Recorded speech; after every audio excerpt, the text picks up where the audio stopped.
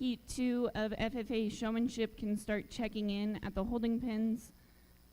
Ryan Aldred, Colby Avery, Ethan Bomberger, Chloe Ella Bilo, Shelby Clark, Sienna Gallegos, Michaela Hall, Leander Hansen, Lily Hayes, Jackson Ketchum, Timothy Love, Brinley Lloyd, Keegan Moore, Catherine Olson, Aspen Pexton, Jack Thomas, Kelby Walls, Reese West. Go ahead and start checking in at the holding pens.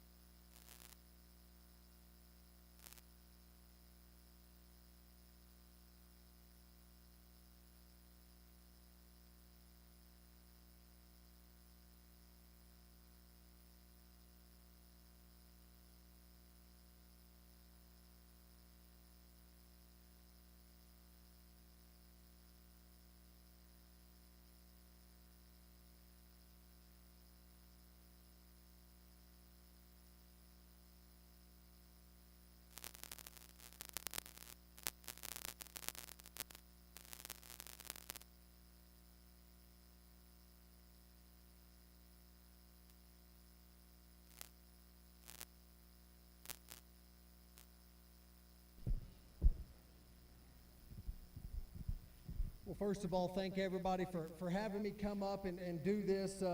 It's been a blessing, here the last few days, and in the sense that, we in Oklahoma down there where we're at, we had a wet spring, but the last, I'd say 2.5 weeks have been between 102 and 109, and looks like y'all been blessed with some cool weather and some good moisture as well, and it's good to see green grass in August and that type of thing, and I've really enjoyed it so far. Got in yesterday afternoon. And just kind of took it easy and started kind of thinking about, what the plan was for today and what we were going to do. And without giving, too much away to the next heat or to the 4-H kids, when I get out here, when I do showmanship, it's a very challenging thing for me to do.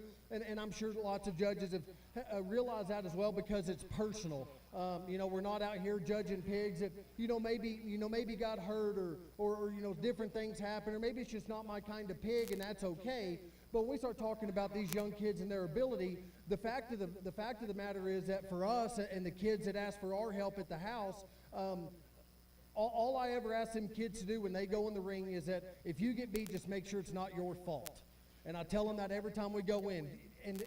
Because the reality is the very, very few times, if ever, have I ever seen a pig win the show at the end of the day strictly based on showmanship.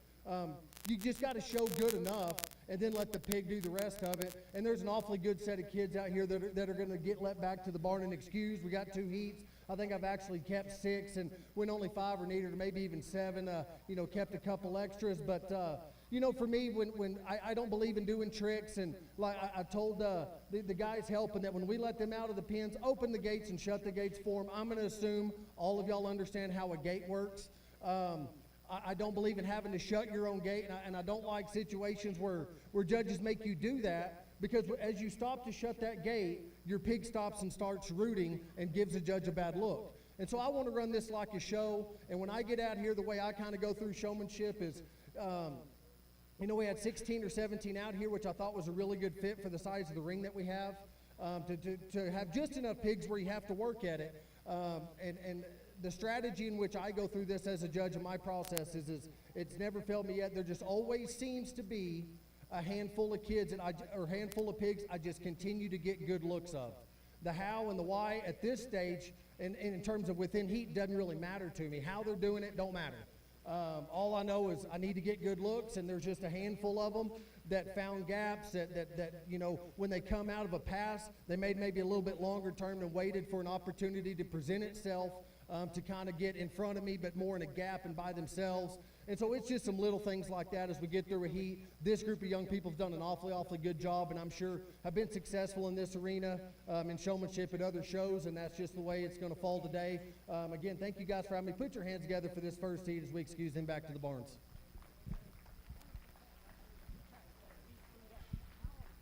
Returning from Heat 1 to the final drive of FFA showmanship, Peyton Ramza, Riley West, Hayden Hubbard, Reagan Allen, Peyton Hall, and Taya Gallegos. We'll work into Heat B, or Heat number 2 of FFA showmanship. We're looking for Ryan Aldred, Colby Avery, Ethan Baumberger, Chloe Ella Bilo, Shelby Clark, Sienna Gallegos, Michaela Hall, Leander Hansen, Lily Hayes, Jackson Ketchum, Timothy Love, Brinley Lloyd, Keegan Moore, Catherine Olson, Aspen Pexton, Jack Thomas, Kelby Walls, and Reese West.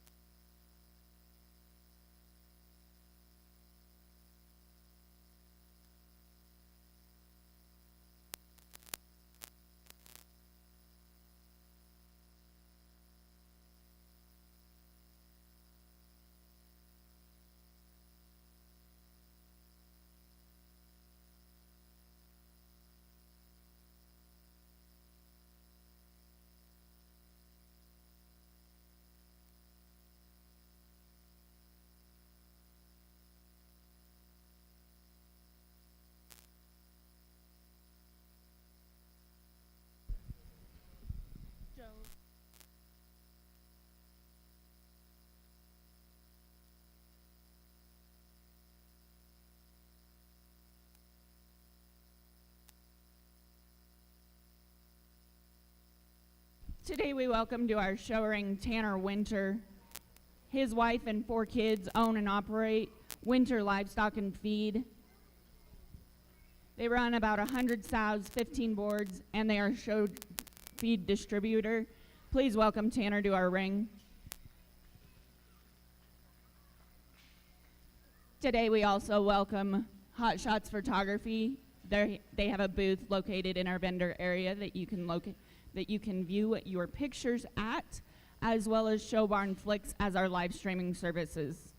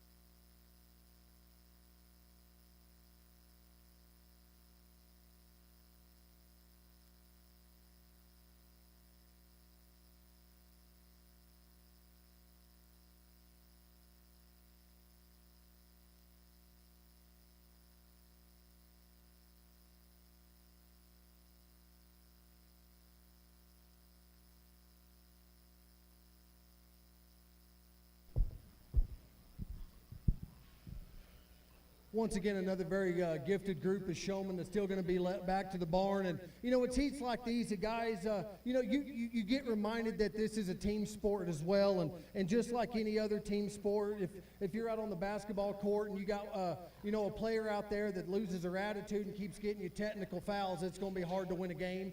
And sometimes it just comes down to that. I appreciate you guys keeping your composure as some of these things maybe get sour on us or get bad attitudes. Don't ever forget there's a whole lot of people out there that want to end what we do. All of those people that want to stop what we do have cameras on their phones as well. Don't ever, under any circumstances, give them any ammunition or any evidence. Thank y'all with some of these pigs that got sour, keeping your composure. It is a team sport. And like I said, it's little things on top of that and my personal preference. Please congratulate these exhibitors on a job well done as we excuse them back to the barn.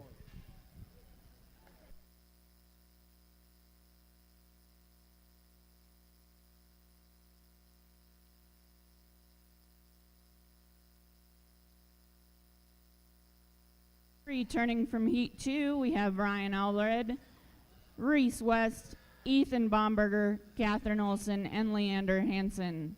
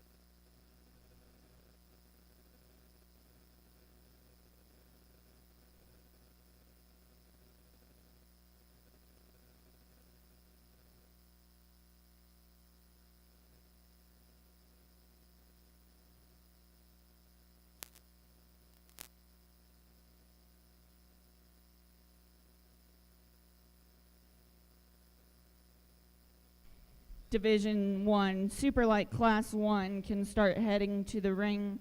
Sean Bassert, Serenity Burkett, Shelby Clark, Peyton Ramza, Leander Hansen, and Taylin Campbell.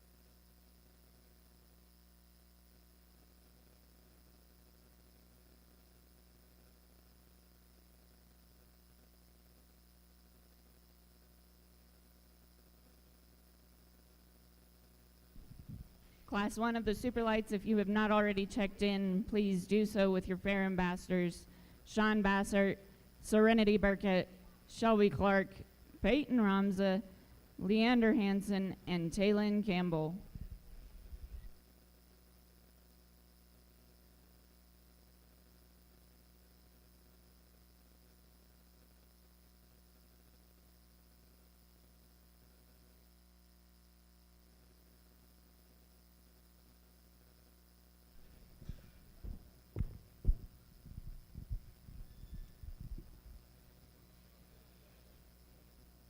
What a challenging but fun group of young people to sort through in showmanship.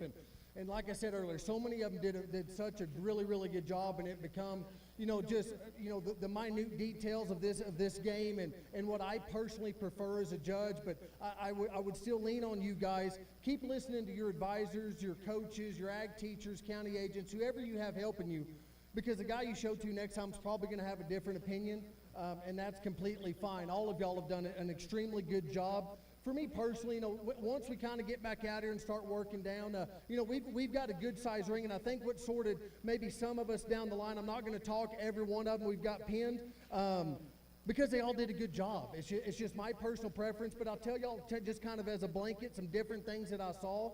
The size of the ring we have here, I appreciate that it's big, especially in showmanship, because you've got room to work, and I think some of us, maybe didn't utilize the whole ring. As you come out of a pass, it's okay to keep going and get out of the mixture that's right in front of me and make you a bigger loop and keep them pigs moving. This is the only species where 100% of our judging is on the step and on the move. And so it's important to me that as you come past me, keep going and get out of the mess and make you a big loop and have vision of the flow of things and try to find that gap and know where the pigs are going, and not necessarily where the gap is in that moment, but where it's going to be. I start looking for, as we start getting down toward the end, I move my position maybe just 4 or 5 times, and as I would move, some of us maybe overreacted and tried to really get on that pig and turn them and try to get them right back to me as quickly as you could. And as I turned around, pigs were stopped, maybe hunched up just a bit and wanting to fight us just a hair. Some of it I look for is just your position into that pig. Some of us are getting far enough up on their body that we get in their uncomfortable part of their vision, where maybe their speed's a little stop and go for us from time to time. Lots of little things, and then as we get down to the upper end, it starts just coming down to what I call the touch, and it's not something that it's really hard to teach. But what I mean by that is the appropriate amount of pressure and the appropriate place where we touch that pig to get a determined response. Teaching them pigs at the house the difference, and what head up means and what turn means, and making sure that's natural. I know a lot of us wanted to step, as it's not a thing that we ever did, and I'm fine with it if you can pull it off, but I would rather you step briefly between me and the pig as you're turning out of them loops and keep them moving than try to step around in front of them and have them stop. If I have to choose between those two, my preference is keep them moving. If you're between me and the pig for half a second, it's not going to alter the outcome. During the show, I'm still judging the pigs. If you can pull it off, power to you. It's nothing that we can do, and my kids are little stocky kids anyway, and these big hogs, they'd have to take about 13 steps to get around in front of them anyway, so it's not something we're working on at the moment, but again, that's just some personal preferences. We get down to these 3, and of the group, I think they were probably all 3 of them in the top 5 or 5 or 6 in my opinion, as far as their initial look. When you're in them holding pens, get them pigs backed up like you're on a horse at a timed event. Back them things up in the box so when I see their head, they're already going. They're already at speed. That way you don't have to smoke them hard and get their top up or top down depending on where you're hitting them. I thought these 3 did a good job of when the gate opened, their speed was as close to appropriate as they could get it instantly. Their path was an appropriate distance for me where I could see the pig. It wasn't too close. If they decided to bring them at me, they turned out of that before they got too close. And so these in my mind, once we got the whole group out here, I thought would work themselves up to the top. And then again, as we had the collective, there was the upper end of this class were ones I just kept seeing good looks of. And initially, when all of us are out here, the how and the why doesn't really matter to me. It's just that I keep getting good looks at that animal, as many as possible. And so we start getting down here and sorting on my 3 favorite showmen in this particular drive this morning. And there's some differences between them. And I'll just talk about them in no particular order. The young man over here with the gilt that's got the white rear leg, that's a gilt that's, she's bad and she knows it.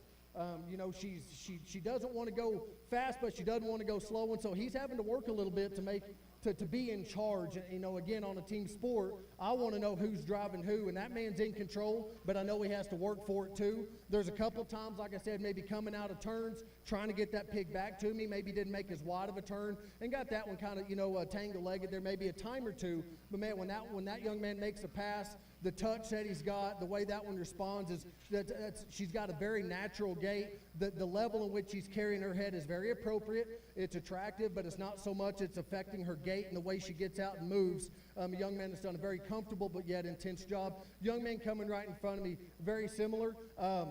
One that's really got that pig speed honed in. When he gets in the zone, the speed in which that pig travels is very, very good and very comfortable and very natural. There was times that maybe he gets a little bit more animated with his whip from time to time. But again, as long as he's always hitting that pig in the right spot at the right pressure, hey, the pig responds and all's good. I guess the one place I would maybe get on, that's a big hog, and that's a shorter young man than what the other two are. So he's got to cheat a little bit further up on that bear than maybe the other two gentlemen do. But at times, again, maybe just gets close enough to that pig's shoulder that we start getting in his peripheral vision, maybe a little too much, and the pig maybe gets a little stop and go on us from time to time.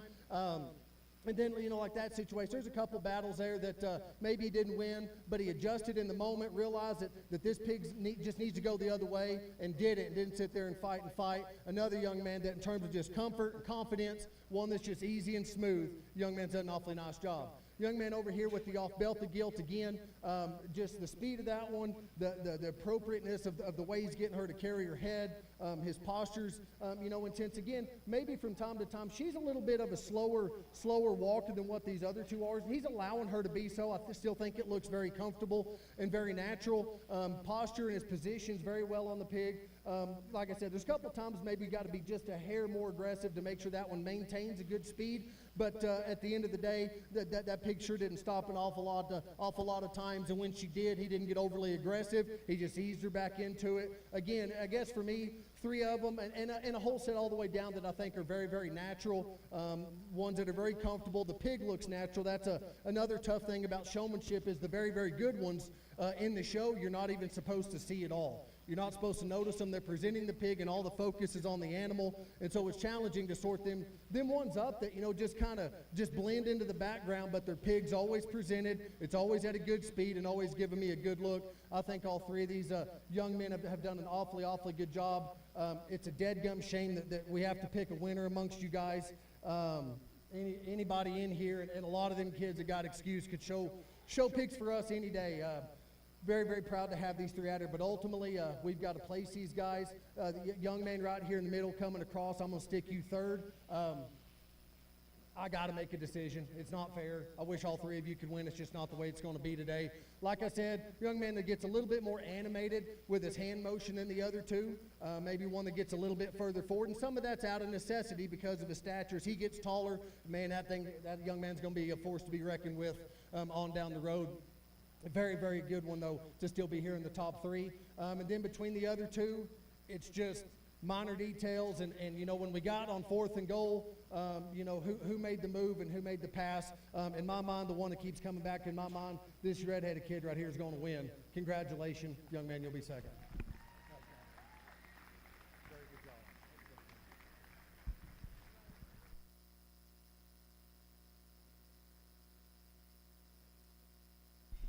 Very great class of FFA showmen.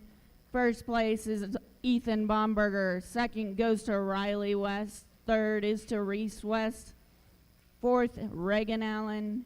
Fifth, Leander Hansen. And sixth, Ryan Aldred. Congratulations, all exhibitors.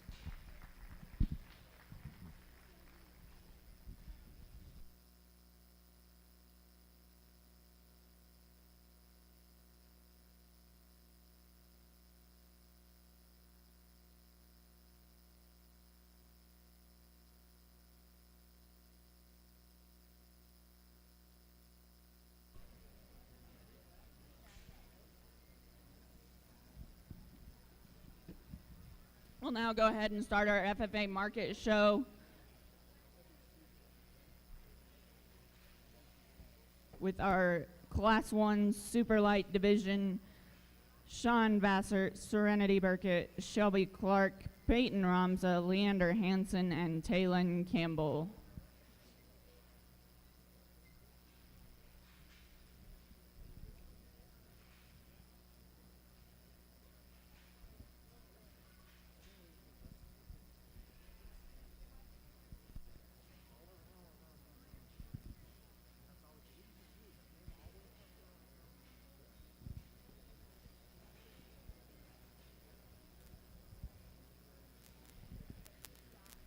Thank you.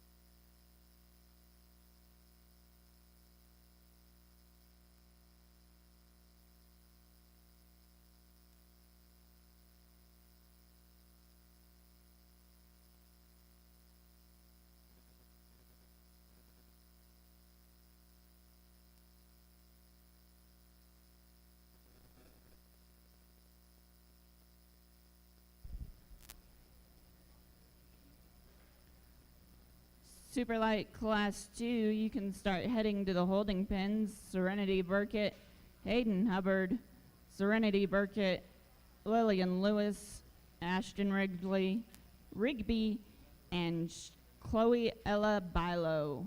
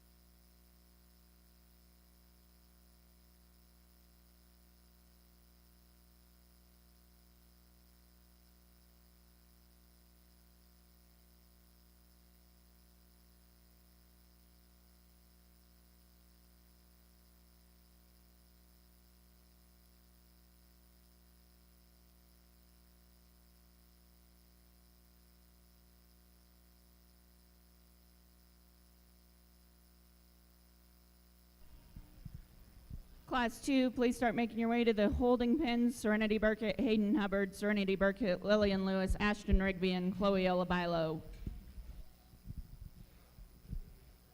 Very neat class with some differences to sort through here in our first class of the day. And again, we get up here in top two, and these are my two favorite ones. I'm very confident in that, but they're very, very different, and that's okay as well. The one I'm going to use to win, though, is one that just from a genuineness of blade shape, muscularity and expression up high, squareness down low, and attractiveness, and an extra high quality look from the side. One that I find a lot of favor in, one that skull's very appropriate, one that's attractiveness, not only up front, but its length of side, length of hip is still very good as well. Well, I like the shape of that one's front leg. Maybe just a bit more tender up front than what I prefer. I'd maybe like just that one to offer maybe just a hair more dimension right through the center part of its body to make that one balanced, maybe just even better. But with that said, one that's still comfortable enough, one that's super fresh and shapely up high, one that's very, very attractive as well. The one that comes in second is more comfortable out of her front end. I think that one still needs some alteration in the way that she rotates out of her upper hip. I'd like to change that one's rear leg as well. One that is bolder in her center body, one that is more dimensional there. That one's very, very big and bold out of her blade. That one's still a big-footed, stout constructed one that's still muscular. One that's just a little bit more generic in her overall look. One that's a little bit forgettable from the base of her ear to her shoulder. Still a good head shape on that one. I would like to clean her up in her front third and elevate her up front maybe just a hair, and maybe change her rear leg maybe just a little bit, but that's an awfully good pair of pigs that offer trade-offs there at the top end of the class. The one that comes in here in 3, at a glance from the side, I think matches up quite well with what our class winner is from just a attractiveness and balance standpoint. One that's still got some depth to her jaw, one that's still got some squareness to her loin edge. But of the upper end of the class, I'm confident that not only is that one's rear foot and ankle and rear bone the smallest, but as I get right in on top of her, she's a little bit just narrower up high and just flatter in her general build. I'd like to open that one up at the upper part of her shoulder more. I'd like to crack her open in her center rib, and I think if we do those two things, we see more spread down the top side of that one's body, one that's still very comfortable and very well put together. The one that's going to come out next is another very elevated, very attractive hog, especially right ahead of her blades, one that's still lean and raw, and I like those things. Similar to the one right ahead of it, though, that one's not only just a little bit flatter right there in the center part of her body and a tick more fragile in terms of her rear bone construction, but then as we get her out here, that one's of the top end of the class is one that is a little bit more forward in her shoulder and arm placement, and as a result wants to carry her top a little bit higher than what I personally prefer. The one that comes out next is a bolder kind of made a hog. That's a big shouldered one that's big chested, certainly muscular. Coming and going though, I just got to square that one up down low. Coming at me from her chest to her knee wants to cave a little bit more. She's a little bit longer toed hog. And then going right away, her stifle's a little bit further out than what I would call appropriate. And as a result, maybe just doesn't flex with as much coordination and authority as what we need. Another one that's maybe just a little bit shorter in terms of her front end and hip. The one that's going to round out the class is certainly not devoid of muscle. That's still a bold, muscular hog, big-shouldered and thick-ended. That one just doesn't quite balance good enough. One that's a little bit lower-fronted, a little bit rounder out of her top. She wants to favor her rear leg, maybe just a bit there for me as well. Another one that we just got to square up just a bit, but another good, bold, muscular hog. Congratulations to those exhibitors.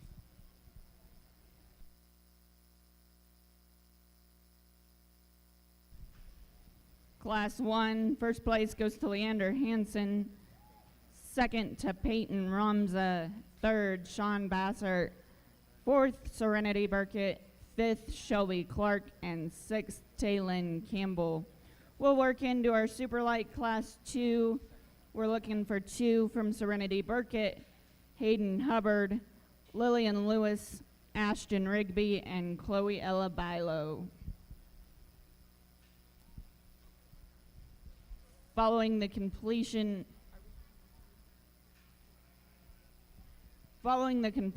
of our Super Light Class 2, we will have the Super Light Division selection. We will need back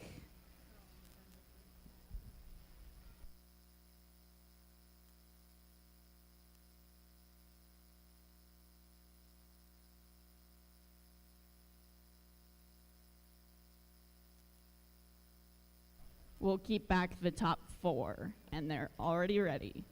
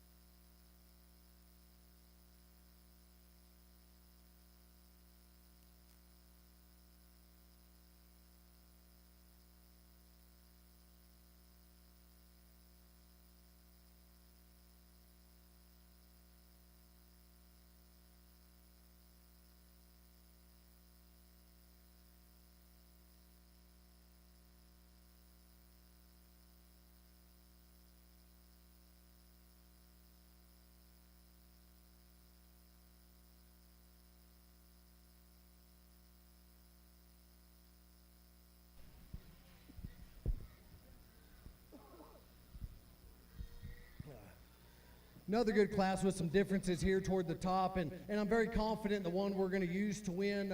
One that's got look and structure, one that from a fundamental standpoint, big-chested and round-bodied, and as a result, more than muscular enough, one that's still shapely and fresh. In an ideal world, you don't wish maybe she tied and blended just a hair better there in her ham-loin junction? Yeah. That hog for me does need to be longer hipped. I do wish that hog's lower rear joints had just a bit more cushion and comfort in them. But with all those things said, still my favorite one. We're going to use her with her problems. For me, the decision become between 2 and 3, just because those are very, very different pigs. When the young lady here that's going to be second, when that one first come in the ring for me, I read that one as just kind of being a muscular, productive, just fault-free kind of a pig. Just from a fundamental standpoint, one that's got some width and boldness about him, some boldness to his blade, some muscularity in his view up top and from behind, versus our class winner, one that's just a little bit plainer, one that's not quite as fresh, one that gets a little bit higher there in his chine. If I could balance that one's front end up just a bit and freshen him up, it sure gets close up top, because I find favor in the cushion of that one's joints above the one in first or even the one in third. The 1 and 3 is going to be a good cutting type of a hog from a cutability standpoint. One that's still stout, one that's rolled up right in the middle part of her back, and is super, super expressive going away. That one's got a great big forearm and is still very stout in terms of her rear bone as well. I guess for me, that one just has to blend together better. One that wants to get a little bit lower fronted, a little bit softer on her front feet, one that's a little bit high there in her top, and ham-loin junction and levelness of hip could be tweaked just a hair as well. That one's just a little bit rawer than what I personally prefer, but is certainly very, very close to having that appropriate amount.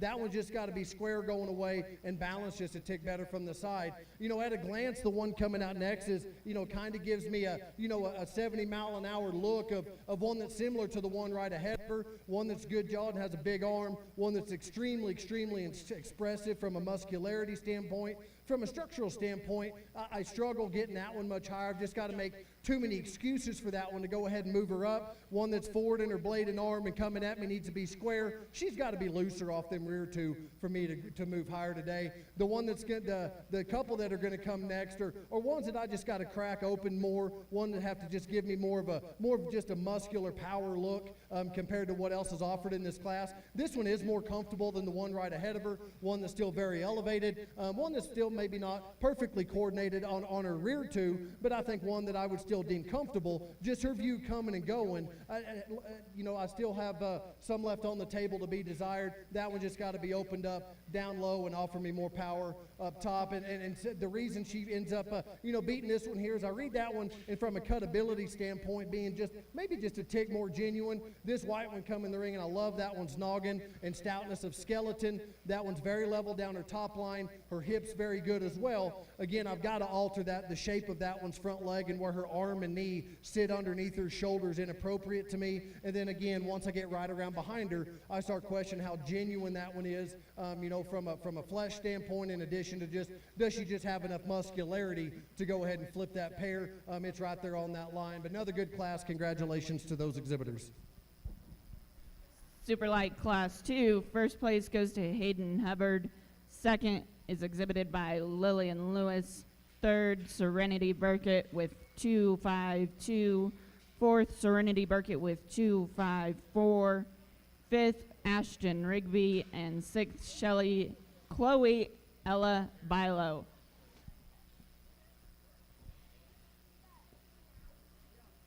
Exhibiting now is our super light division selection. From our first class, we brought back Leander Hansen, Peyton Ramza, Sean Bassert, and Serenity Burkett. And from our class 2, we brought back Hayden Hubbard, Lillian Lewis, Serenity Burkett with 2. Lightweights, go ahead and start checking in.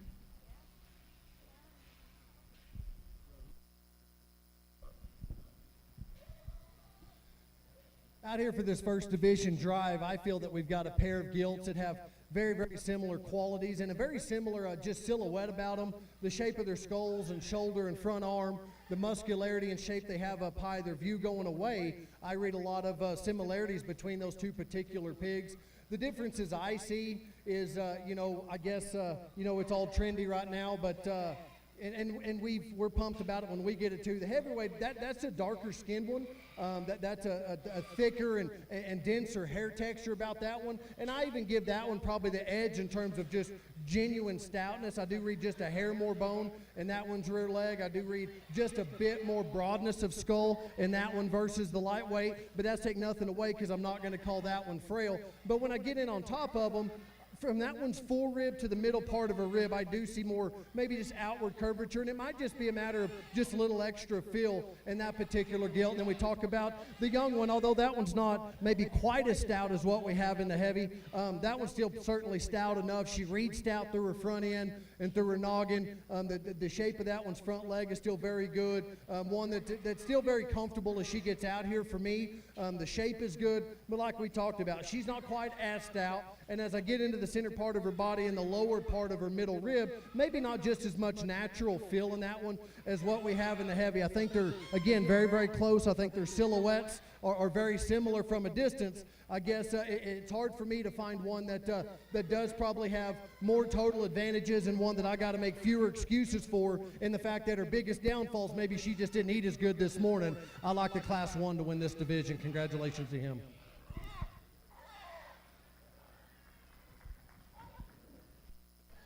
Champion super lightweight is exhibited by Leander Hansen.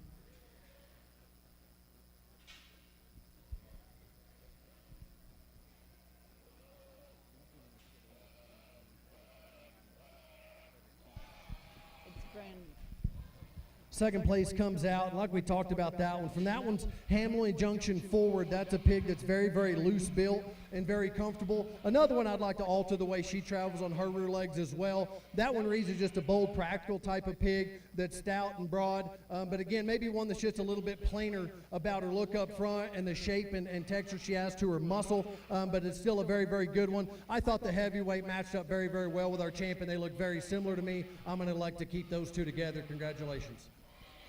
Reserve super light goes to Hayden Hubbard.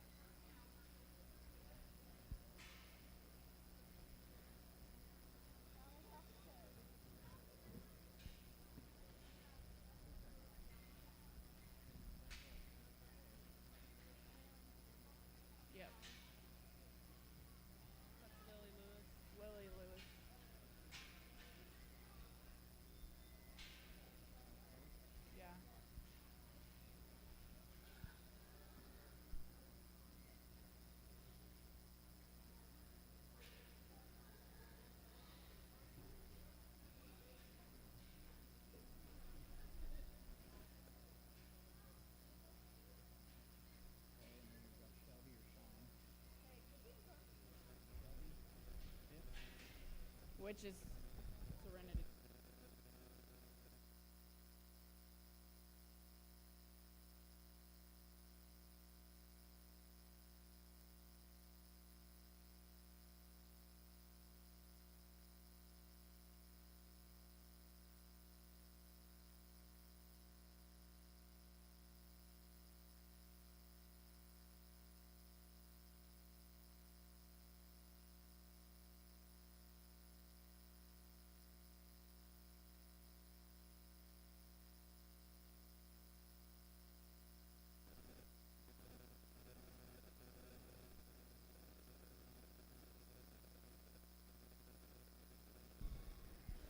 In the super light division, champion super light goes to Leander Hansen, reserved to Hayden Hubbard.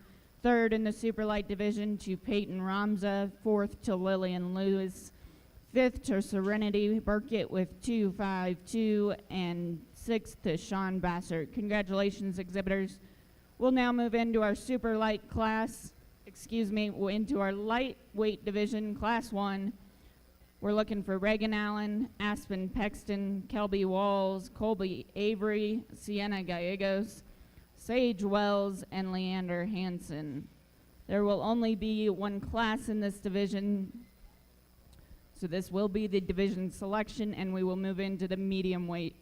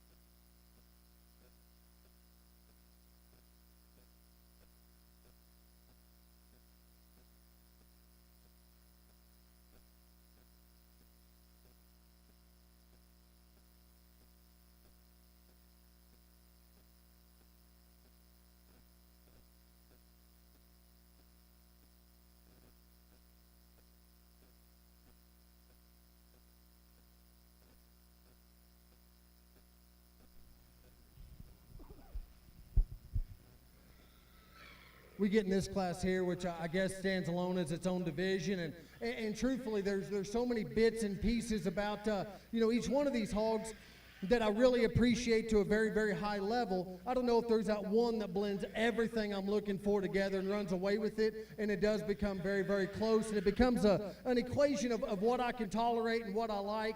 The top 2 or 3, when they come in the ring, I knew they'd get close.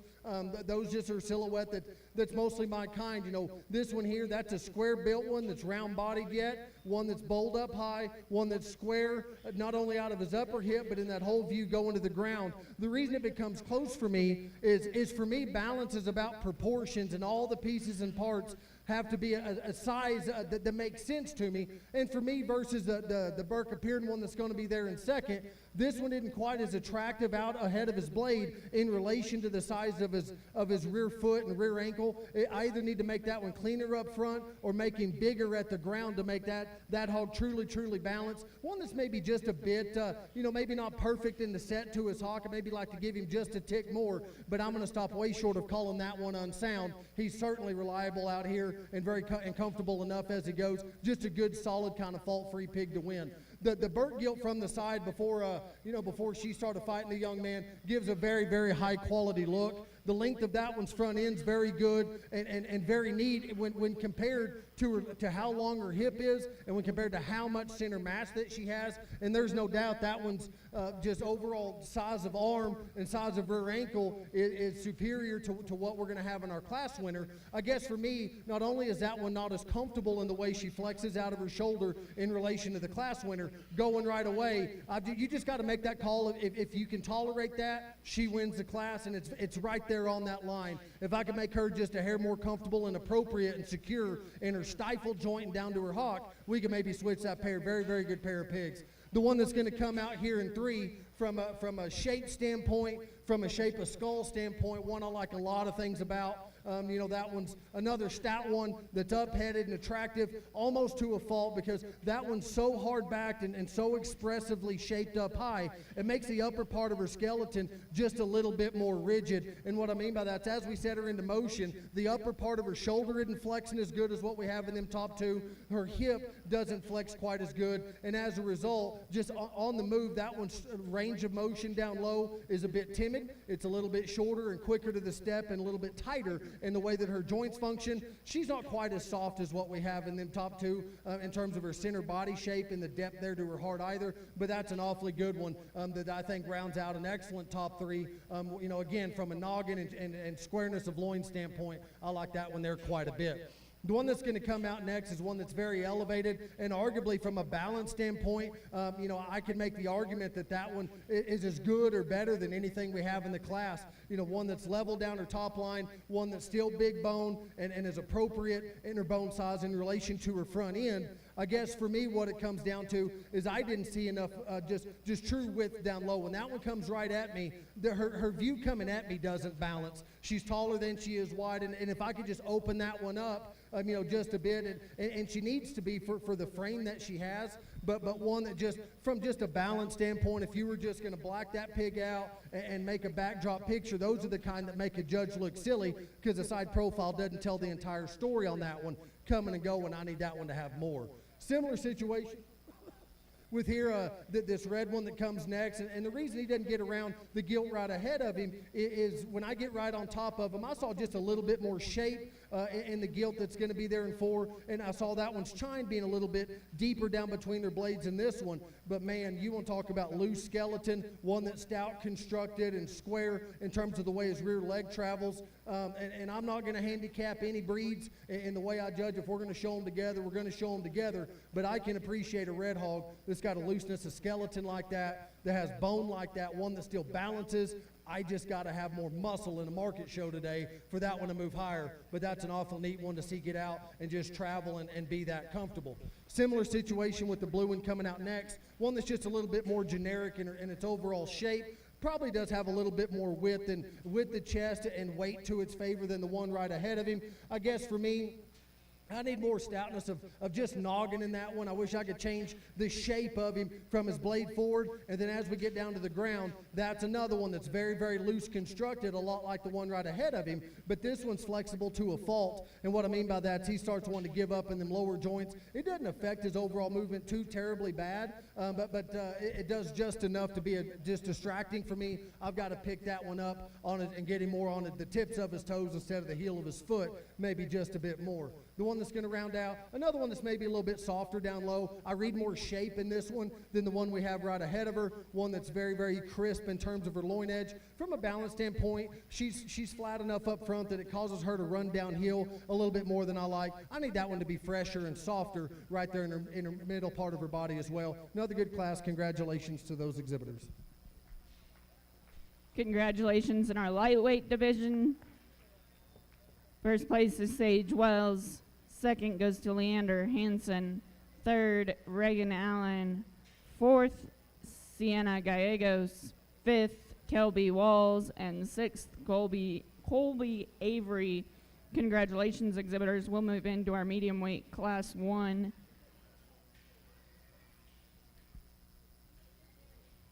Lily Hayes, Catherine Olson, Isabella Osterman, Sage Wells, Michaela Hall, and Peyton Ramza. If Class 2 can start checking in, that would be great. Shelby Clark, Ethan Bomberger, Serenity Burkett, Michaela Curlis, Leander Hansen, Taya Gallegos, and Michaela Curlis.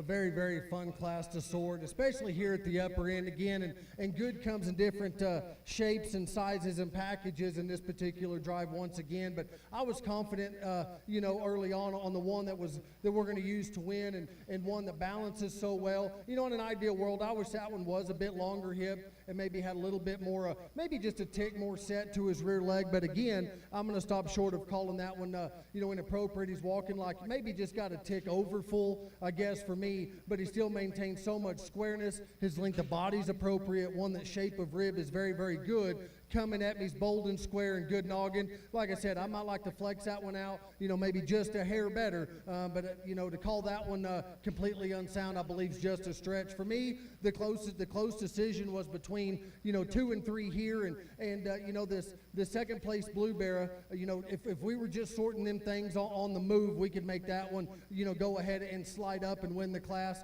Of the upper end, there's no doubt for me that one is the most comfortable. He's the loosest shouldered bear. That one's the shape to his front leg, the cushion he has in his lower joints, but yet strength in his skeleton at the same time is very, very appropriate. One that balances very well for me from the side. All the pieces and parts match. One that's very, very proportional as well. For me, of the top 3, the reason he's going to slide in right here too is when I get right around behind him, I need more shape, not only down that one's top at the weight we're at, but I need a little bit more shape out of his upper hip. And his biggest flaw for me, I just need more right in the seat of his pants. I needed to have a little bit more inner thigh and especially outer stifle to go ahead and get around our class winner. The one that's going to be here in 3 is one that, again, from a shape standpoint, from a noggin standpoint, we can all see how truly elite and high quality that particular pig is. Again, such is the case that there's so much hard shape in that one up high, that one just starts getting rigid in them joints for me. And I wish from a balance standpoint,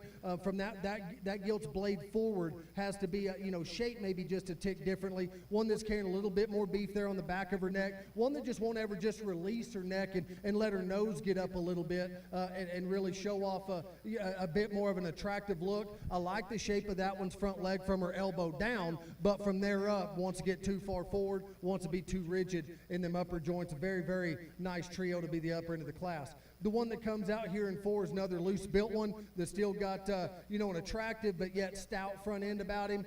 One that's level and comfortable and square, all those things. A lot like, the Blue Bear that's in second. When that one goes right away, I just got to have more shape and product in that particular pig. I'd like to lengthen his hip out maybe just a bit as well. The biggest difference between him and the one that ultimately ends, there in 2 is when I get right in the center part of that one's body, that one just gets too flat there in his forerib. The middle part of his ribs flatter as well, and as a result, there's just not a shelf there to where we can let that pig spread more up high. That one's just a little bit disappointing from his blade to his hip for me today. The one that comes out next is Black Hog's another comfortable one that still has some product, one that's still got a good noggin. As we get into that one versus the top 4, one that for me just has to balance maybe just a tick better. I need to drop that one's chine down in him just a hair more and freshen that one up just a bit. The reason that one's going to go ahead and beat this tri-colored one is I see more elevation and a more appropriate maturity pattern in that one than we see here. There's no doubt that one's boldness of blade and rib cage and overall muscularity is very, very good. To a fault for me, going right away, that one stifles a little bit outside of what I would call appropriate. And then from the side, as I start reading into that one's maturity pattern and length of cannon and elevation, I start worrying about, where that one can end up. Can it keep going, and gaining weight efficiently from a frame size standpoint? So another good class. Congratulations to those exhibitors.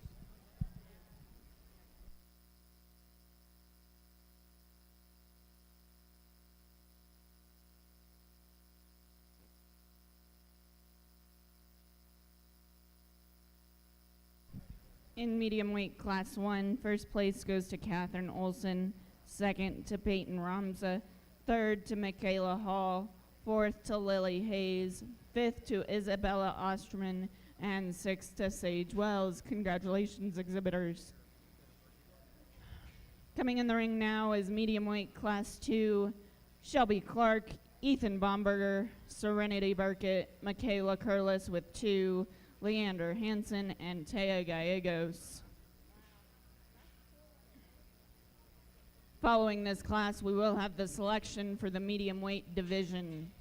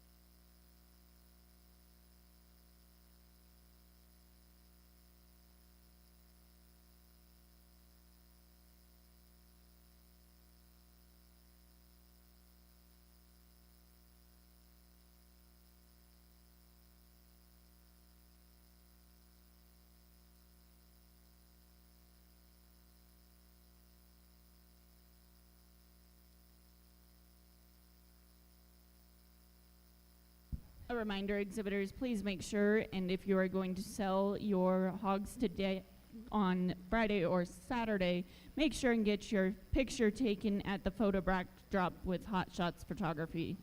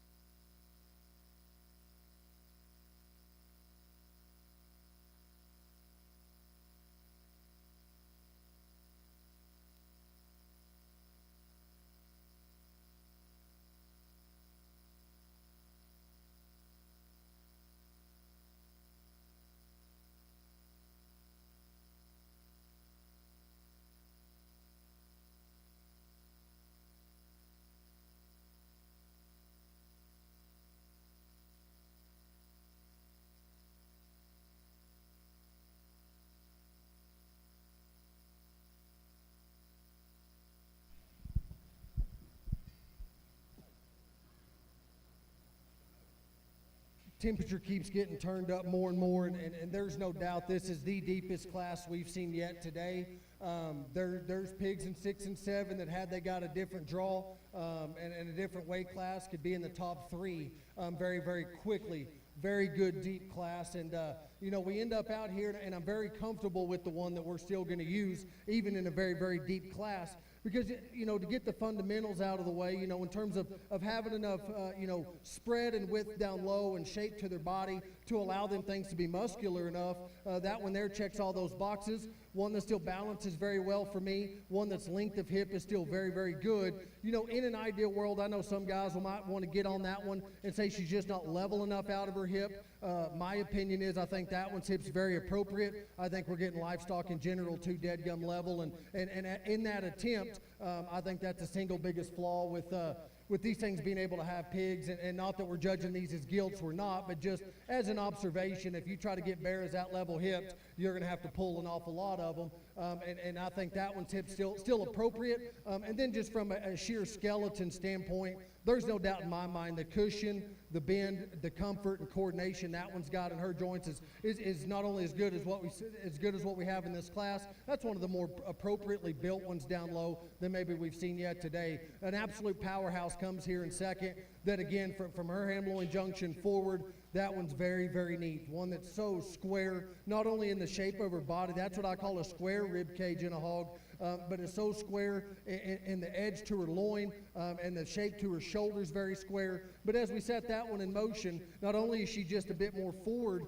in terms of the set to her blade, and just not quite as long striding in terms of her range of motion up front, but from her hem-loin junction back, I absolutely, love that one. Squareness out of her upper hip. I love the stoutness to her rear leg. I've just got to change the way it's assembled. That one needs to be longer hipped and more comfortable off them rear two, and more secure at the ground in terms of the way her rear toe spread and her feet spread, and the way she comes to the surface itself. I need to reshape her rear foot and make that one more confident in the way she comes to the ground. But gosh dang, that thing is neat and powerful and square up high to still have that kind of look up front. Here's another one here that just, from just a fundamental standpoint, one that just checks boxes, one that's big-chested and bold-ribbed, one that's still muscular and fresh, one that's got plenty of shape. Compared to the top two, not only is that one just a little bit more generic about her look up front, not only in terms of the back of her neck, but the depth of her throat as well. In relation to her muscularity and center body mass, that one's the least stout. I'm not going to call that one frail, but she is the least stout in terms of her foot size and ankle size of the top three. But if you just want to go through and just talk about ones that are always going to be in the upper end of their class because they're muscular, fresh, bold, and sound, that one certainly does those types of things. This next one coming out is one that worked her way up, in the class as we kept driving them. The reason is I'd like to, loosen that one out of her hip, maybe just a hair. I'd maybe like to open her up in her view coming right at me just a bit. But with that said, that's still a big shouldered one up high, whose body shape is very, very good. One that's very shapely and fresh and bold in terms of her muscle expression from her blade down to her hip. And then from a balance standpoint, one that's still attractive up front and one that's still level in her overall design. We might want to relax her spine maybe just a bit, and maybe that'll help her rear leg travel a bit better as well, and we could slide that one up maybe a slot or two. The one that comes out next is one that is comfortable, at a glance. One I still like that one's, bone structure. One that's still very, very stout in terms of her arm and rear, in terms of his arm and rear leg. I'd like to change again. That one's front end. I'd like to add more jaw and take a little bit off the back of his neck to make that one's, for where we are in these times, make his front end kind of match where we are. But of the top end of the class, again, this is a very, very, very tough class to be in. As I get in on top of that one, I'm just a bit too disappointed in terms for the weight we're at, the spread and shape that he has up high. I'd like to just make better. I'd like to open that one up at the top of his blade. I'd like to crease him right there at the heel of his loin just a bit better and offer just a little bit more punch and shape in terms of that view from behind. The next two that come out are a little bit the other end of that spectrum, ones that are super wide down low, ones that are round bodied and very powerful, ones that are muscular and shapely up high. This one that comes out here, to have that kind of power, that one's ankles need to be bigger. That one's got to be more appropriate in the way that she goes directly away from me. That one's just a little bit further out in her stifle than what I call appropriate. But what sorts of pairs, even with that flaw, I still read more flexibility out of that one's front end and just more range of motion and comfort level than what we see here in this blue one. I do like that one's elevation up front, but it comes at a cost because the way that pig does it is by being a little bit more upright in terms of its blade, one that's a little bit further forward and where its forearm lays in her. I'd like to back that forearm up into her body just a bit more. I'd like to loosen her up out of her hip and relax her rear ankle just a bit and let everything just kind of loosen up and be more comfortable. But another good power hog to be there. Congratulations to those exhibitors. Congratulations, first place in medium weight class 2, Taya Gallegos. Second goes to Ethan Bomberger. Third, Leander Hansen. Fourth, Serenity Burkett. Fifth, Michaela Curlis. And sixth to Shelby Clark.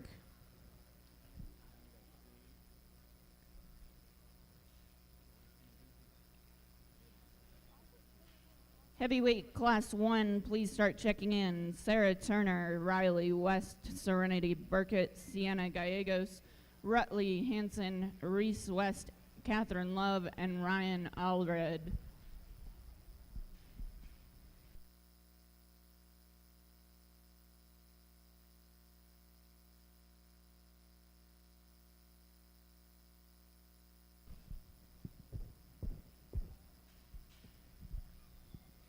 We get out here for this middleweight drive and a pair of pigs that, again, from a fundamental standpoint of just production and mass and muscularity. Both of them check all those boxes.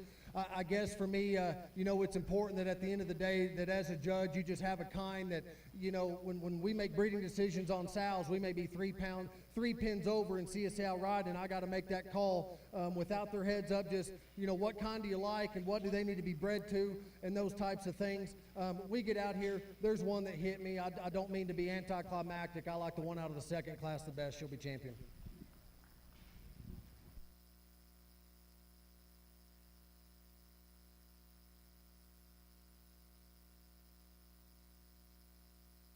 Champion medium weight is exhibited by Taya Gallegos.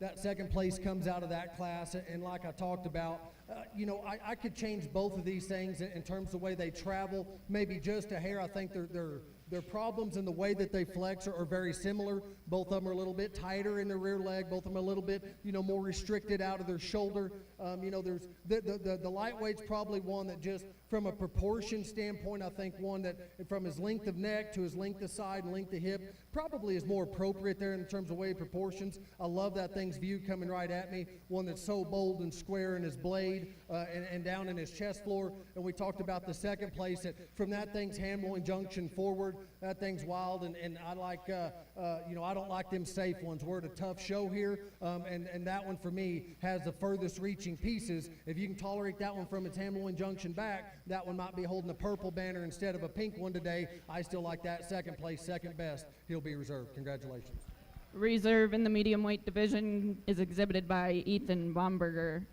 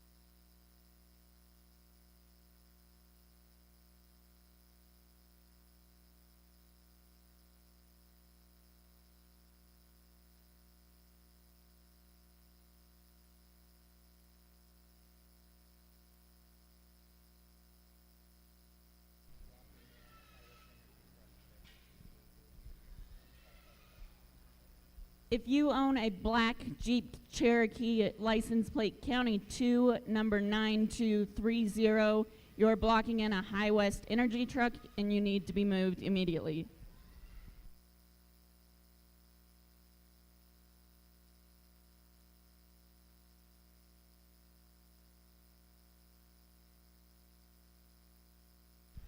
We'll move into our heavyweight class 1. Sarah Turner, Riley West, Serenity Burkett, Sienna Gallegos, Rutley Hansen, Reese West, Catherine Love, and Ryan Aldred. This will be our division selection as well.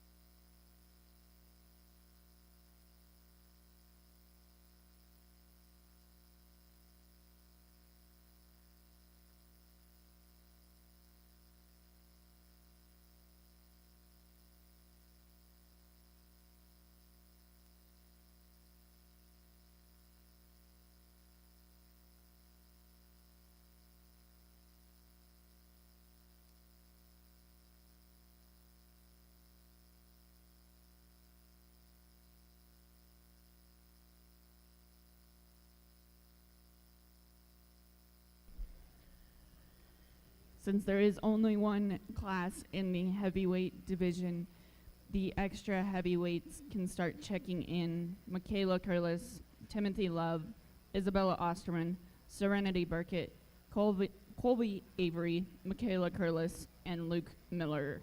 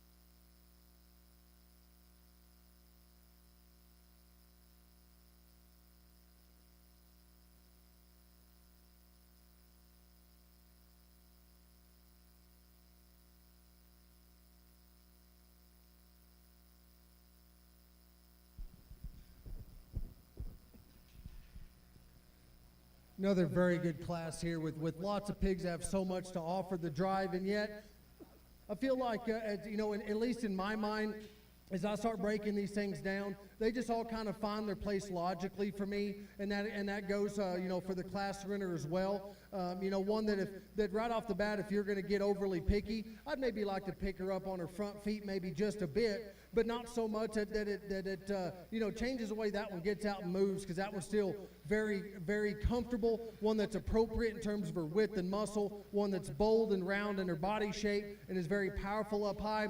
And again, if we get off to the side, all the pieces and parts of that one just blend so naturally, one that balances so very well for me, one that looks like a power hog and still looks like a show pig all at the same time, and does it with a very comfortable skeleton. The other really good balanced one that matches our class winner in terms of rear leg stoutness and rear leg range of motion is the one that's going to be here in 2. I like the way that one proportions up from its blade forward, from blade to hip, and then length of hip is very, very good. One that's very elevated at the same time. It's hard to get them things to be that tall fronted and attractive and still, short enough body to really balance appropriately for me.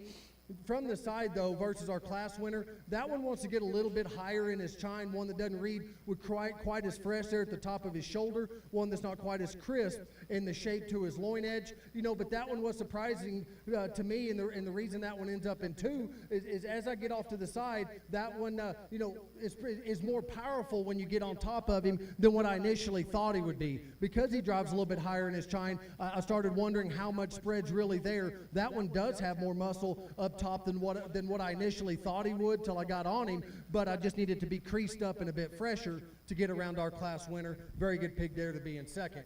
I feel like the one here in third, from just a top-line balance standpoint, I think matches the 1 and 2, one that's still very level, one that's elevated and attractive up front. Length of hip and rear leg travel is very comfortable as well. In relation to the top 2, though, that's the one that runs out of just ruggedness down low. Of the top 3, that's the smallest footed one, that's the most fragile, but I still appreciate that one's squareness of edge, that one's squareness of feet and legs, and the way he travels, length of hip is still very good and very fundamental. The reason he's going to get around the one here in 4 is I do read more squareness about his shoulder and levelness and squareness out of his hip. This one coming out here is a power hog, and to have that kind of muscle and still travel with some coordination and some comfort is very, very impressive. Of the top 4, though, that's the one that's just a little bit rounder in his general build for me and a little bit chunkier in terms of flesh. One that's a little bit rounder and bolder to the base of his shoulder. One that's a little bit shorter and rounder out of his hip. Not so much so that it inhibits his travel to a point that he can't be in the top 4, but enough to keep him out of the top 3. I still like that hog quite a bit. Still plenty enough going away. Maybe could bring that in ever so slightly. The one that comes out next is, another one of them hogs that if you're going to buy into just shape up high and turn to their loin edge, and one that's still got a deep jaw and a good skull, you could slide that one up another spot or 2. That one's too forward in terms of its blade and arm up front for me. She needs to be more comfortable in the way she travels off her front 2, and I just wish that hog just blended everything maybe a bit better, one that's a little bit tighter in her heart, one that's a little bit harsher right there in her ham-loin junction. One that comes out next, again, just from a fundamental standpoint, another one that's got some width, got some body shape and some muscularity. Another one that, again, for me, just from a balance standpoint, I need to make that one stouter up front and in its ankle size to match how much muscle and how much body that one's got. That one is a little bit of a longer bodied hog, which throws it off there in his ham-loin junction maybe just a bit. One that I would still call flexible enough and comfortable enough. Off his rear, too, he's maybe just a tick uncoordinated and doesn't drive with as much authority is what 3 or 4 of them, ahead of him do. Here's another, again, very muscular hog, one that's very bold and very wide and big-ribbed and has plenty of power. One that's still very, very heavy structured as well. That one's got to go better for me, not only from the set of his blade and his front foot set standpoint. He's got to be looser out of his hip and more appropriate in his width going right away. This one coming next is more appropriate in terms of that width, one that is more comfortable in his rear leg travel. From a market hog standpoint, though, that one's just a little bit greasier than what I personally prefer. And I get around behind him, I need to open that one up. I start questioning how genuine that one is from just a muscularity standpoint, but I still like that one's ruggedness of skeleton and looseness of build. Congratulations to those exhibitors. Congratulations in the heavyweight division. Champion goes to Riley West. Reserve to Reese West. Third is Rutley Hansen. Fourth, Ryan Allred. Fifth, Serenity Burkett. And sixth to Catherine Love. Congratulations, exhibitors. We'll bring in our extra heavy class 1 now. Michaela Curlis, Timothy Love, Isabella Osterman, Serenity Burkett, Colby Avery, Michaela Curlis, and Luke Miller. Extra heavy class 2, you can start checking in Jackson Ketchum, Kinsley Nussbaum, Rutley Hansen, Taya Gallegos, Blake Miller, and Peyton Hall.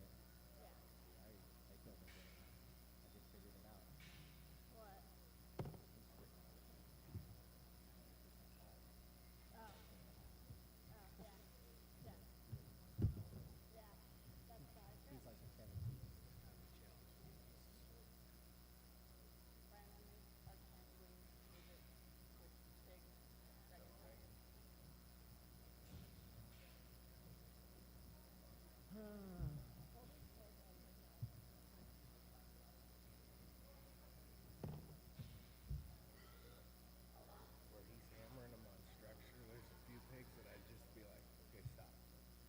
Okay, go.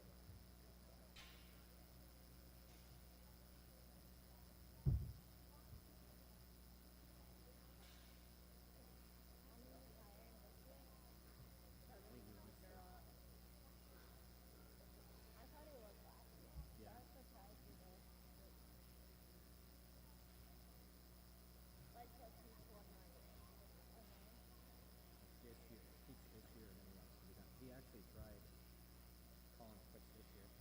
Like he came and he announced his classes. He came and told me, he got all teared up and told me, he said, I'm gonna take a leave of absence for next year, but I'm not coming back. So why? He was gonna take a leave of absence. He wants to be done, but he was gonna take the leave of absence to go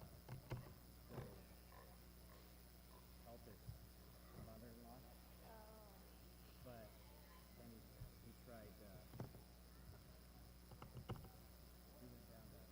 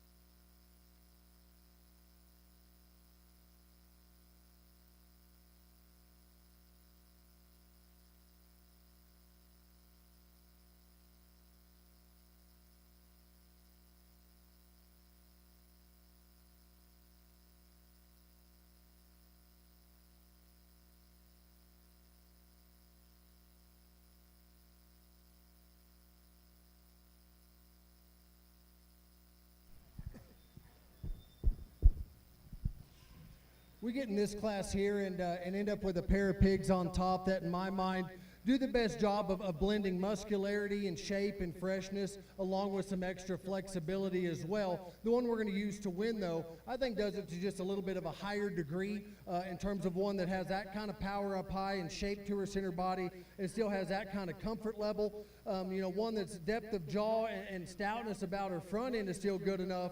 In an ideal world, could she blend just a bit better there in her hem-loin junction? Sure, but there's no jump muscles or anything like that. I just wish she'd fill in maybe a hair there. We're starting to get up there in age and weight, and maybe not just quite as fresh right there at the heel of her loin as what we have in some others. But I think you're digging awfully hard to call that one a bad one to my face. The one that comes in second, again, just from a fundamental standpoint, one that versus the 1 and 3 not only gives me more appropriate look in that bear's view coming right at me in terms of the squareness of where his forearm and knee lays in him, but going right away, that one's just got more punch and power in that view, one that's got more shape to his lower stifle and more dimension from behind than the 1 and 3. And again, of the class, I think that's one that matches up with those positive traits with a little bit of extra flexibility and cushion in his lower joints in relation to the 1 and 3. The 1 and 3, that thing can get her head up, one that's elevated up front, one that's certainly tall statured, and I would even argue that one's rear bone size maybe even larger than the one there and 2. But again, along with all that, coming right at me, that one starts to get just a bit disappointing. I'd like to open that one up there in her chest floor just a bit, maybe clean up the back of her neck just a hair. And if I could give her just a little bit more set to the rear ankles, I think she could certainly line up, maybe move up a spot as well. I thought this next blue one and the 1 and 3 matched up very well from the standpoint that, both their chests and could be cracked open just a hair more. This one arguably has a little bit more, set and range of motion to his rear leg. Unfortunately for me, that one's front leg is where I find the fault. That one's blade is not only rocked a little bit further forward, his arm's a little bit further forward, and his range of motion, I just need to be better in the front half of his body and be more comfortable. The one coming out next of the class is probably the shortest statured one. I'd like to make that one longer legged. I do think that would help that one balance in relation to his length of body. Again, another one that coming at me, I read more chest floor and lower body dimension than what we have in 2 or 3, either one, but another one whose knees need to be just a bit better. I don't mind that one's flexibility. That one's power up high is good. That one's power going away good. Again, from just a maturity pattern standpoint, and what I personally prefer, that one's just a little bit lower to the ground on both ends. Not one that necessarily runs downhill, because I still read that one as level. I just got to pick that one up and trim him up maybe just a hair. We get into the one that comes next, another stout featured one that's big boned and muscular, one that's certainly elevated up front. I've got to change that one in the shape of his rear legs and the way that one gets out and travel and make him more comfortable off them rear 2. The one that comes next is square in that view, one that's more appropriate in the set to its hawk going away, but one that's still maybe just a little bit straighter off both ends in relation to the class, one that I just have to crease up with more shape up high and more power in that view down low. Another good class. Congratulations to those exhibitors. Congratulations, extra heavy class 1. First place goes to Colby Avery. Second to Serenity Burkett. Third to Michaela Curlis with 198. Fourth to Michaela Curlis with 201. Fifth to Timothy Love. And sixth to Isabella Osterman. We will work into our extra heavy class 2. Jackson Ketchum, Kinsley, Nussbaum, Rutley, Hanson, Taya Gallegos, Blake Miller, and Peyton Hall. Following Class 2, we will select the extra heavyweight division, and then we will work into our champion FFA market show drive. We'll need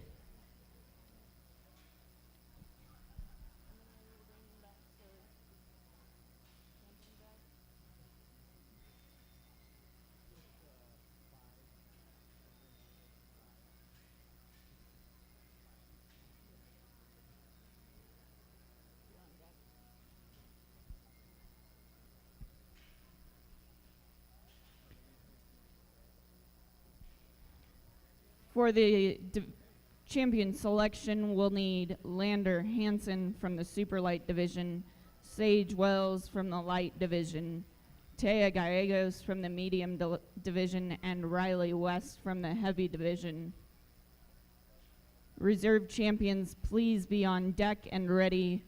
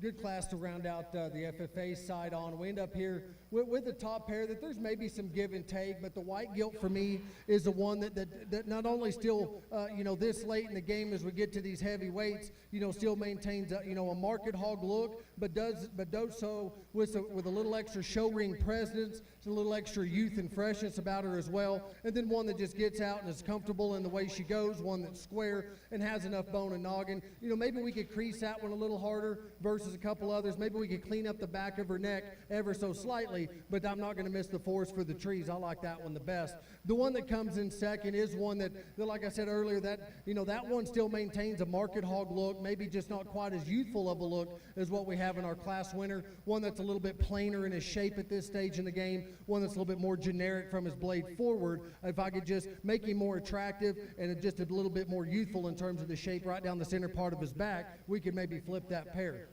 The one that comes out next, this is one that from just a flexibility standpoint, I appreciate that one's range of motion. Flexible to maybe to a fault, one that wants to get a little bit soft down low, but that doesn't inhibit the way that one travels. That one's reach up front's good. That one reach from behind's absolutely incredible. Maybe the longest hip pig we've seen all day. But again, at this stage, just running out of gas in terms of just a youthful look. That one does have more spread up high than I initially thought, but that one just wants to get a little bit flatter and more mature about its rib, one that's just not quite as shapely and stout down low. The one that comes out next is more shapely right in the center part of her back. There's no doubt that one's got as much power as anything in the class, but I just got to make that one balance a bit better. One that's a little bit low fronted, a little bit thicker neck, one that's just rounder out of her hip and just too uncoordinated off them rear two. One that I think range of motion is still good enough. I just wish she was more coordinated in the way that she did it. I wish that one was squarer and leveler in her build. The The one that comes out next, another elevated, comfortable one, one that just, again, closes up too much for me, not only in terms of her muscularity up high, but that view going away, I've got to open up her rib cage and give her more power in that view from behind. But I read that one as being more genuine and leaner than what we have, here in this red one. Another one that I'd like to see opened up just a bit. That one wants to get just a little bit lower in her head carriage, a little bit, rounder out of her hip and just shorter coupled. I just need to stretch that one out and make her more expressive. Right there at the top of her blade, make her a little bit fresher in terms of where her chine lays in her, but one that's still deep-hearted and bold-centered, one that's still comfortable as she goes. Congratulations to those exhibitors.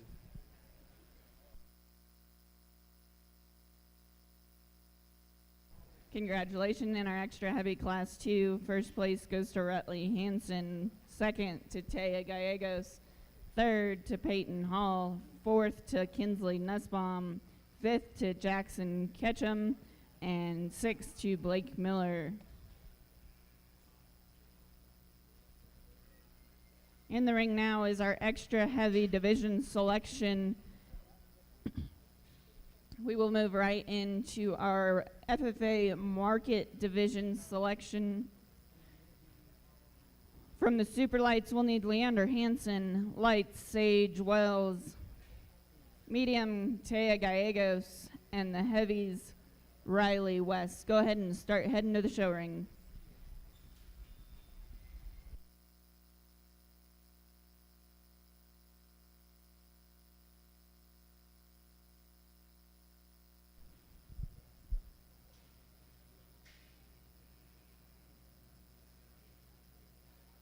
Another good pair to be out here for this division drive, and a pair that, if I think you took all the muscle and skin and hair and just broke them down and just had both their skeletons there side by side, I read a lot of similarities between them two in terms of the way their bones are laid in them, in terms of the way they get out and move. I like both in there quite a bit. One of them is maybe a little bit smoother in the way they blend stuff together. The other one's a little bit further out there in terms of pieces, and one that's a little bit further reaching. That's a little bit more my style. I like the young men's belted gilt for championing this division. Congrats.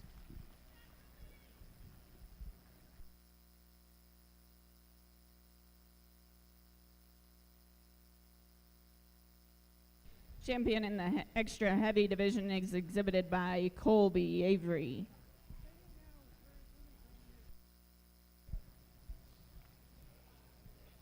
That second place comes out, another one that blends everything together so very well. One that's level up high, one that's creased up in terms of its back shape, and has those advantages over the white gilt that wins the other class. Like we talked about that one could be maybe just a tick looser, and maybe make some minor changes here and there. You got to appreciate that one for where he's at. But for me, the one I like the second best is still the white one. That one will be reserved in this division. Congratulations.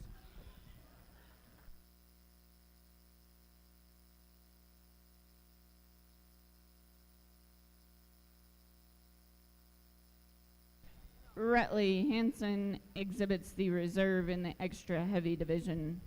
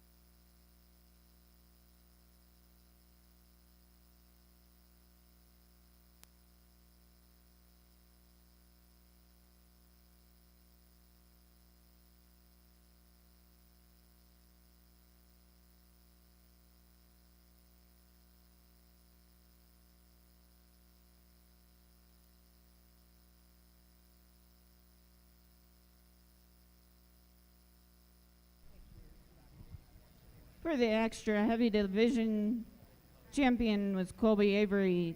Reserve exhibited by Rutley Hansen. Third exhibited by Serenity Burkett.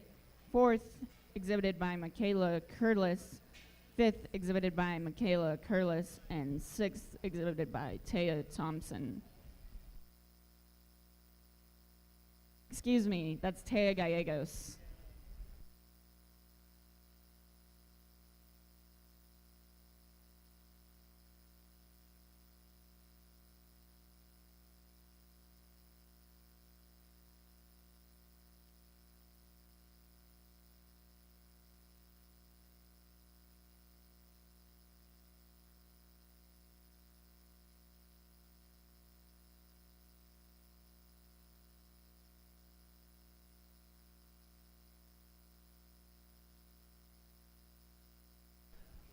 Colby and Avery, we need you back for the champion overall FFA Market Hog selection.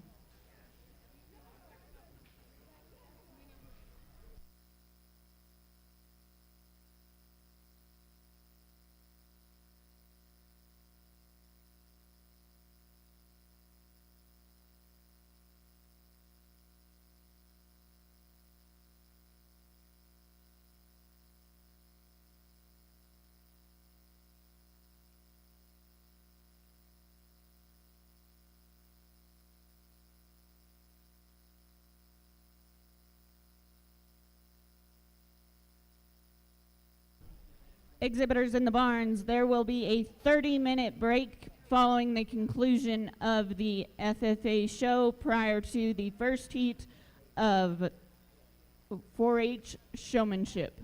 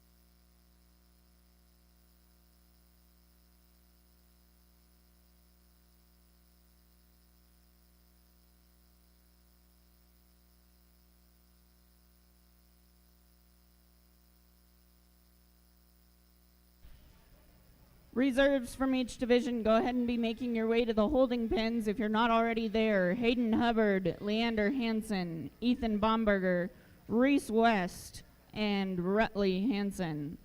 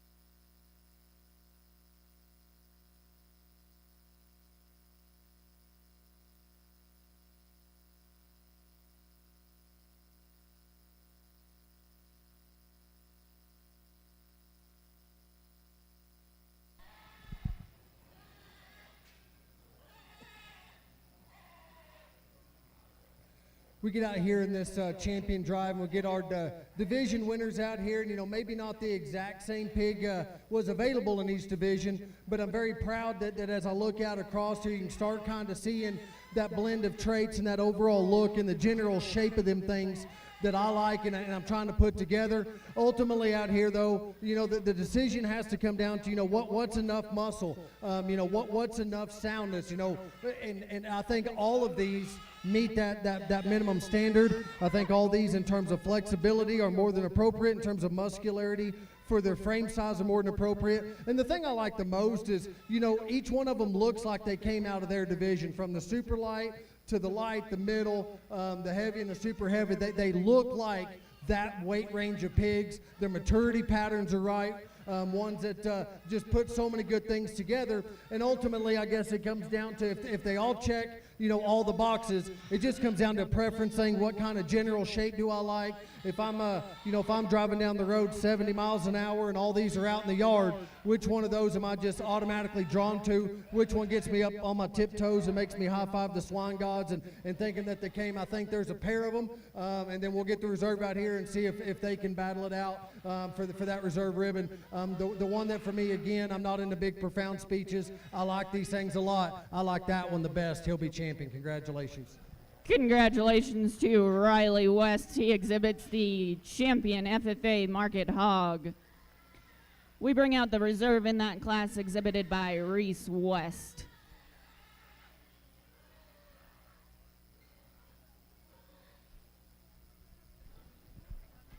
That reserve comes out of that division, again, from just a silhouette and a bone structure standpoint, one that still fits that mold that I like, that I'm drawn to, and I'm always trying to find one that's flexible and square and elevated and good looking and stout and all those things. But yet there was still another one out here I thought pushed our champion, one that I was drawn to in class, drawn to in division, and I still like her an awful lot out here, this young lady with the white-legged gilt reserve. Reserve is exhibited by Taya Gallegos. Congratulations.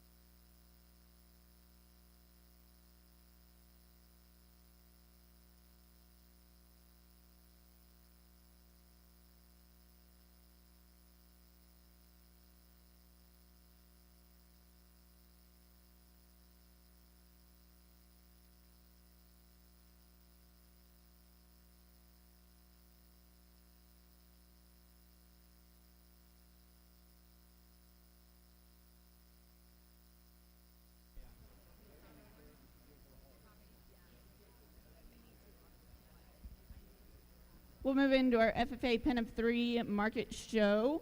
We're looking for Burns FFA, Frontier FFA, Prairie View FFA, and Horse Creek FFA.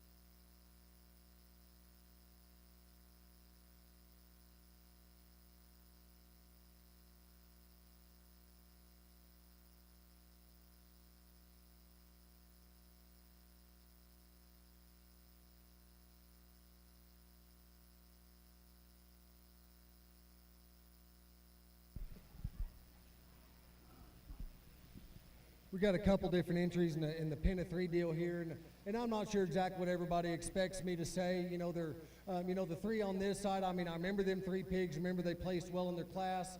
And they've each got their own positive attributes and things that we can tie into and brag a lot about. You know, the big bluegilt's one that her range of motion on her rear leg and length of hip is arguably the best we've seen all day. You know, you got a couple others I think match up real well in terms of shape, in terms of their look going away. I think are very, very similar. But at the same time, on the far side, there's another group over there that all 3 of them were in the ring at the same time here, but just a couple minutes ago, and things are awfully good, extremely high quality. Them 3 over there, to me, match up the best. They're going to be champion.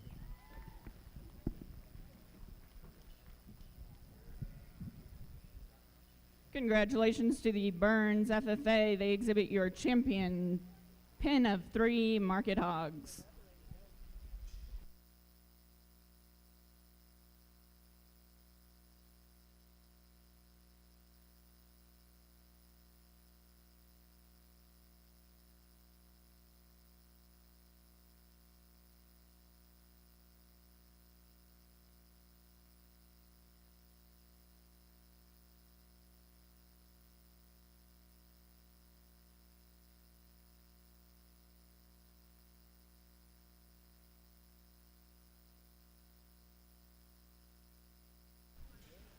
.4-H showmanship, you will have 30 minutes prior to your show, so we will start right about noon.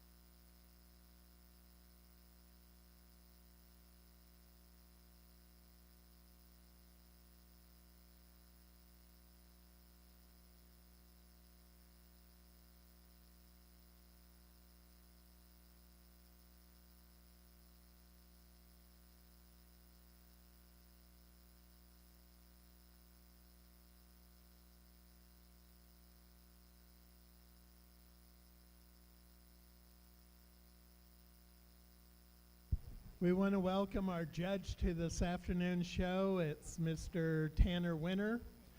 He has a wife, Sam, and 4 kids. He owns and operates Winter Livestock and Feed LLC, has 100 sows and 15 boars, and he is a show food distributorship. So is everybody here?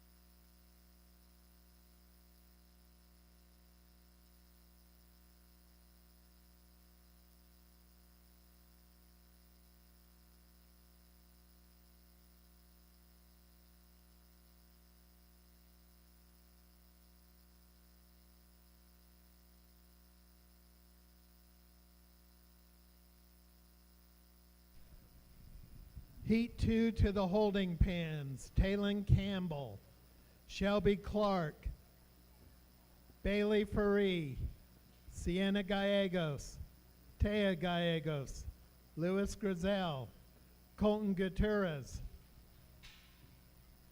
Again to the holding pens: Talon Campbell, Shelby Clark, Bailey Faree, Sienna Gallegos, Taya Gallegos, Luis Grizel, Colton Gutierrez.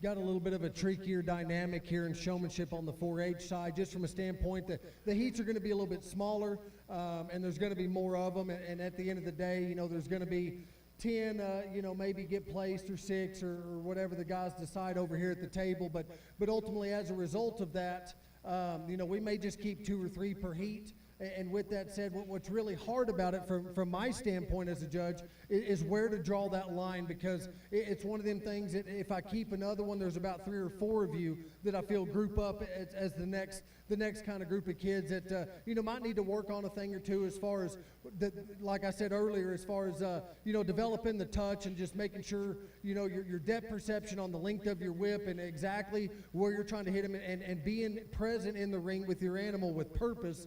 And and and mapping out the ring and make sure that the pig's going where you want to and not the other way around. There's an awfully good group of good showmen still out here. We're going to excuse back to the barn. I'm pumped about the 2 we kept. Give these kids a good round of applause.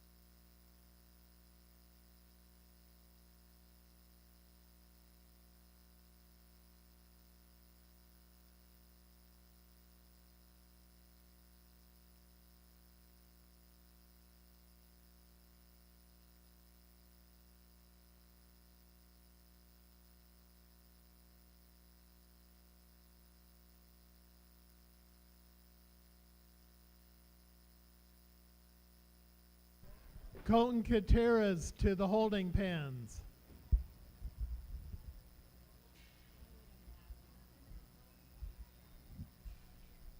Sarah Turner to strat.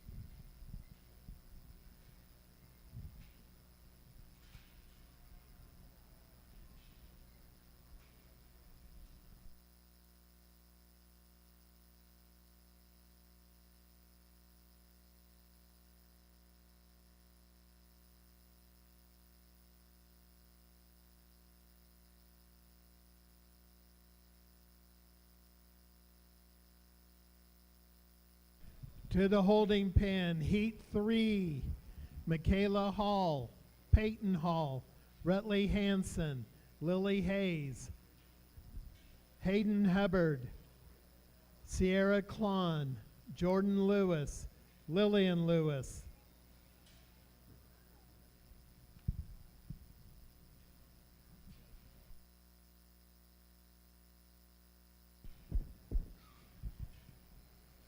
again, such is the case that, we got to draw that line somewhere, and a smaller heat here, and 5 young people that all did a very good job. And I guess the difference as I saw is, there's maybe, again, it's a team sport, and, some of them things aren't wanting to play along today and go where we want them to go and be in control. The young lady with the blue bear here, I thought did a nice job keeping that pig's head up, but one that's got a little, just a little bit of a slower gait, and at times maybe got caught up in the mix of things, and maybe, wasn't seen, quite as good as what the 2 we pinned were, and got behind the crowd maybe just a bit more. And it's, like I said, it's okay to make them long passes and just get out and just try to stay by yourself. Another good group. Put your hands together for this group of exhibitors.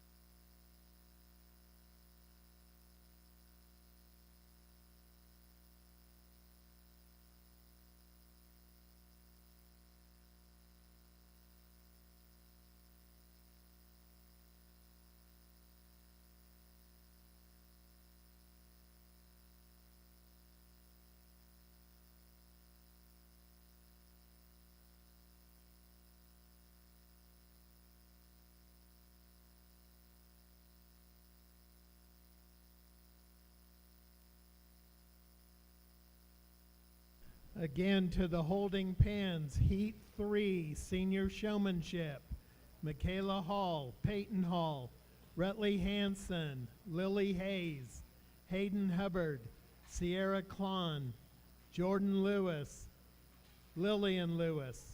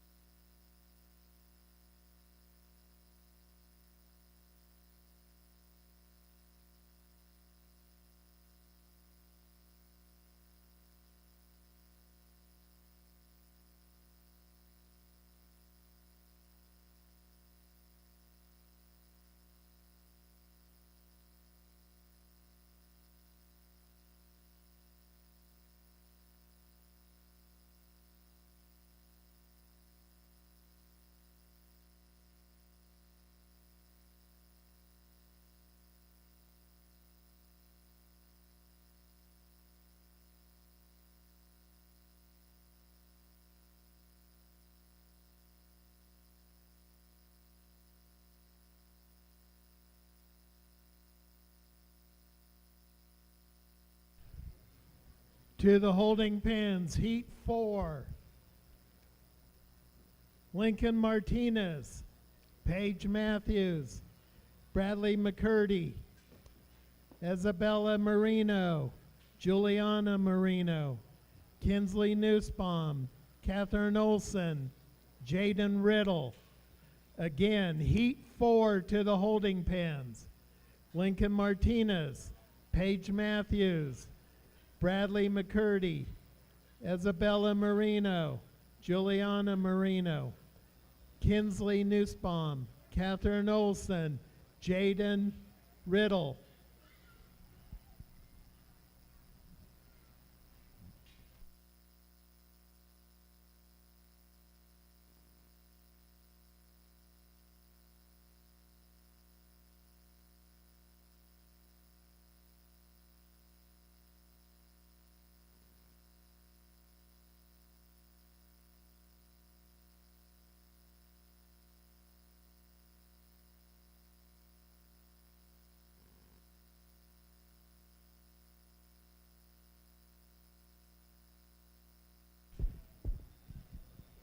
Little bit bigger heat in terms of numbers, and as one would expect, the depth is still very good here as well. And once again, just got to draw that line somewhere. And a group of individuals out here that you know, the biggest chunk of them are certainly in control, but there's times that maybe didn't quite have the vision on the flow of things and got caught up in a group under my feet, and instead of you know, just like I said, peeling out of that group and waiting your turn and making that pass when it presents itself. But another good group of young people. Put your hands together for these exhibitors.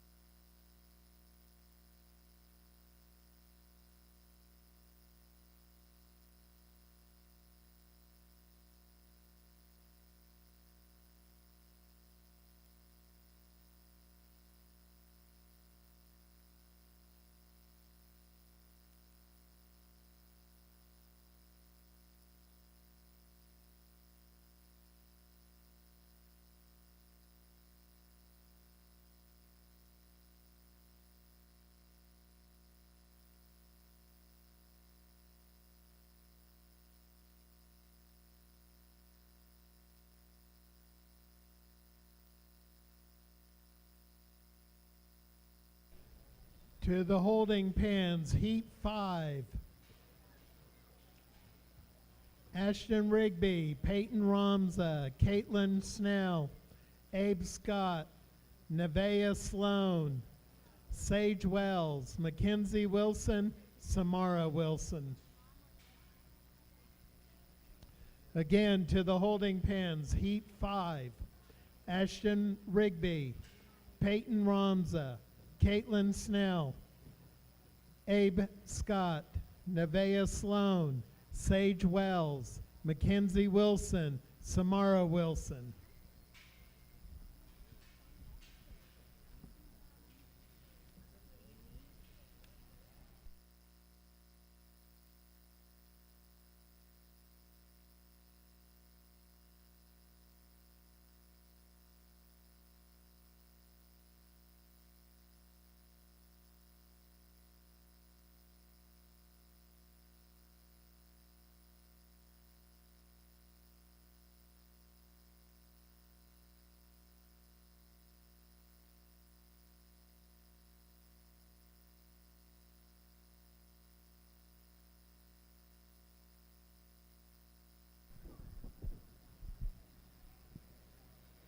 another group of 5 we're going to excuse back to the barn that in my opinion are very calm and collected, and maybe at times maybe just not quite aggressive enough with the stick, and as pointed as far as exactly where they need to hit them to get a desired response. Maybe a couple of us from time to time wanted to get too far up on their shoulder and their body and get too much in the peripheral vision, and made them things as far as their speed be less consistent and get a little bit more of a stop-go type action. But another good group's going to be excused back to the barns. Put your hands together for these exhibitors.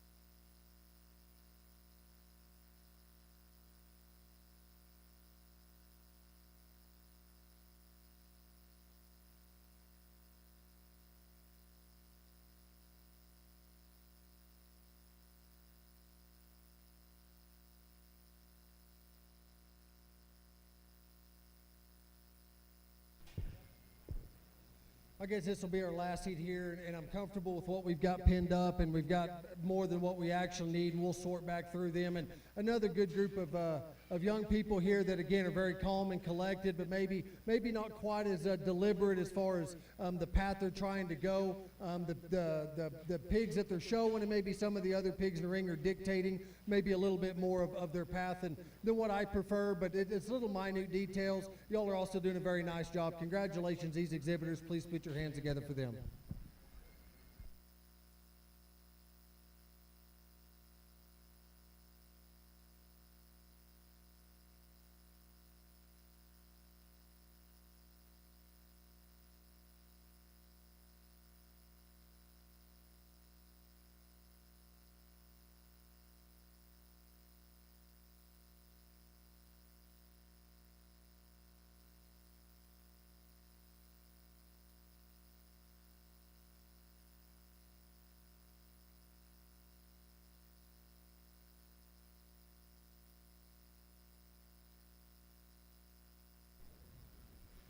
Heat 1, intermediate swine showmanship to the holding pens.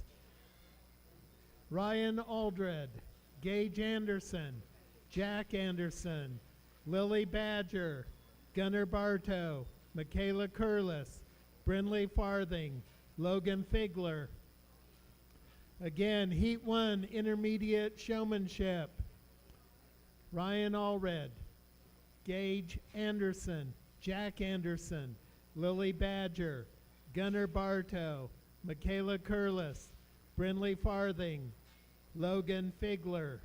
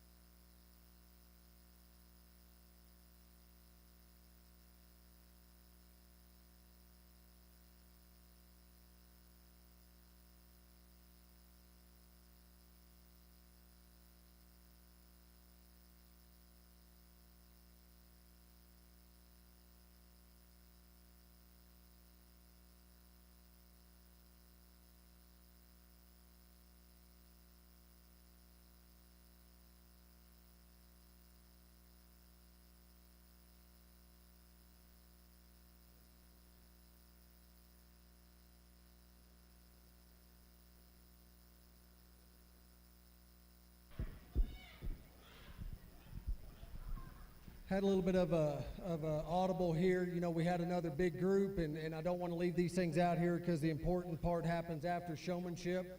In my opinion, it's not fair to wear all these things out. So I pinned up my six that I'm going to work back through. That's as far down as I'm needed to place. And again, even another very, very hard sword here, and guys that are doing a very, very good job. And it's just even fine tuning the, you know, y'all were better than the competitors in your particular heat. For various reasons, and once we get out here, I feel like there's a group of them six that we pinned back up. They're maybe just a tick more poised and deliberate about what they're trying to do. You know, we've got a young lady over here who's doing an awesome job. It's not fair to her to put that one back up there and then let that pig completely run out of gas. But she did an awfully nice job. Young man over here did a very good job as well. You know, there with the blue belted one. Maybe at times, just again, maybe could be when it counts and being able to just flip that switch and be a hair more aggressive at times. But that pig's got such a good natural gait. The kid keeps that bear's head at an appropriate level and makes him look very, very natural. Did a very nice job there. All these kids I'm very proud of. Y'all should be as well. Put your hands together for these as we excuse him back, and we'll go through the top end.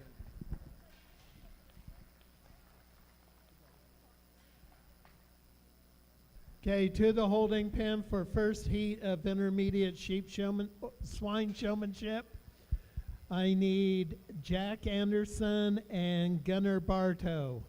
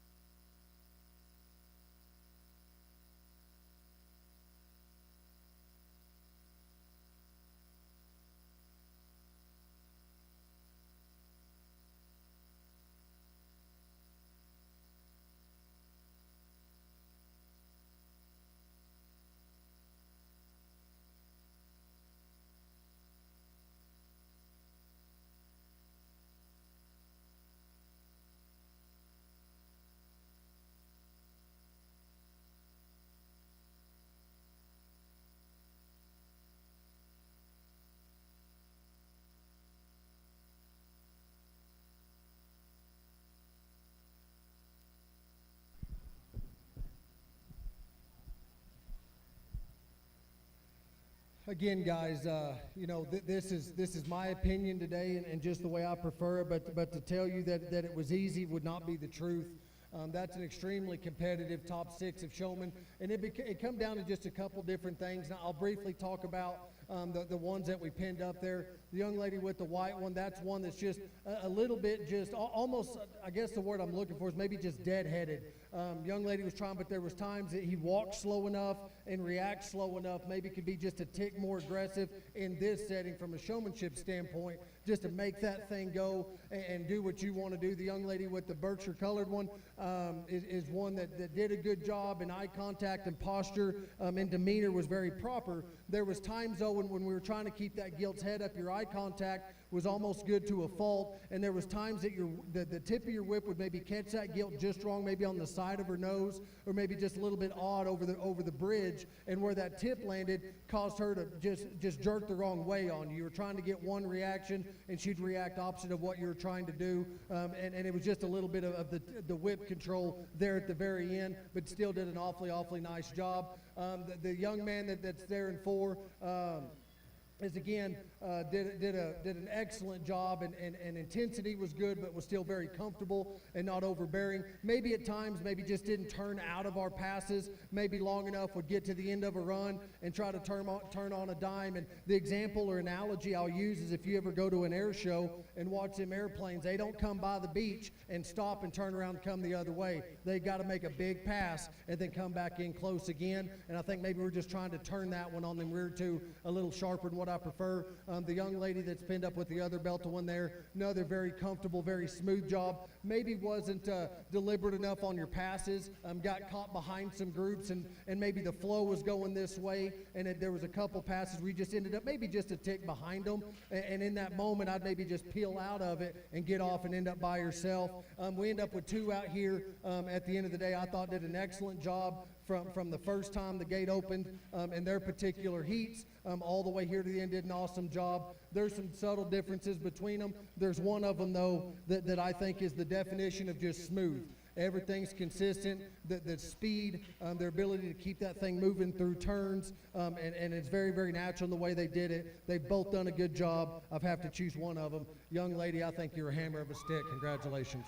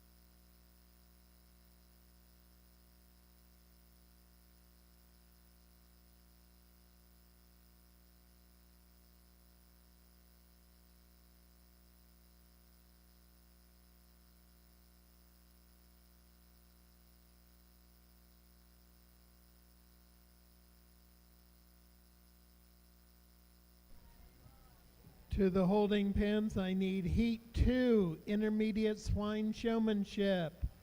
Fletcher Hansen, Leander Hansen, Stacy Hayes, Jackson Ketchum, Haley Kapotsky, Wyatt Cruchten, Marcy Leemaster, Brinley Lloyd.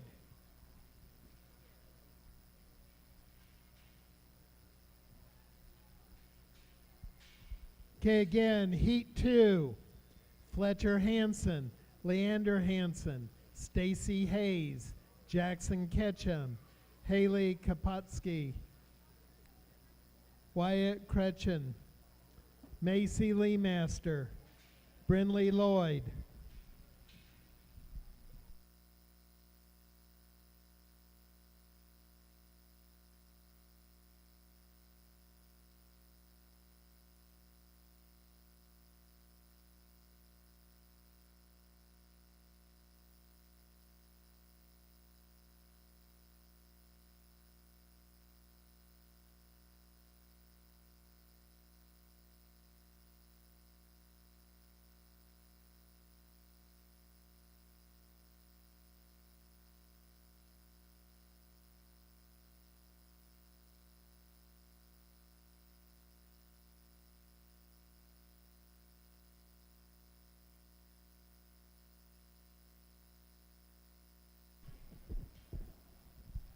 Age division here where I'm told we're only going to have 4 heats, so I might keep an extra one here and there if need be.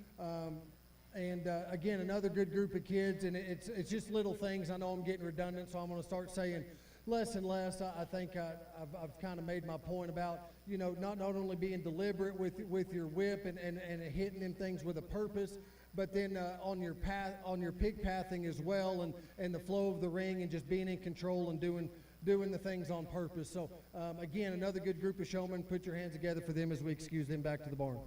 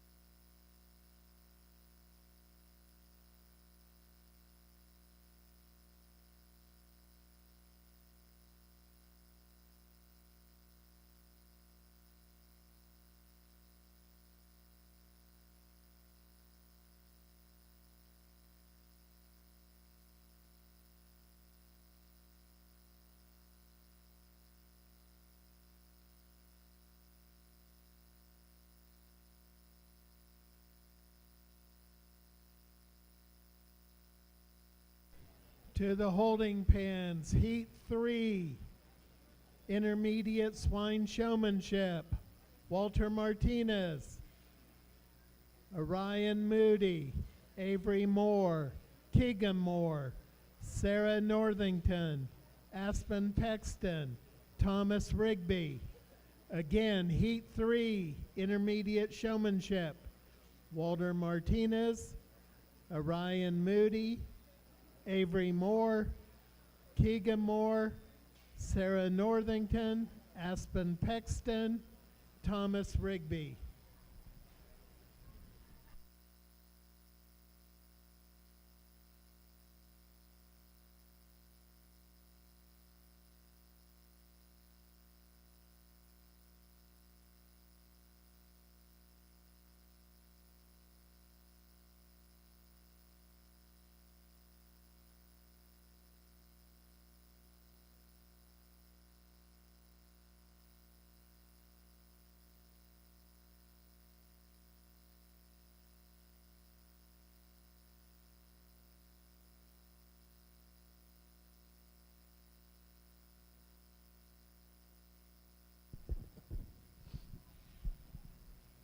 another heat where I'm maybe just going to keep one less here, just because, again, I think the situation's provided here that if I add another one, then I need to add about another 3, and at the end of the day, there's got to be that line drawn. Another good group of kids that we're going to excuse back to the barn, guys. Y'all keep working, keep listening to your advisors, because y'all are good enough to show for me any day. We've just got to do some placing here, and it's just the way the world works in this particular environment right now. So again, thank you guys for doing a good job. Please put your hands together for them as we excuse them.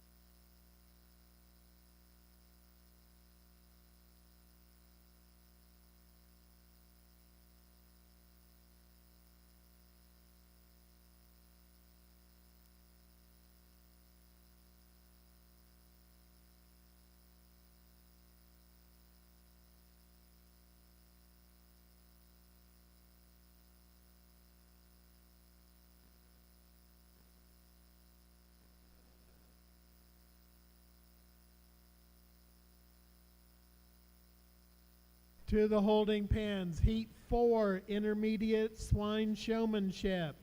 Cale Snell, Audrey Teasley, Jack Thomas, Taya Thompson, Kelby Walls, Reese West, Riley West, Hudson Wright.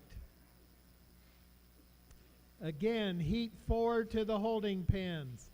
Cale Snell, Audrey Teasley, Jack Thomas, Taya Thompson, Kelby Walls, Reese West, Riley West, Hudson Wright.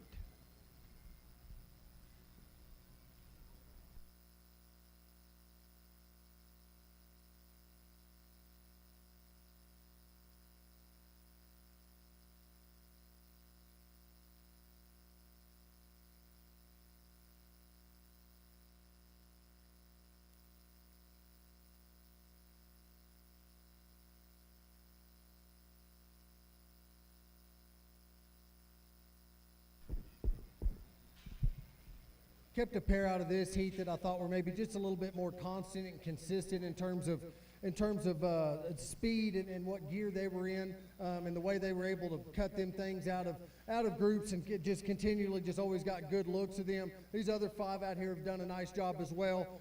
It's just going to come with more time, on the stick with them things out there and more experience, but y'all have done a nice job as well. Please put your hands together for these exhibitors.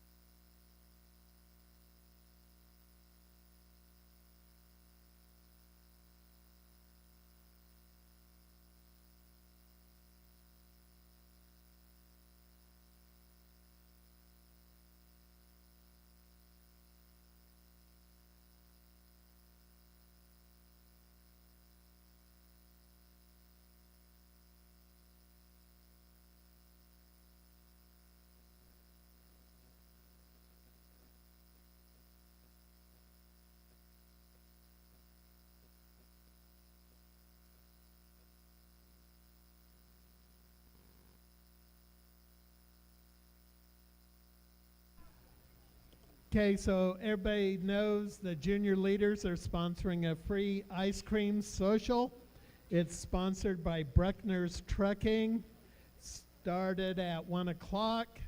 It's over by the 4-H office, or it will be starting here at 1 o'clock. It's at the 4-H office here in the event center. Again, junior leader ice cream social.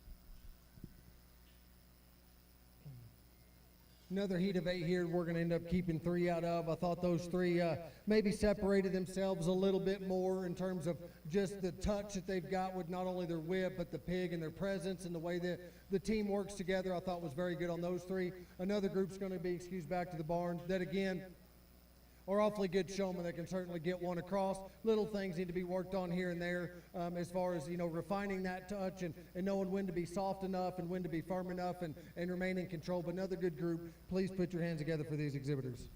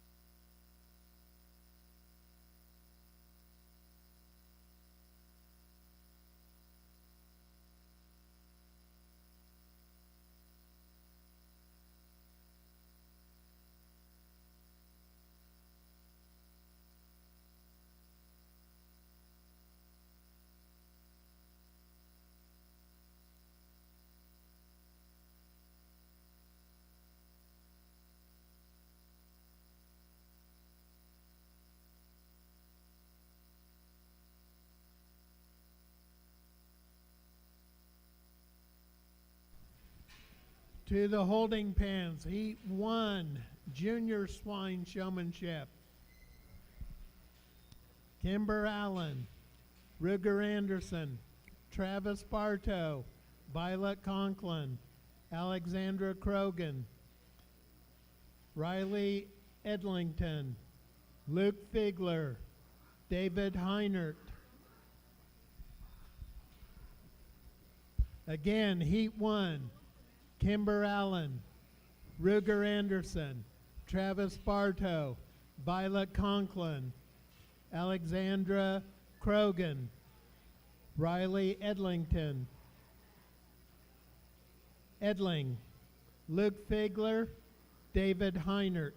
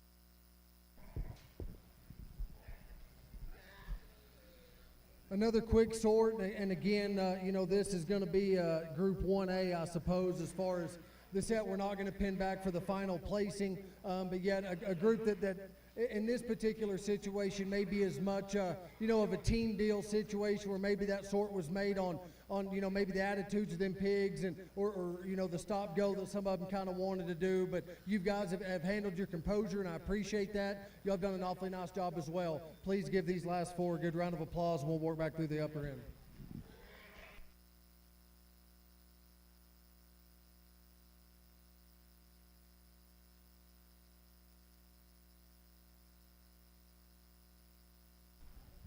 Ruger Anderson to the holding pens.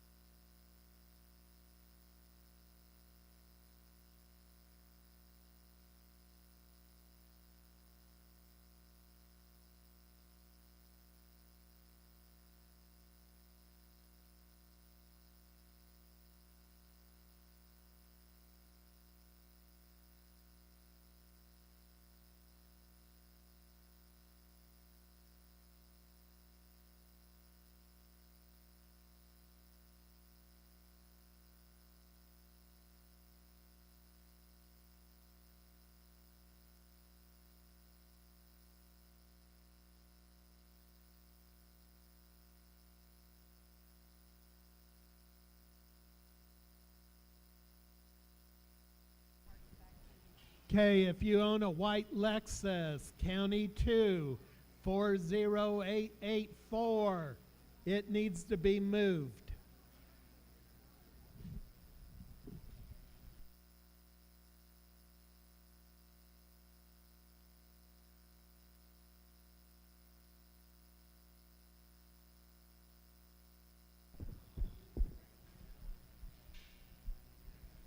Sorry for taking a little bit up here at the upper end of this particular drive, and the reason it's taking me a longer time to do this is I'm trying to structure it in my head how to be able to talk about everything, and there was one decision that had to be made, and for me it was between who's going to be second and third. I think all three of these are very, very good. I think there's some differences between 2 and 3 we can talk about, but I'll describe what I see after I select them, but if I talk about each one of these, I think it's going to give it away, so we might as well just do that to begin with. This young lady right here did an incredible job. You're going to win this showmanship drive. And what it boils down to for me is that pig's got a naturally just slower pace for that young lady. But if everybody was to be completely quiet, we turn the mics off, and everybody just wait here, when she shows, you can't hear it. It's completely silent. Her ability to get that pig to go exactly where she wants it to and have purpose with where she's going and touch the pig that lightly, that's an awful lot of work that's been put in with that particular animal at the house.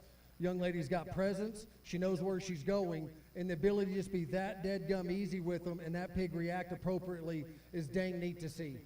Did an awesome job. That I don't think there was much of a thought process or an argument in my mind on where she was going to land as we started working toward the upper end of this drive. That's an incredibly good job driving a pig. The decision for me come between these two because their styles are very similar. Both of them are maybe just a tick more aggressive than what we have in the winter, and that's not why you're second. And at times you have to be. They're bigger, they're heavier weight pigs. You got to be a little bit sharper with that whip so they can feel it and get the reaction that you want out of them things. I think maybe the young man was maybe even a little bit harder at times, and maybe earlier in the drive went aggressive enough that maybe gassed that gilt just a little bit more as we got here toward the end. But at the same time, I read that the young man, even though he is more aggressive, he got that gilt to respond. When it was time to make her turn, she turned. When he got caught in a group and had to cut out, he did so, and that's why he's going to be second today. Young man did an awfully good job. The young lady in 3 got blessed with an awesome teammate.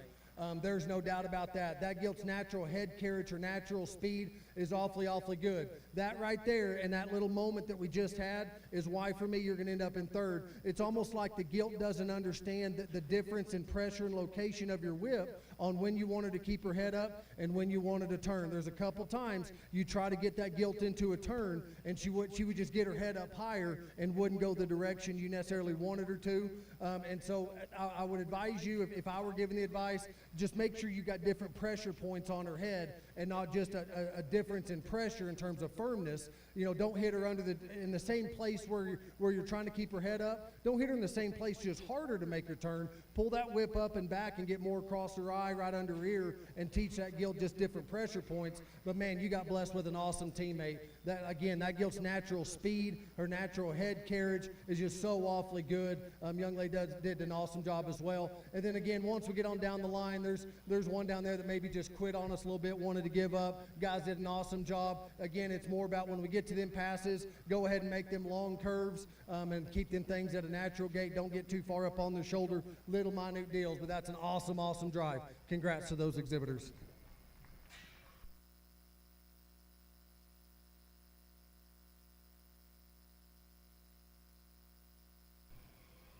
Okay, results of 4-H senior swine showmanship. 6th place, Sienna Gallegos. 5th place, Taya Gallegos. 4th place, Hayden Hubbard. 3rd place, Peyton Ramza.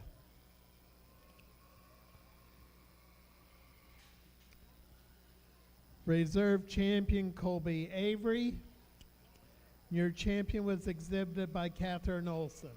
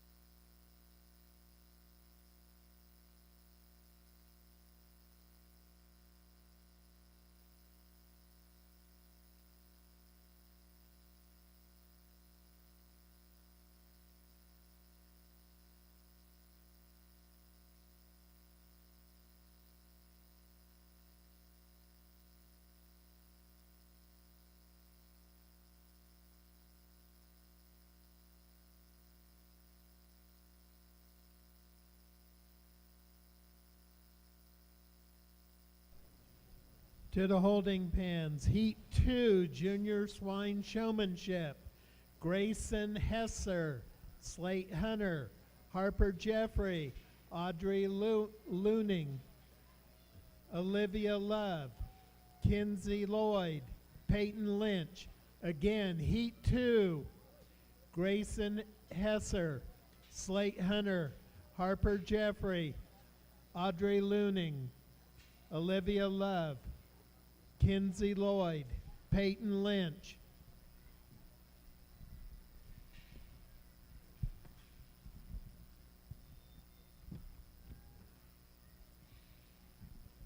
Results of your intermediate swine showmanship. 6th place, Sarah Northington. 5th place, Reese West. 4th place, Brinley Lloyd. 3rd place, Michaela Curlis. 2nd and reserve champion, Riley West. 1st place and champion, Taya Thompson.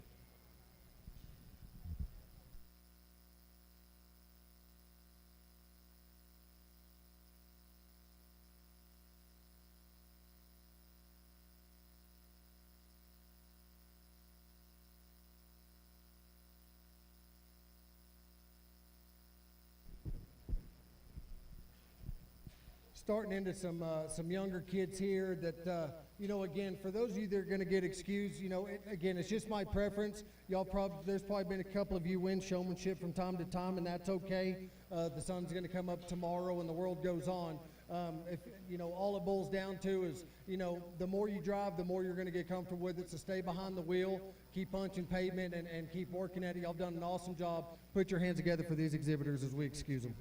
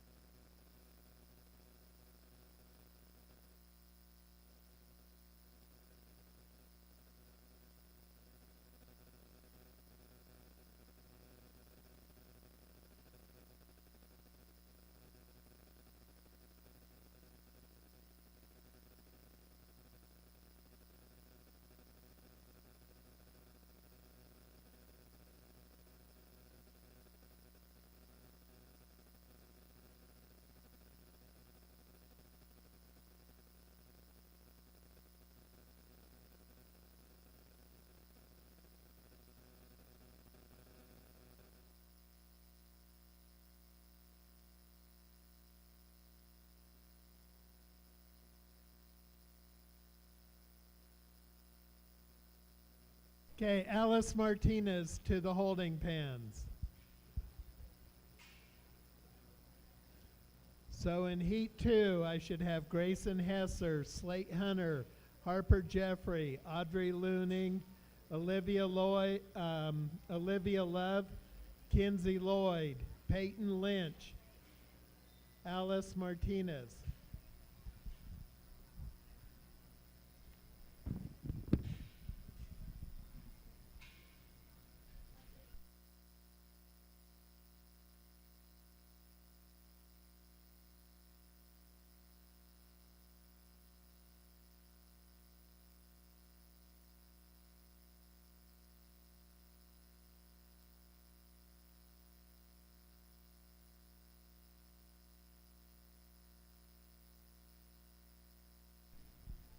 Heat 3 to the holding pens. Brady McKinney, Parker McKinney, Cody Joe Miller, Adam Polma, Kennedy Snell.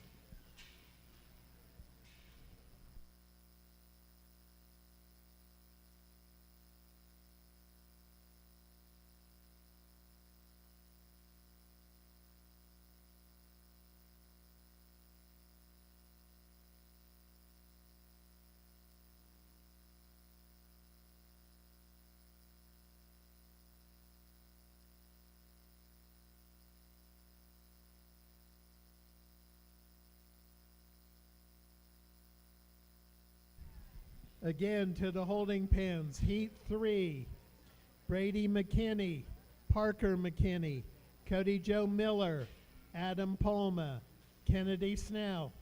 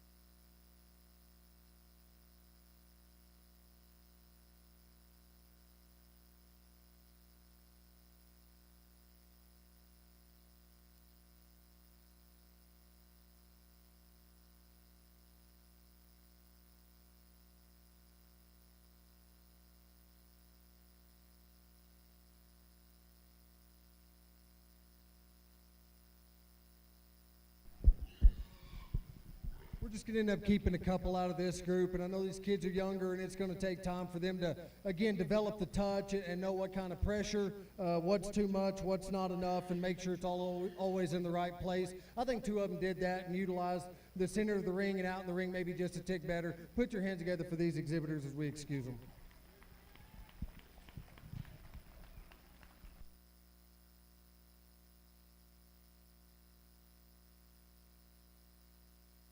Cody Joe Miller to the holding pens.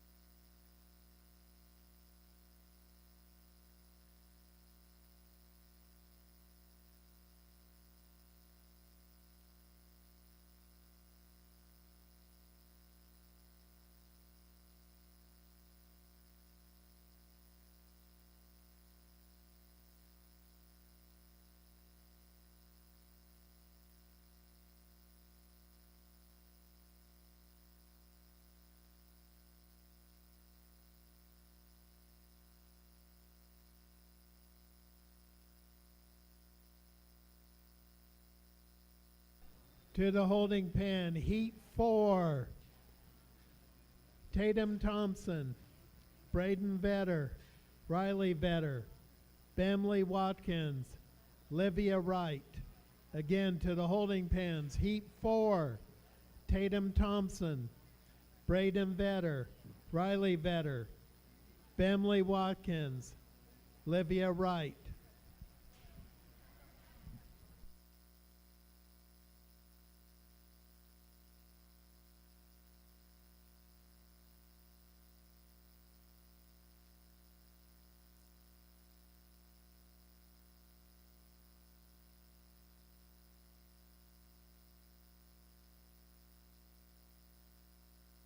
Remember that you have to have a picture taken of your swine for the livestock sale.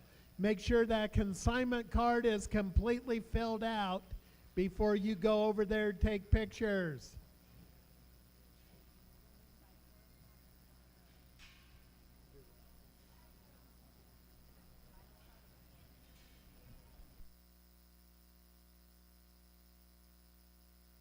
Remember, those need to be turned in Thursday before 5.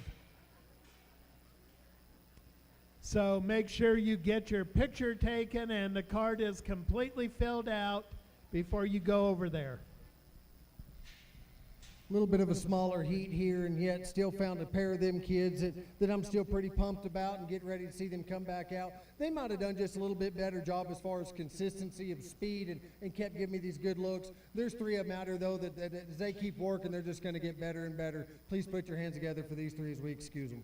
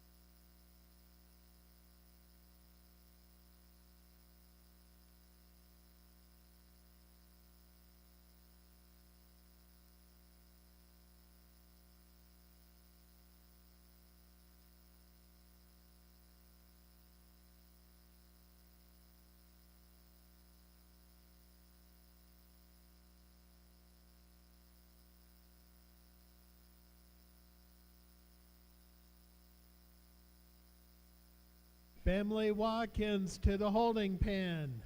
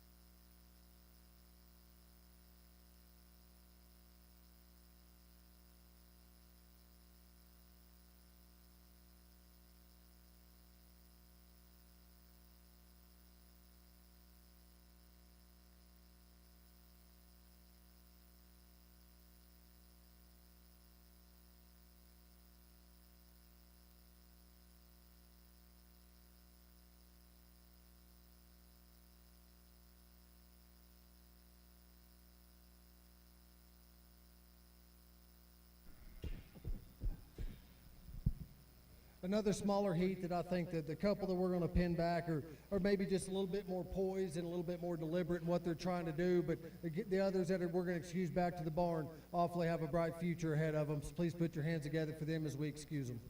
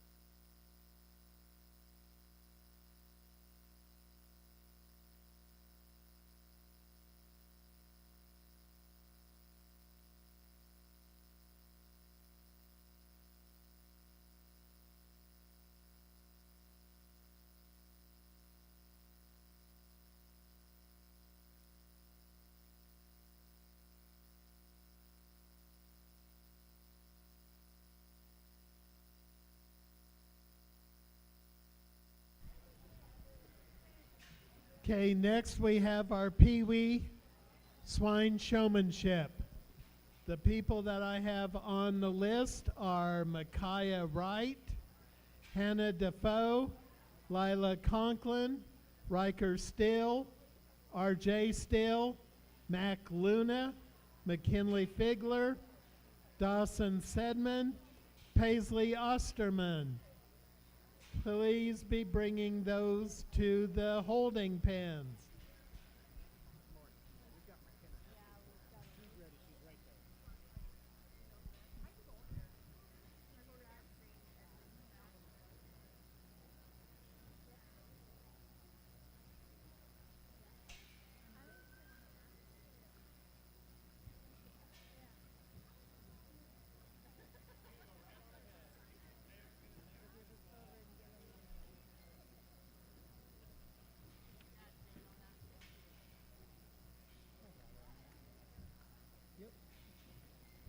I don't know who put it on there, but okay.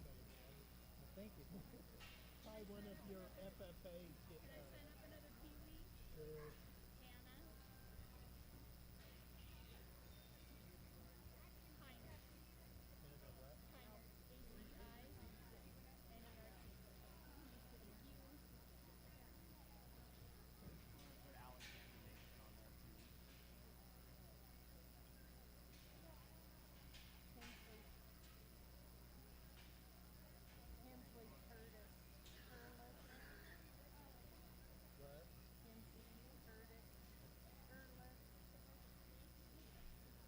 Kinsley Curlis. Okay.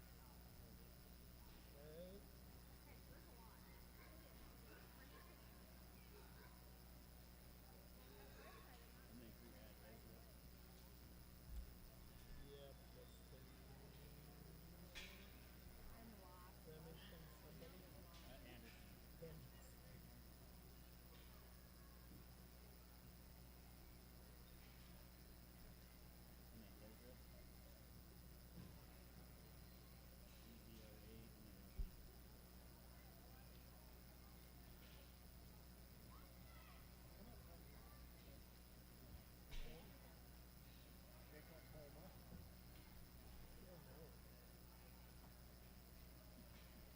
Or one of the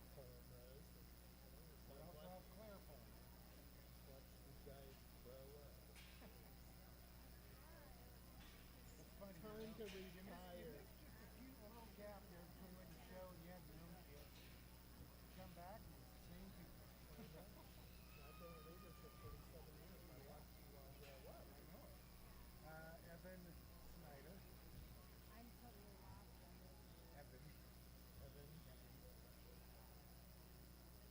Hopefully you guys have football at least. Yeah, we're supposed to. And McKenna Snyder.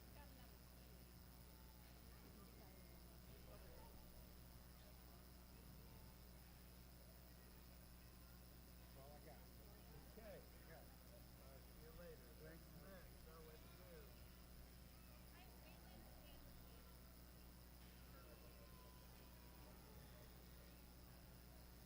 Cannon. Yeah.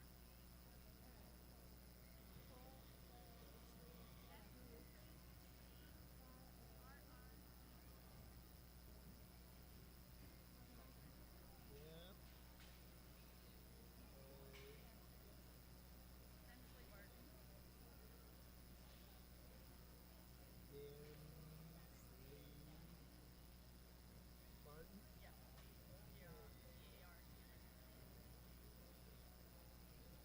Anybody else? I went from 8 to 30.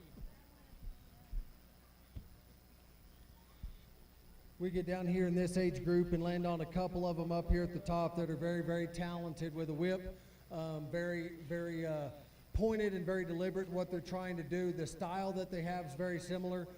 They're both terrifyingly intense, but still relaxed enough to get the job done. I guess what's ultimately going to sort it to me is I feel like one of them's maybe had a little bit more spatial awareness, had a little bit more awareness about what gear they were in. And for me and the gear I think that them pigs need to be in, I thought one of them did a little bit better job finding that speed and maintaining it the whole way, but not any faster and risk the chances of wearing the pig out to get as much gas out of the tank as we possibly can. This young lady right here did an incredible job. Congratulations.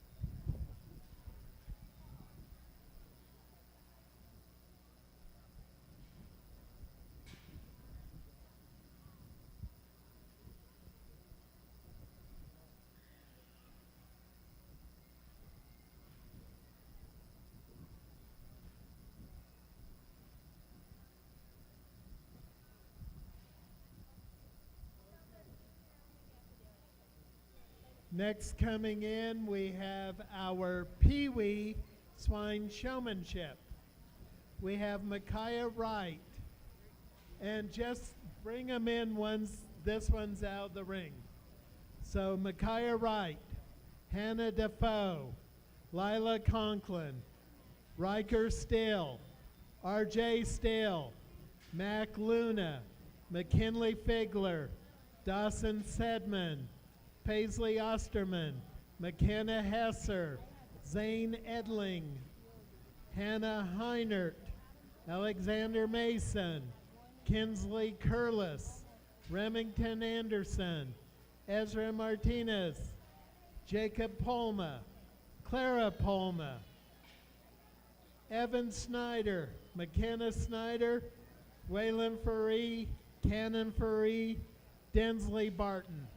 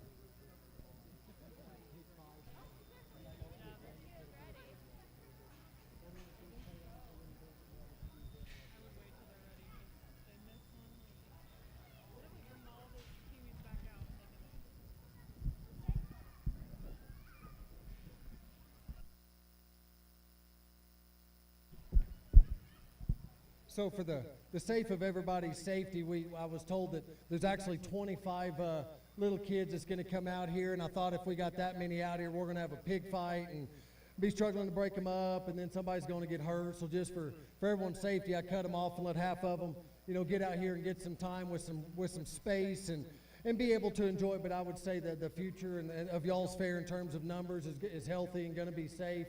It's going to be here at least for a little while. Congratulations to these guys and you parents for keeping them involved. We'll let them play around a little bit, and then we'll let them out and let the other half in and experience the same.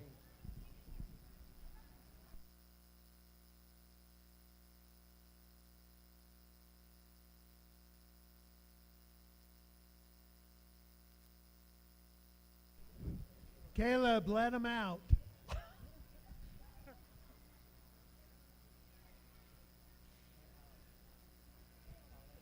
Okay, results of your junior swine showmanship. 6th place, Cody Joe Miller. 5th place, Parker McKinney. 4th place, Riley Edling. 3rd place, Alexandra Krogan. 2nd place and reserve champion is Tatum Thompson, and 1st place and champion is Riley Vetter.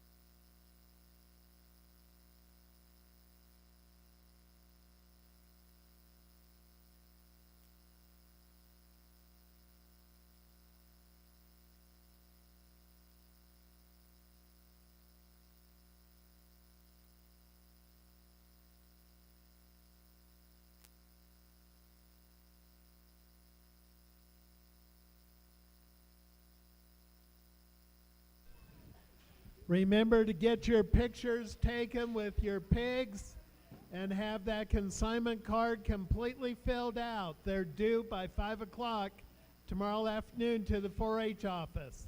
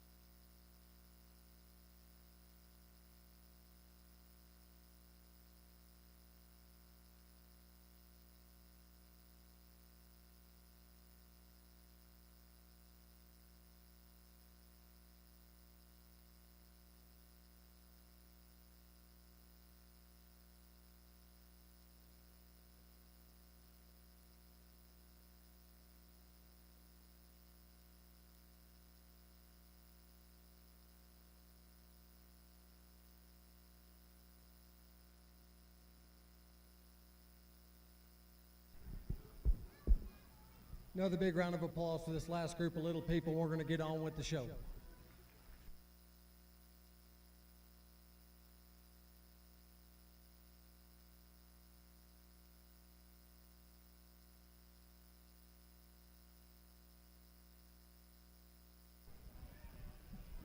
Okay, we're now ready to start with the AOB Class 1. Any other breed, Class 1. Juliana Marino, Zane Johnson, Paige Matthews, Lily Hayes, Marcy Lee Master, Nevaeh Sloan, Lillian Lewis.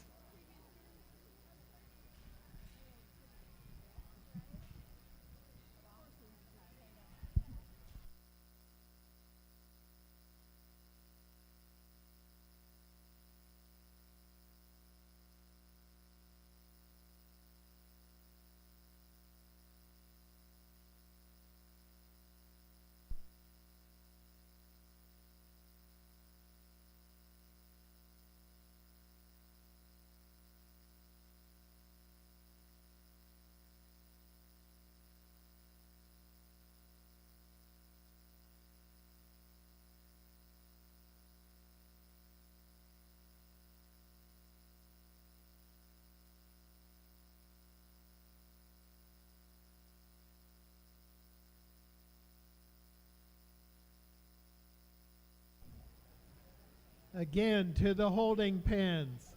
Class 1, any other breed.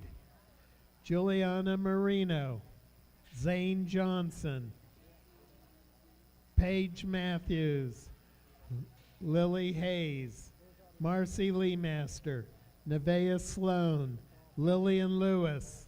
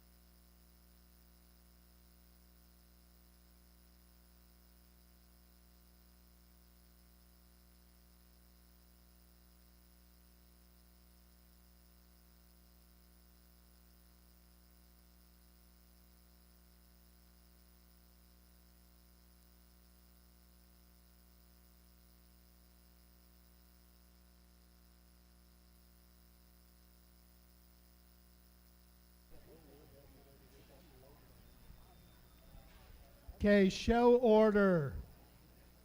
Any other breed is first. Berkshires.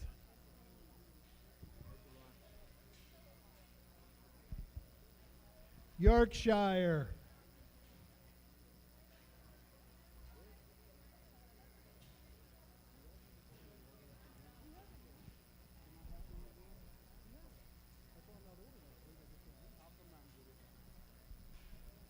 Duroc, Hampshire,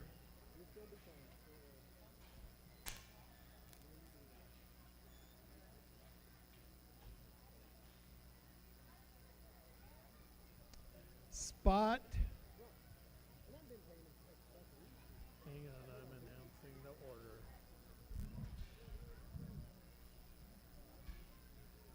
Crossbred.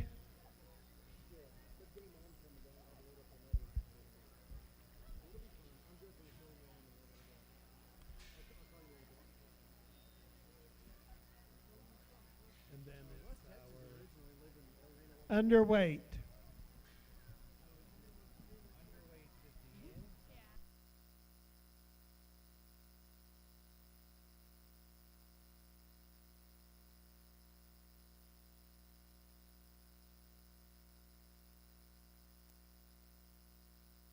Zane Johnson to the holding pens.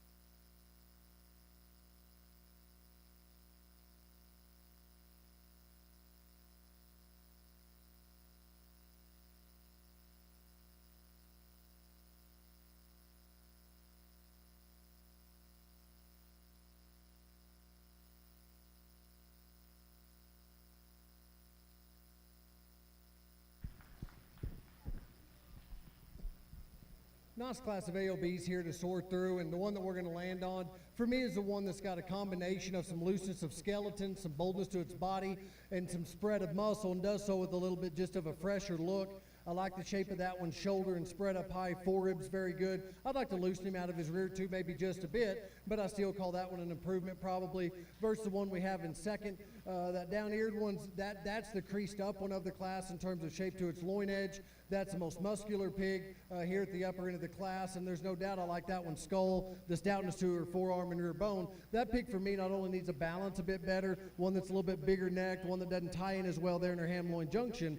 I needed to alter that one off both ends of its skeleton as well, and maybe make that one just a tick fresher. The one coming out in 3 is one that, of the upper end of the class, is no doubt the loosest constructed. The flexibility of that one's joints is the best, but for me versus the top 3, that's the one that's the least descript in terms of its muscle. That one's the highest in its chine. Another one that maybe wants to run downhill just a bit. If we could tweak those minor things about that one, we could go ahead and slide it up. The one that comes out next is kind of an elevated, longer-bodied one that just needs to be opened up in terms of rib and muscle for me to move higher in this class. But similar situation with the next Hereford coming out, one that not only needs to be opened up, but also one that's not quite as high cutability as what we have in the one right ahead of it, not quite as attractive through its front end. Little Burke hog that rounds out the class. For me, it's just a maturity pattern deal. I need to make that one longer cannon and look like that one can just get out and grow in relation to what else we have out here. Good class. Congrats to those exhibitors.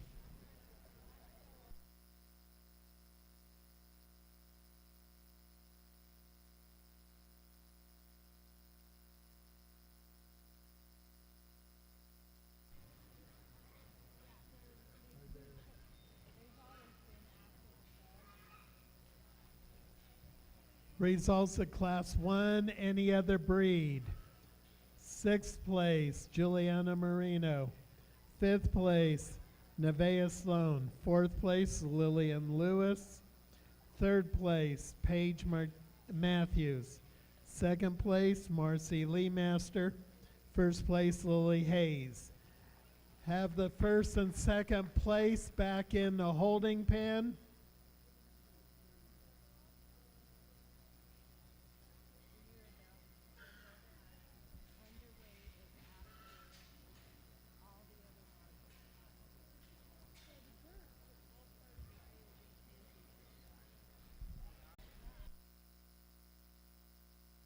Again, as announced earlier, underweight will be the last part of the market show. So if you've got underweight pigs, that'll be the last thing that we will judge before we pick our overall 4-H market swine.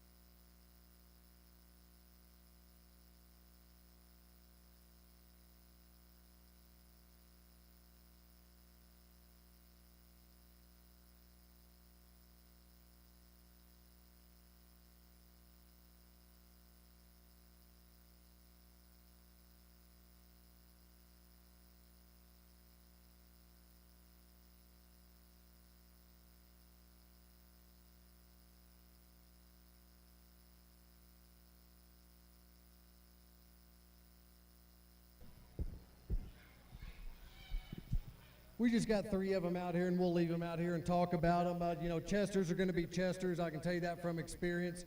Family's been dabbling in them things since the 1960s, and they ain't got no smarter. And in over half a century. But the Chester's still the one that I prefer in this particular lineup.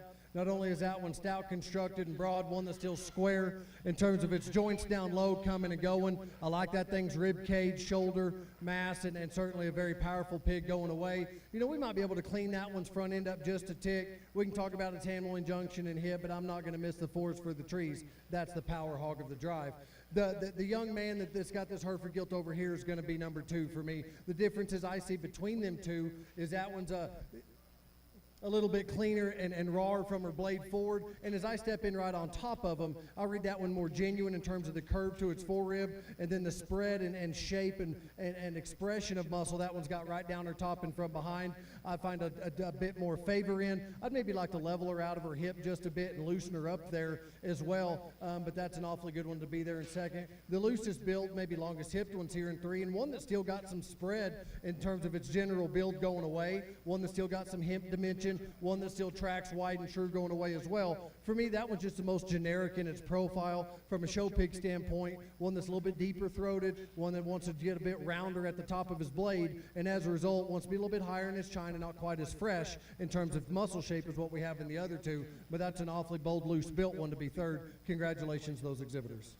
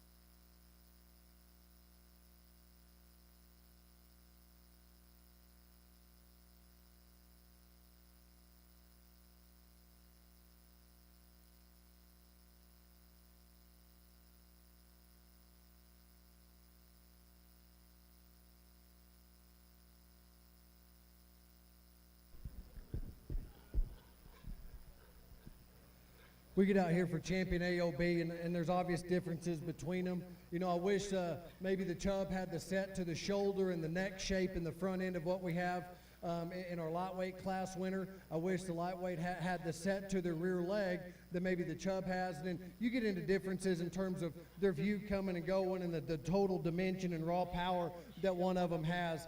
You know, I'm going to stick to my guns. I like the heavyweight to be champion. Congratulations.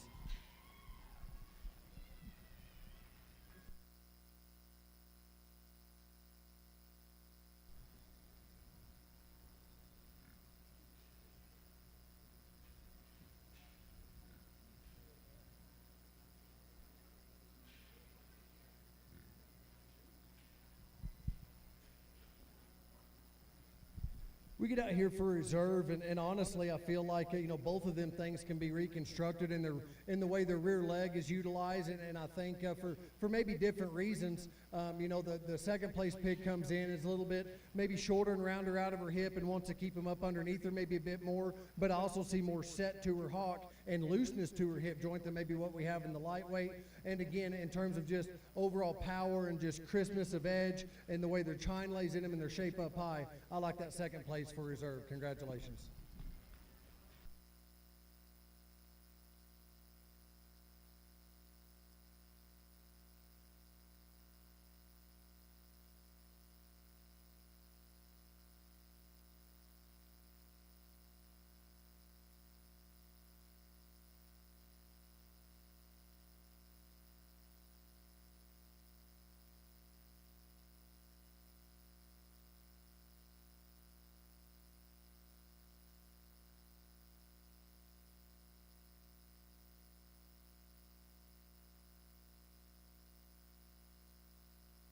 Trayton Bruce to the holding pens. Trayton Bruce to the holding pen.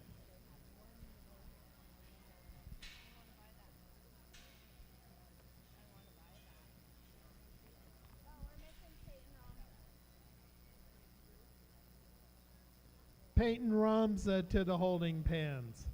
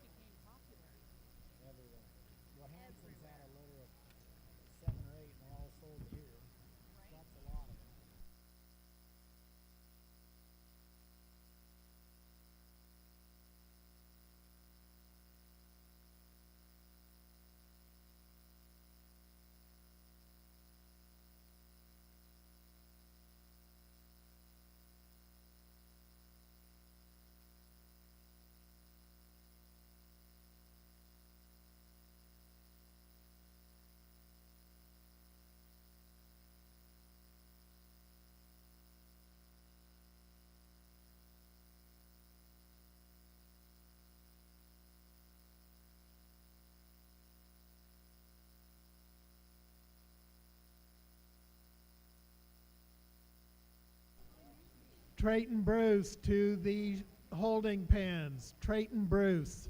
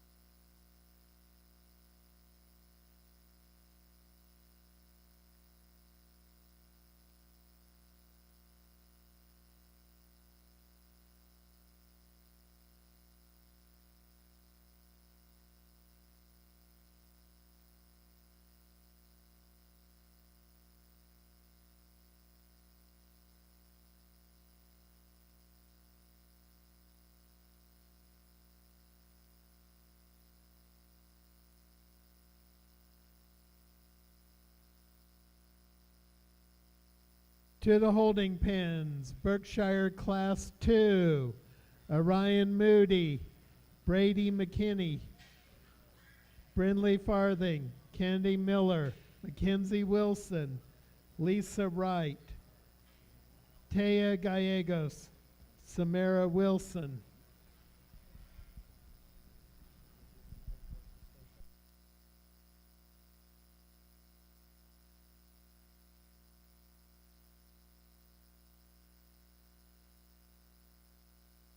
Sage Wells.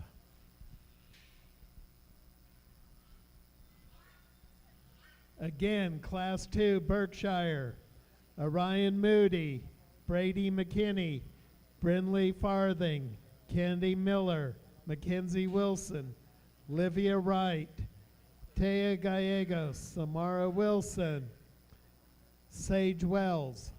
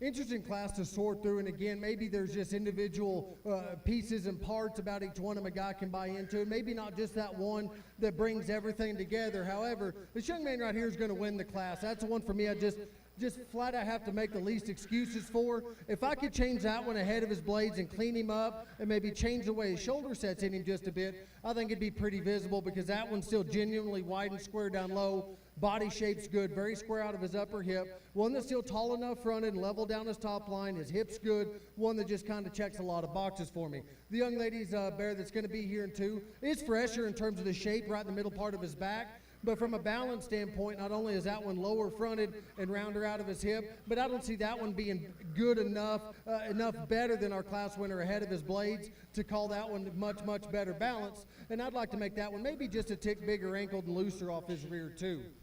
We get down to the 1 and 3rd, and of the top 3, that one's probably the first one that comes out that from blades forward has some length and some trimness about its neck. One that in terms of shape is very shapely, right there in the middle part of his back, part of her back, and really right there on the top side of her shoulder as well. I guess for me is when I get around behind that one versus the top 2, that's the one that wants to close up to the base of her rib maybe the most. And one that I just need to offer more spread, not only through her forerib, but through her blade and chest floor as well.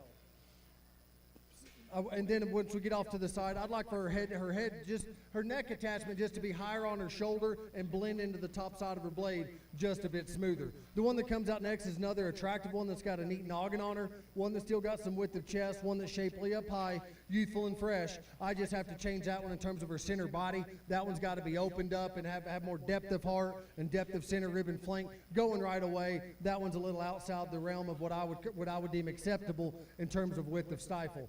The next couple that round out, this one here is really loose structured, one that's still really stout. When I get right around behind that one, though, I start wondering, does that one just have just enough genuine width and power down low? Is that one creased up just enough on the top side? Similar situation coming out next. One that's really long ahead of her shoulder, one that's really attractive, length of hips good. That one's skeleton is near flawless. I love the way that one gets out and moves. It might be a different story if we're judging them as gilts, but as market hogs, I just have to have more power in that one. Congratulations to those exhibitors.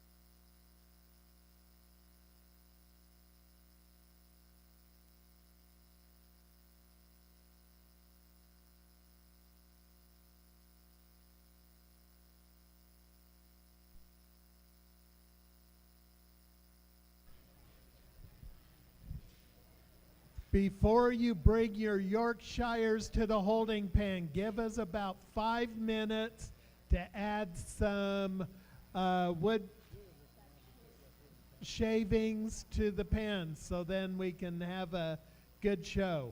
So give us about 5 minutes before you bring your Yorkshires.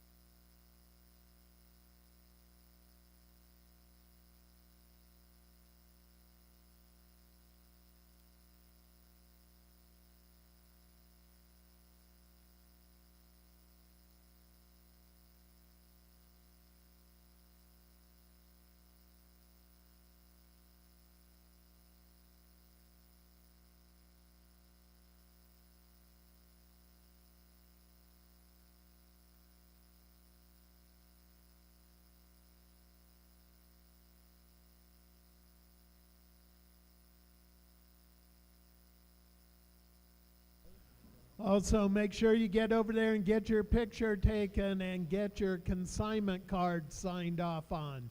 Make sure those cards are completely filled out before you get there.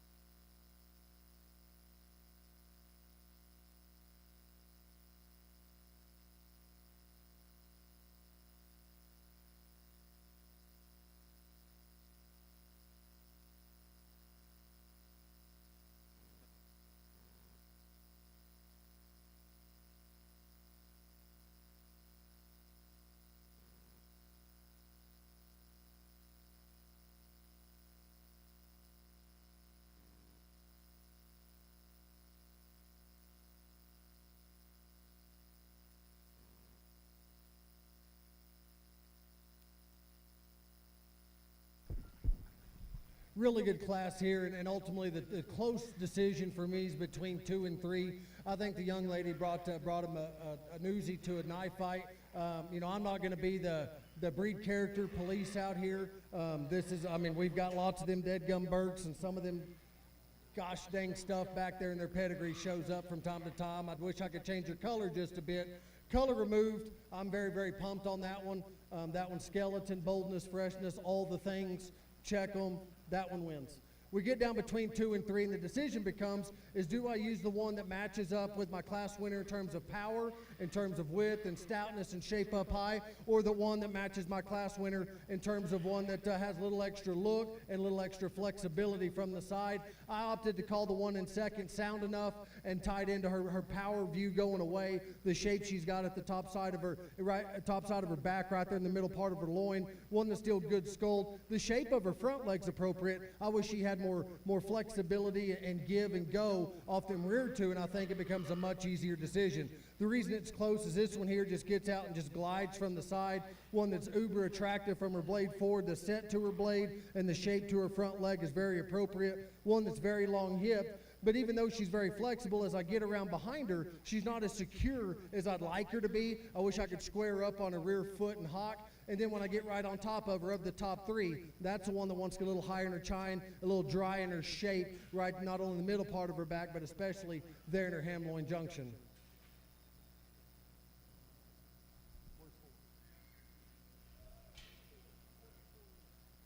Huh?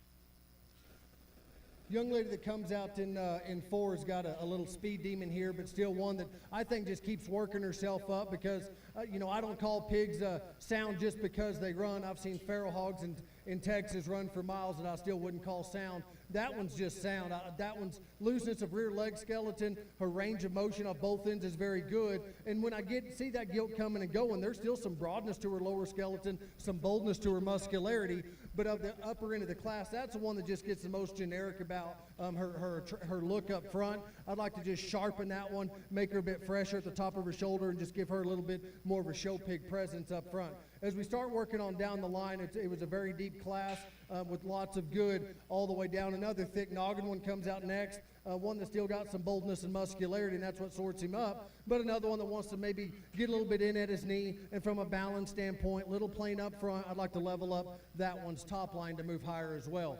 The one that comes out next is another kind of big stature type of hog that's still got some skeleton underneath him. But as we start this gilt rather, but as we see that gilt come and go, that's one that of the upper end of the class, this is where we start maybe just running out of just genuine power in their stifle. Ones that just get a little bit plainer at the top side of her body. I need to crack that one open in her chest and knee. Another bold stout one that comes out here, one that's really big noggined, one that has a good shape to its center part of its body. I like that one spread up high and stoutness of bone. That one's just got to be fresher for me. That one's got to be more attractive ahead of his blade. And then as we get on down the line, there's just some odds and ends and things that maybe need more power, ones that maybe need to balance better, but a good deep class. Congrats to those exhibitors.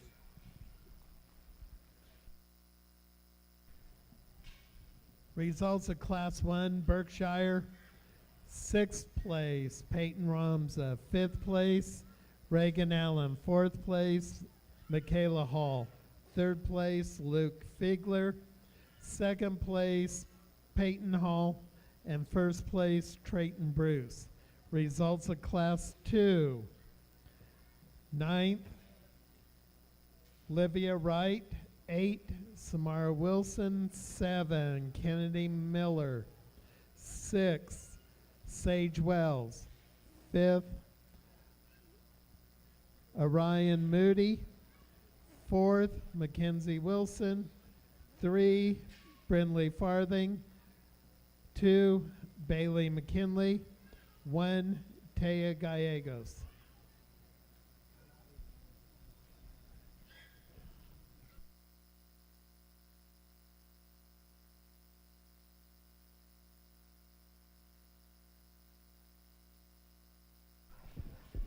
Please bring to the holding pens Yorkshire Class 1.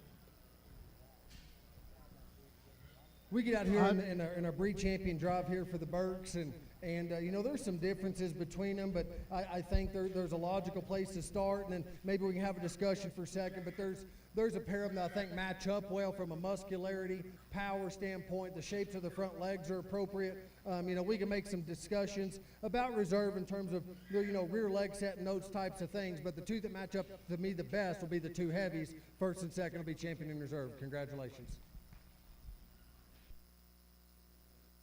Yorkshire Class 1 to the holding pens, Audrey Teasley, Braden Vetter, Brindley Farthing, Brindley Lloyd, Sienna Gallegos, Peyton Ramza.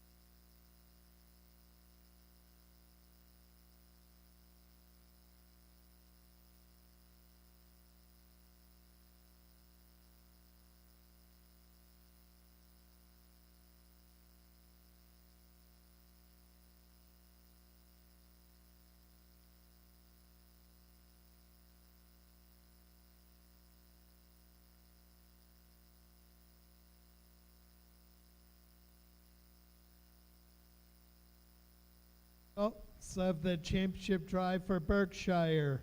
Champion exhibited by Taya Gallegos. Reserve champion by Brady McKinley.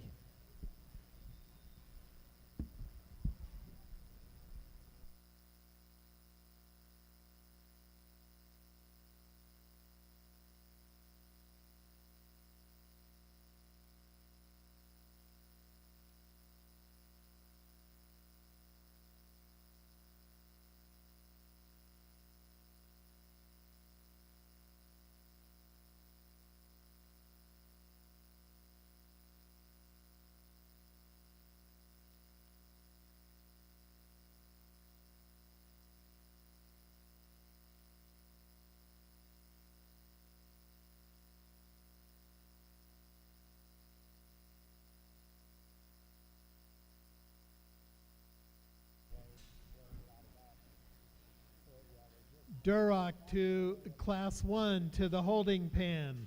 Durock, Class 1.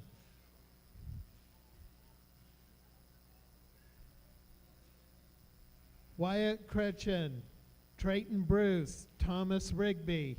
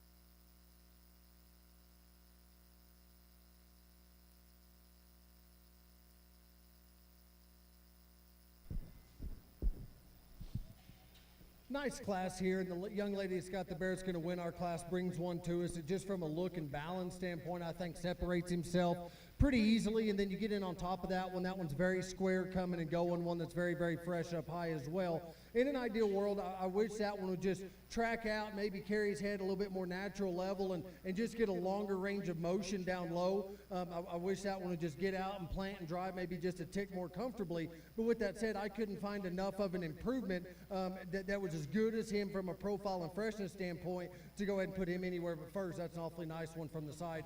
to go ahead and win. Another power hog comes here in 2. Chest, blade, rib, muscle, all those things are there. One that's still pretty fresh right there in terms of his shape, right in the center part of his back. One that, again, although there's moments where he gets out and goes maybe just a tick better at times than what our class winner does, when I get around behind him, he's not secure enough in his stifle and hawk placement. And when we get off to the side, that one's not as attractive through his front end as what we have in our class winner. The one coming out in 3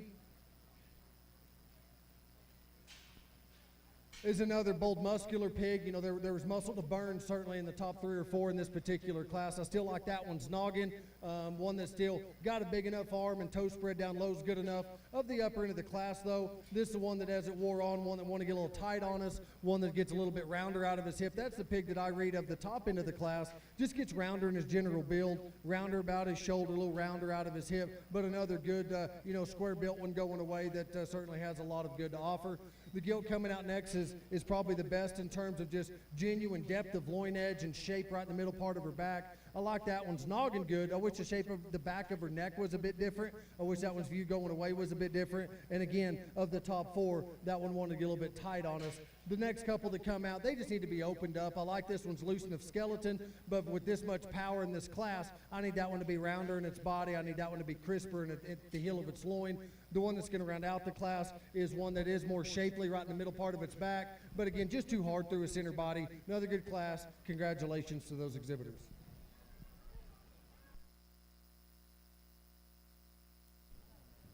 Results of your Yorkshire class. 6th place, Brindley Farthing. 5th place, Peyton Ramza. 4th place, Audrey Teasley. 3rd place, Brindley Lloyd. 2nd place and reserve champion, Braden Vetter. 1st place and champion, Sienna Gallegos.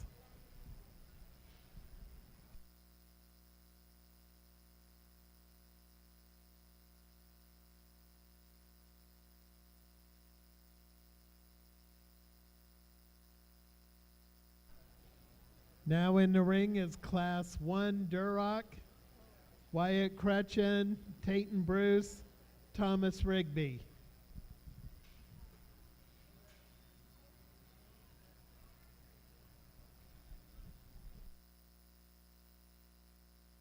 Holding pens, I need Duroc Class 2, Gage Anderson, Colby Avery, Ashton Rigby, Stacy Hayes, Sierra Klon.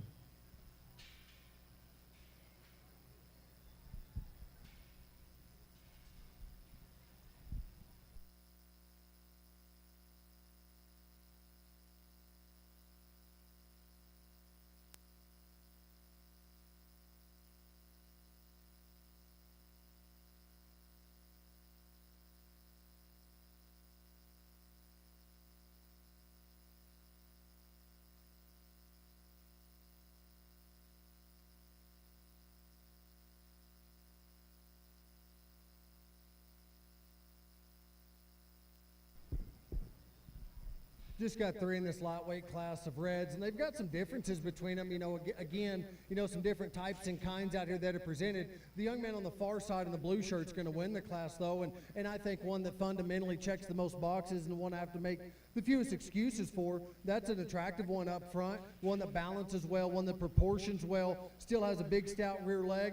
That one checks boxes fundamentally from a width and boldness and muscularity standpoint, and has an incredibly flexible rear leg to boot. I think between 2 and 3 it becomes a little bit closer. I'm going to use this young man's bear over here to go ahead and be in second. I wish that one's rear leg was constructed a little bit differently, but I'd like to alter both of their rear leg construction maybe just a bit. The difference is for me is the young man's bear that's going to be in second. I see more boldness and just more of a productive look about that one's blade and body shape. I see more depth of flank and heart and more spread up high as a result. The young man that's going to come here in 3 has a really, really attractive hog up front, one that's very shapely out of his upper hip. I have to open that one up at the base of his rib and square him up in his hawk just a bit. Congratulations to those exhibitors.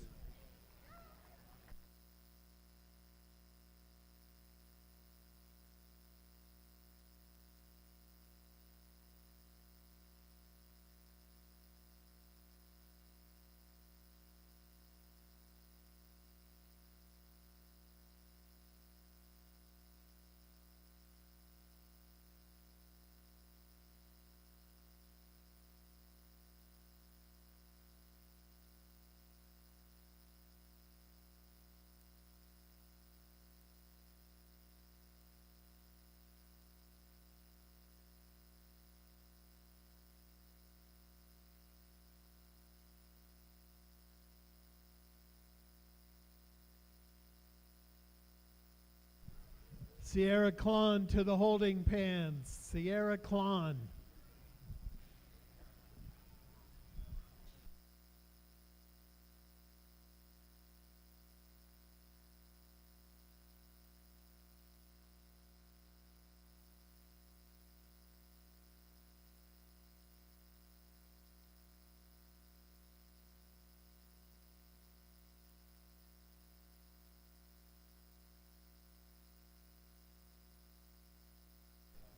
We have a different order of names. That's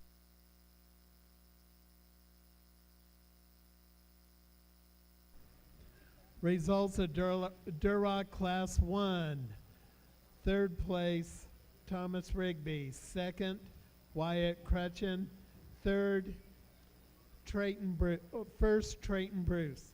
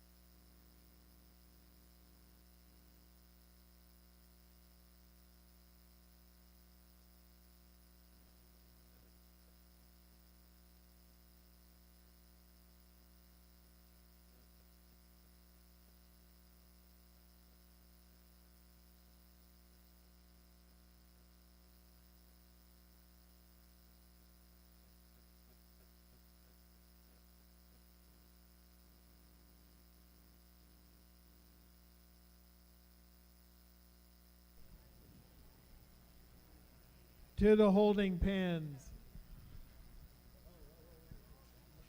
There she is right there.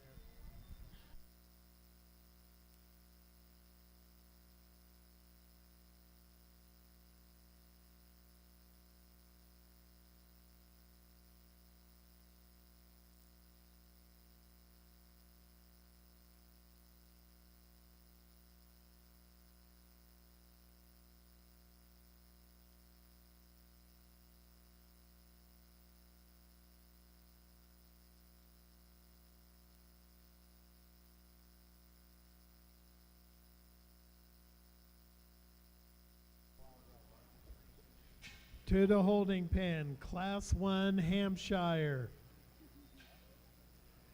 Kimber Allen, Jordan Lewis, Christian Pexton, Aspen Pexton, Sienna Gallegos, Riley West, Amy Anderson,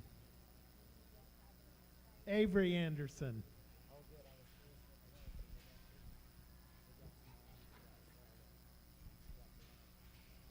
Again, Hampshire Class 1, Kimber Allen, Jordan Lewis, Christian Pexton, Aspen Pexton, Sienna Gallegos, Riley West, Avery Anderson.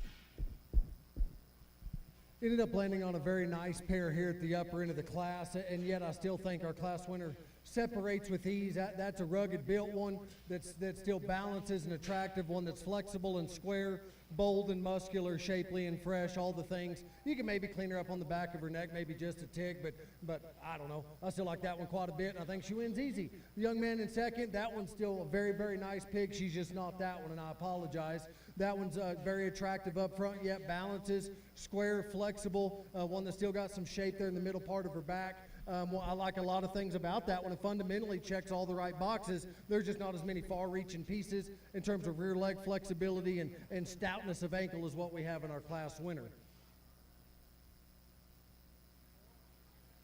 The one that's coming out in third is another one that from a balance standpoint I find a lot of favor in. One that's very extended from his blade forward. One that's length of hip is still very, very good as well. I'd like to maybe just loosen that one up in the way he uses his hind leg and his hock specifically. But of the top three, that's the one that wants to get just a bit higher in his chine, a little bit drier there in the shape of the middle part of his body, and not quite as crisp and shapely as what we have in the top three. The young lady that went out in 4 had a shapely, deep-hearted, moderate, chunky one that just was a little bit raw in terms of its center body, not quite as fresh up high. The one that's going to round out 5th is more extended, but again, one that's a little bit shallower and tighter in her heart. One that I just need more center body and freshness of center rib in that one to move higher. Good class. Congratulations to those exhibitors.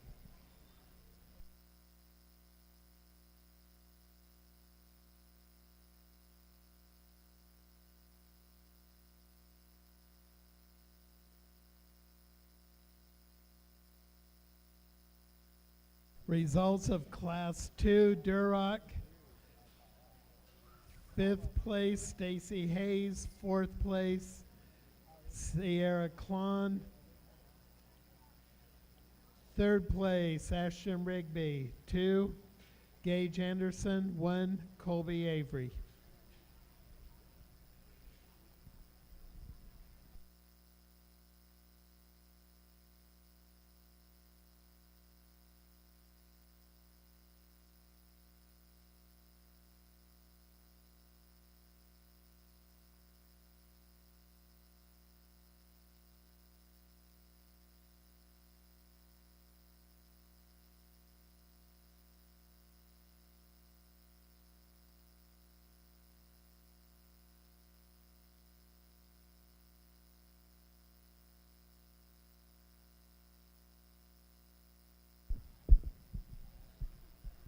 We get out here for Champion Red, and we look, you know, the lightweight comes out, and I talked about that one briefly.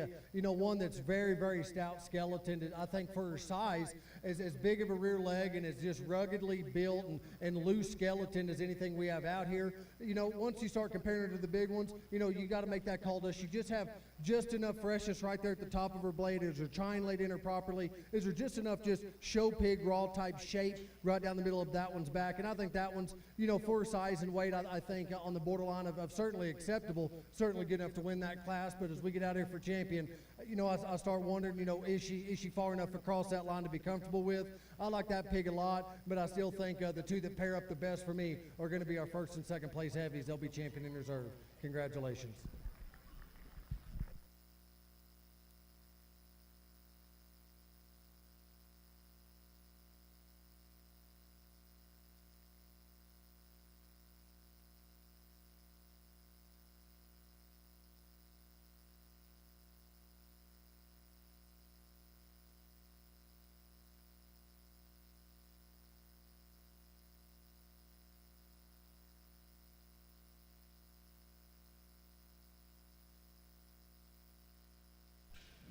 Results of the championship drive for Duroc.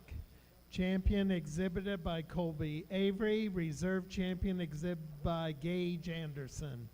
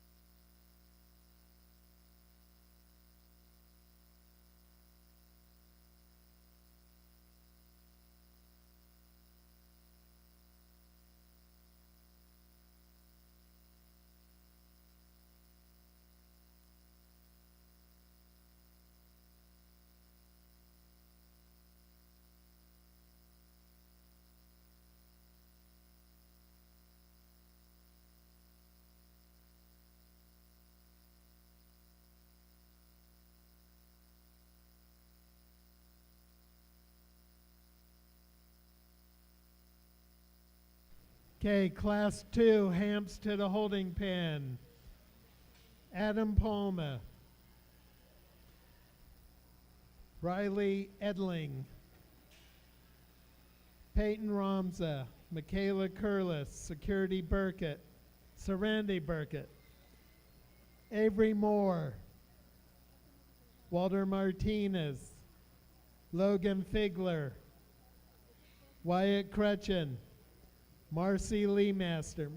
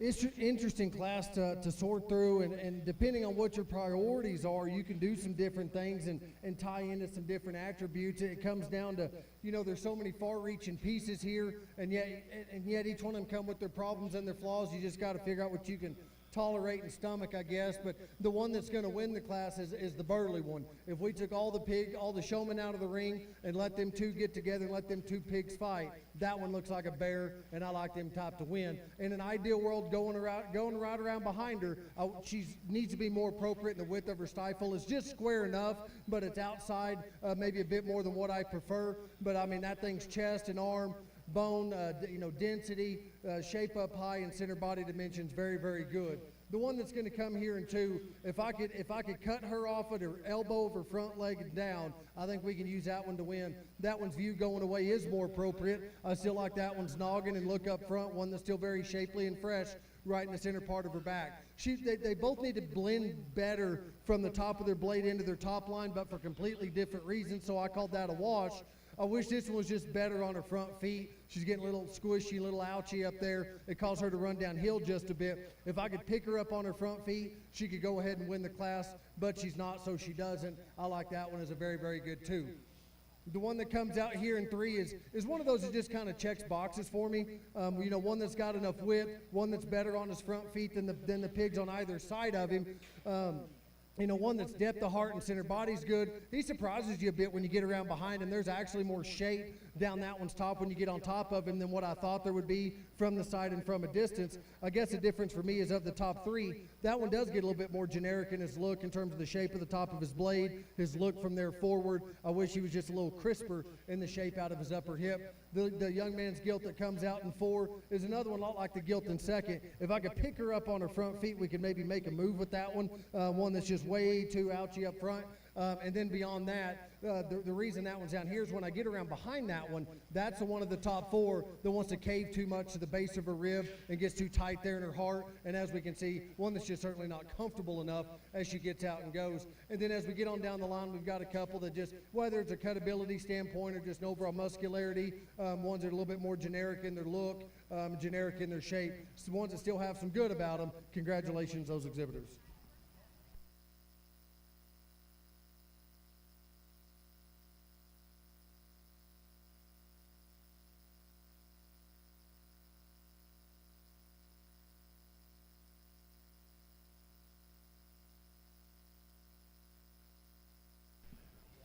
Results of Class 1, Hampshire. 6th place, Avery Anderson. 5th place, Kimber Allen. 4th place, Christian Pexton. 3rd place, Jordan Lewis.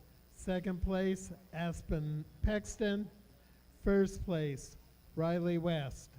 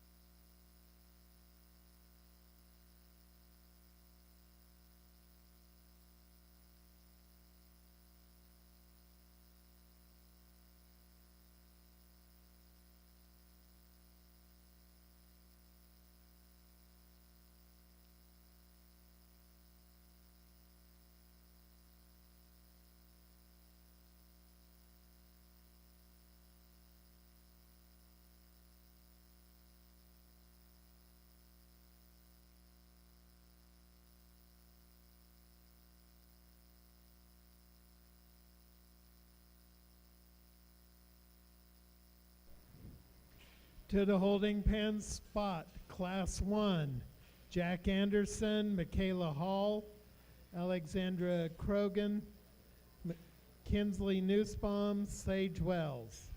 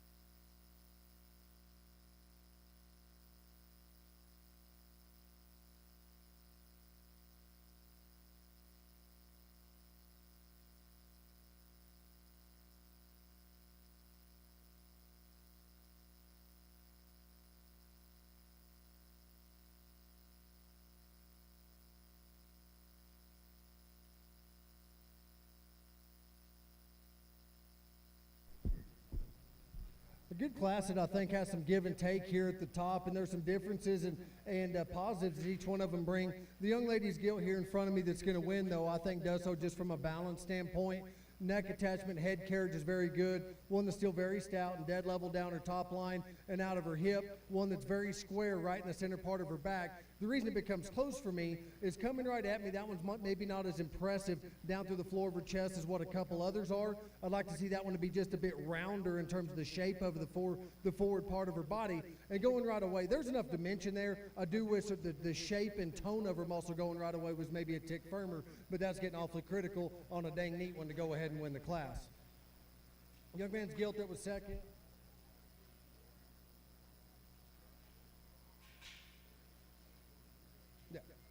Yeah, young lady, excuse me. That's why I wear a cap. I can't see nothing. The one that comes out in second, I do think has some positives about her. One that, in terms of the shape of her body, I find favor there versus our class winner. That one is broader and crisper in terms of the shape, right in the middle part of her back and definitely down through her stifle as well. One that is maybe just a bit rounder out of her hip in relation to our class winner. I don't think that inhibits her rear leg travel too terrible much because her length of hip is still proper. You know, everything proportions, and I still think that's one that balances from a proportion standpoint, but where she ends up second is from an attractiveness standpoint. One that's just not as youthful and neat up about her head and neck, one that is just a little bit rounder out of her hip. Results of Hamp Class 2. 10th place, Macy Lee Master. 9, Avery Moore. The one that comes out in 3 here is another one that's still very stout and broad. One that I like, the boldness of shoulder, the shape of her body, the shape of her muscle right in the middle part of her back is very broad and very fresh. In relation to the top 3, though, this one is a little bit rounder there to the top of her shoulder. Isn't quite as crisp and youthful right there in the way her chine lays in. One that's a little bit deeper neck. And again, one that although it doesn't inhibit her rear leg travel too terribly much, I need to change the way she hooks up in her ham-loin junction and the way her tail root is a little bit lower down. I'd like to level it up her hip maybe just a bit. The young man's bear that comes out next is one that fundamentally moves himself up just because that's a flexible, muscular pig. I wish he was fresher. I wish his shape was maybe a bit better and his chine laid in a bit better, but that's a stout, flexible one that still has plenty of muscle, and that's how he's able to move up toward the upper end of the class. The one that comes out next is more of a pig that comes with some really good parts and pieces. Unfortunately, that's just what they are. Not a pig that just blends together the skeleton I'm looking for to go along with it. But that's a big chest floor and blade. That's a huge rib, a huge back with a lot of width and spread. I need to make that one more youthful about his front end and square in the way that he travels directly away. The one that comes out next is more shapely and more attractive and more elevated than what we have in the one right ahead of her. That one's got to lay her blade and arm back in her body a bit better. That one's got to be more flexible off both ends of her skeleton for me to go ahead and get that one higher. Just too forward and straight up front. And as we get on down the line, again, there's pigs that have quality, that have some good about them. Another big muscular pig that comes out here after a little bit of rest and moves okay. We had to pin that one up. He was locking down on us and had to get him out of there. This one here that comes out, need to pick that one up on her front feet, give her more center body dimension, but another stout noggin one that's good in terms of her shape and muscularity. Good class all the way down. Congratulations to those exhibitors.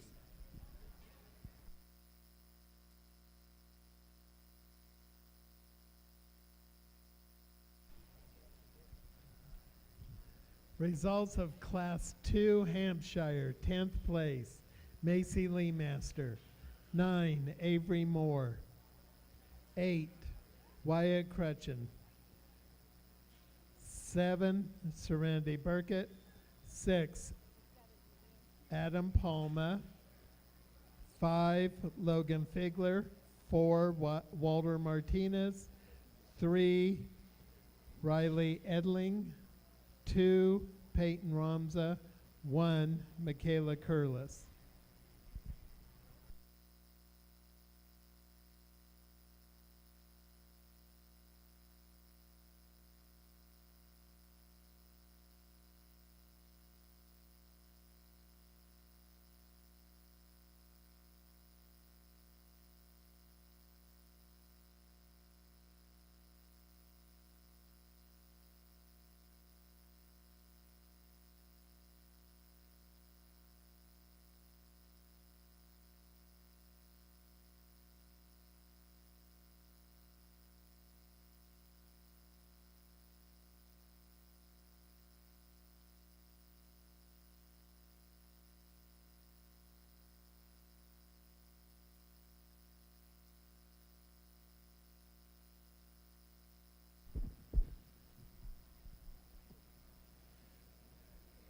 we get out here for Champion Hampshire, and between the two class winners, I think there's some give and take, and again, in terms of what you can tolerate, because, you know, they're both not quite perfect coming at me, but in relation to their size, I see a little bit more broadness of body and overall skeleton and muscularity in the lightweight, but then I guess I'd have to call the heavyweight a light muscle one, and I'm not quite ready to go there. I wish that view was maybe a tick better, but that one's certainly not a narrow one by any stretch. And then at the same time, you know, we talked about body shape and then, you know, as good balance as I think and balance attributes that the lightweight, you know, brings to us from a stoutness of noggin standpoint, an overall skeleton standpoint. We could relax her in her spine. You know, we could do some things there. You know, there's give and take between them, and then we can talk about the seconds. But I think there's a pair of them that come together that are more you know, more nearly ideal for me and closer to what we need to be in terms of not just having skeleton and having balance and having muscle and tying the most positives we possibly can together. I like first and second place out of the heavyweight class to be champion in reserve. Congratulations, those two young ladies.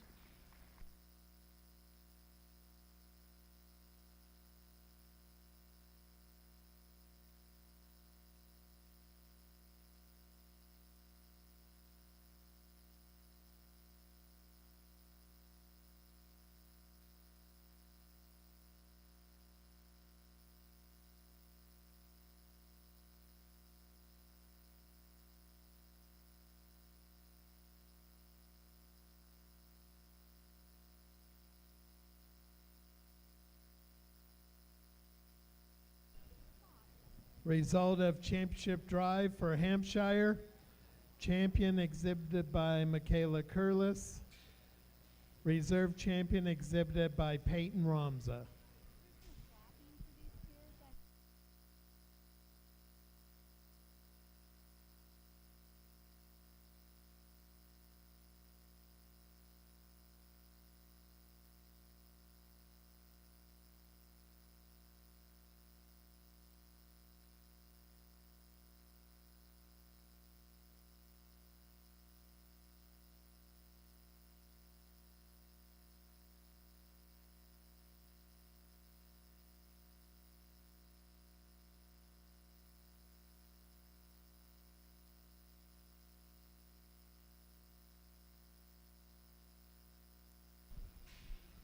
To the holding pens, crossbred, super lightweight class 1.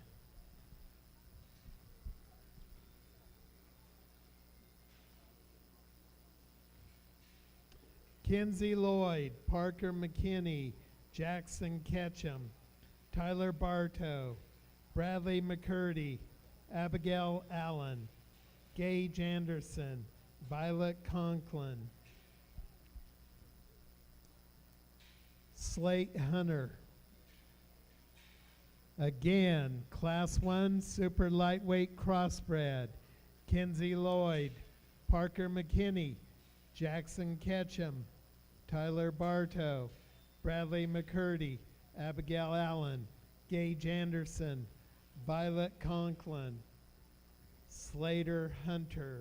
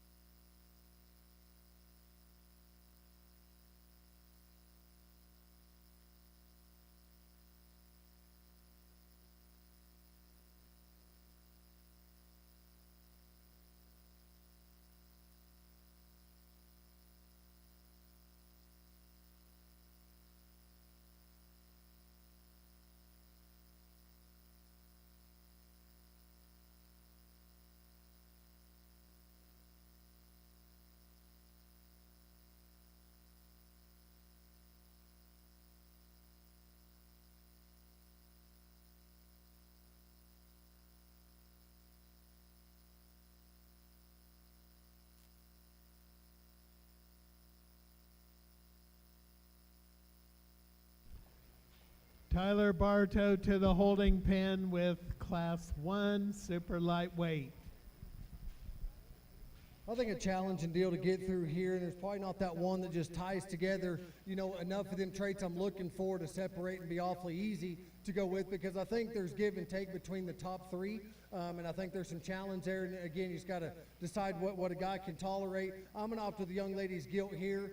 You know, I wish that one was maybe a little bit more comfortable as she went out and goes, but I could find ways to change either of them in second or third, you know, as well. So, you know, but for me, just from a stout look up front, yet attractiveness, one that's youthful and fresh, I read that one as just being the most genuine. You know, I can look at that one and say that one's body shape is still good, and I know how much muscle that one has, and I think there's value in that. One that's still square down low. I wish she was a hair more comfortable and looser out of her shoulder and hip, but we're still going to have to use that one to win this class. The one that's in second of the top three, that is the most comfortable one. That one's length of stride is better. There's no doubt than the one that wins the class. And I don't know what the weight difference is there, but I'm sure it's substantial. I like that one's depth of heart and center body. My problem with that one is I get right around behind him. I don't get enough of just a true, genuine muscle look for me. One that's carrying a little bit more grease than what I personally prefer. And then that's a Barra that from his hip down to his stifle, one that wants to taper just a bit, and one that I just start reading maybe just as a tick counterfeit. But for all that mass, if we're really going to call that one balanced, his feet and ankles need to be a bit bigger to match how much center rib and overall mass that he's got, because for me, of the top three, I would probably deem that one to be the smallest footed and ankled in relation to his mass. The one that comes out in three, that's the big boned one. Another one that's big skulled, one that's still got blade and body and all those types of things. For me, that one's just a little bit too plain. That one's probably the least fresh of what we have in the top three. That one's just a little staler than what I prefer. Chine needs to be better, shape up high, and that view going away just has to be fresher as well. As we get on down the line, there's a couple of them that need to be opened up some, and just again offer more lower body shape, and then get out and go just a tick better. Good class. Congratulations, those exhibitors.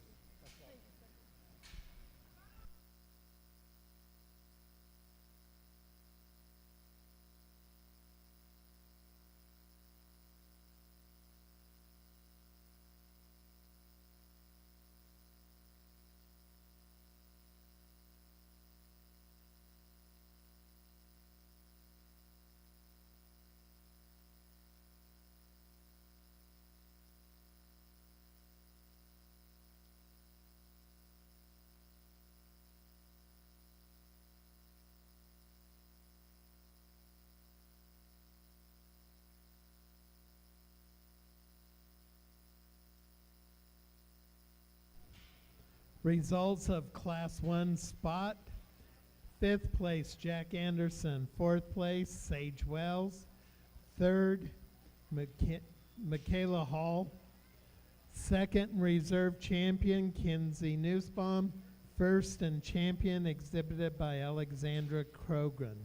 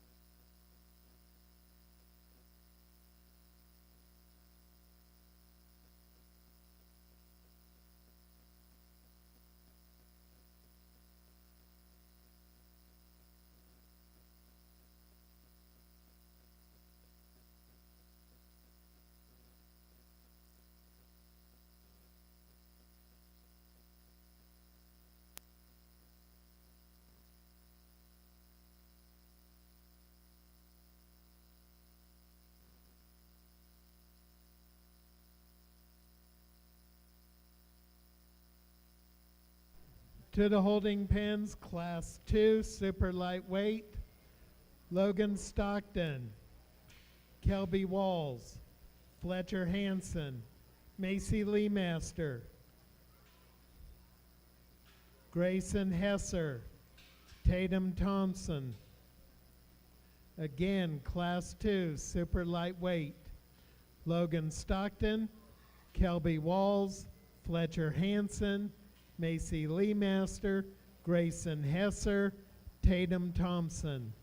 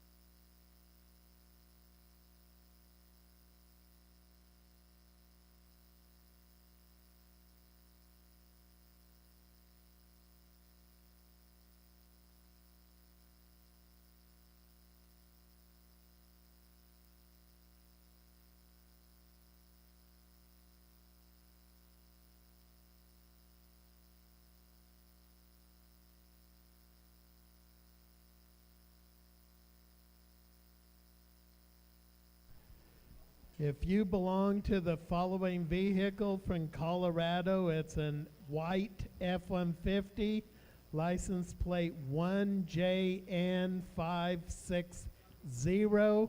Please move your vehicle.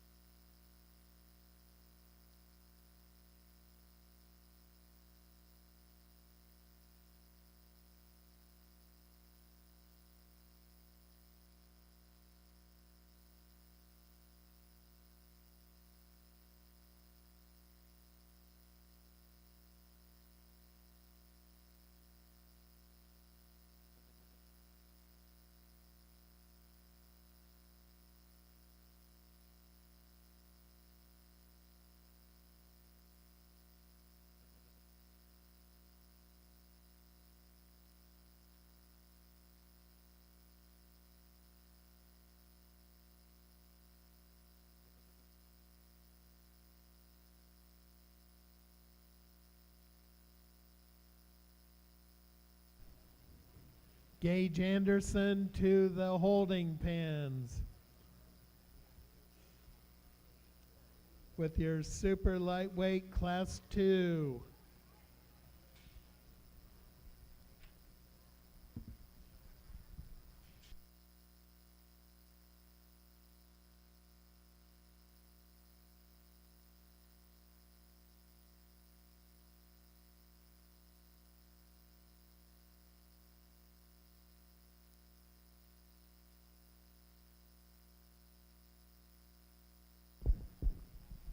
Another good class here, and the young man over here with this red and black ugly, yeah, you. Don't look behind you, you're going to win. I think has a really nice pick here to go ahead and do so. I mean, you want to talk about one that's elevated and fresh and youthful, I think that one's the answer. Tall at the point of his shoulder, very attractive up front. One that shape up high is good and still very square going away. Feet and legs are still very good in that one. I guess the one drawback is if you're going to switch that pair, it's going to be on nothing but stoutness for me. I wish he had this one's noggin and ankle size, but I still call that one stout enough. That one's put together awfully good to go ahead and win. A good stout, kind of more moderate package here in the one that's going to be in 2. One that's still sound enough, bold-ribbed and muscular. From a balance standpoint, though, he's not as elevated up front. He's not as fresh in terms of his shape up high, and I wish he tied in there at his Hamlin Junction maybe a bit better as well. The young lady with the black gilt that's going to be there in 3 is one that of the upper end of the class has another one that's really, really stout, one that's as shapely and fresh and fresh shaped up high as anything we've got. But as the drive wore on, that one just started getting a little gassed on us, wanted to tighten out of her shoulder and hip. If I could just loosen that one up and just give her just a hair more stamina, we could maybe keep going with that one toward the upper end and appreciate that one's stoutness, that one's shape, and that one's look up front. She just want to start getting a little too east and west on them rear two legs. The young man spotted up one that's going to be here in 4. Again, just from a pig that checks boxes, one that's wide enough and square, one that's level and flexible, one that's got good body shape and good muscle. I like all those things about it, and that's how he's able to sort toward the upper end of this class. But of the upper end, that's a little bit more fragile-headed one. That one's feet and ankles aren't quite as big and as rugged as what we have. I don't read that one just being quite as fresh right down the top side of his body as what we have in the others. The gilt that comes out next is elevated, well-balanced, long and level out of her hip. Coming and going, I've got to crack that one open and give that one more power down low. As we get on down the class, it's just a matter of, some of them just maybe need more body. Some of them got to be more flexible. Some of them need to be looser out of their hip or fresher. But a good class. Congratulations, those exhibitors.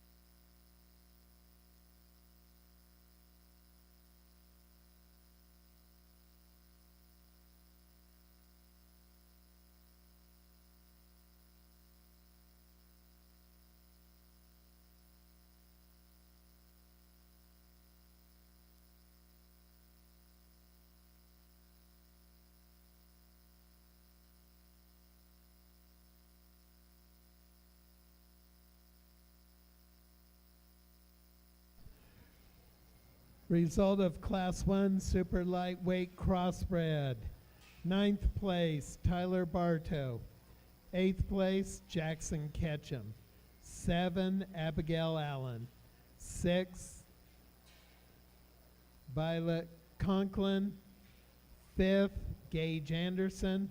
4, Brady McCurdy. 3rd, Kinsey Lloyd. 2nd, Parker McKinney. 1st, Slade Hunter.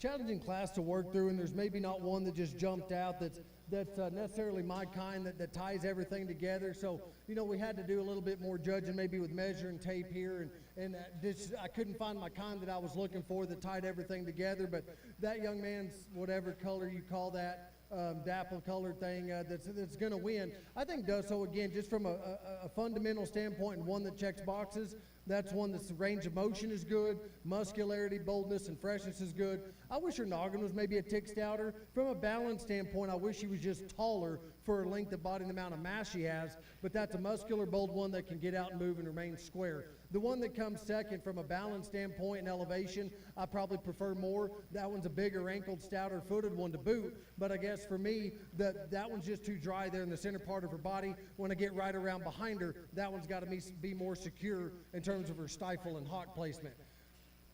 The one that comes out in threes, you know, another one that coming at me kind of gives me, you know, a big shouldered, square chested look. I like that one's amount of dimension that it's got there in the center body. That's a big footed one that still has some muscularity about it. Again, another one that's just a little bit more generic, and not only in its overall look and balance, but its muscle shape as well. When I get right around behind that one, I need to alter the shape of his hock and the way he uses it in his rear leg to go ahead and move higher. The one that comes out next probably does give me a little bit of a better look going away than the one right ahead of him in terms of one that's square in his stifle and square down in his hock placement. I don't mind the way that one travels out off them rear two. Of the upper three, though, another one that does get a little bit lower in his neck attachment, a little higher in his chine, one that's not as attractive up front is what I prefer. And of the top four, that one's arguably the most fragile in his lower ankle and foot size. And then as we start getting on down the line, we've got some that's got some structure problems. You know, right here, this one's just hock's got to be shaped differently. The way that one travels off its front end, I wish was a little bit more comfortable. And then the last two, you know, just need to be busted open a little bit more and have some more muscularity in this class. Congratulations to those exhibitors.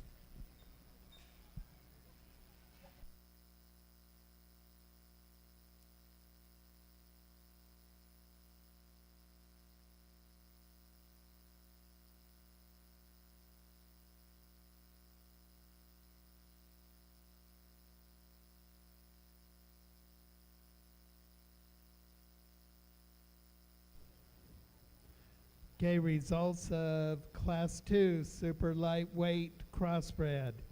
7th place, Kelby Walls. 6th, Grayson Hesser. 5th, Macy Lee Master. 4, Logan Stockton. 3, Gage Anderson. 2, Tatum Thompson. 1, Fletcher Hansen.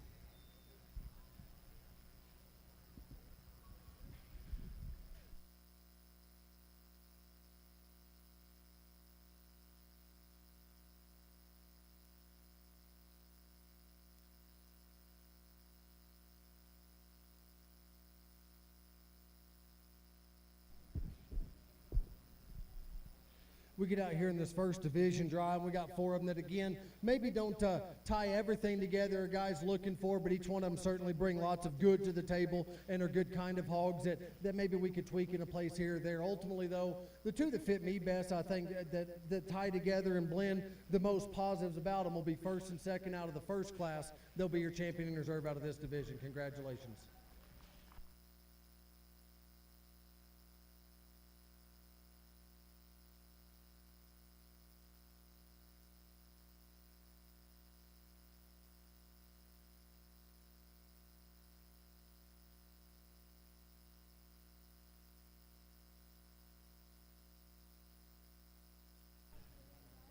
To the holding pens, lightweight Class 1 crossbred.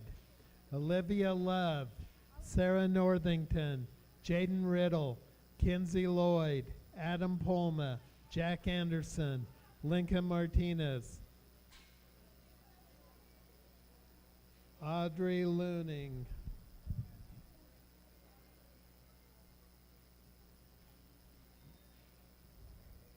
Logan Figler, Skylar Badger.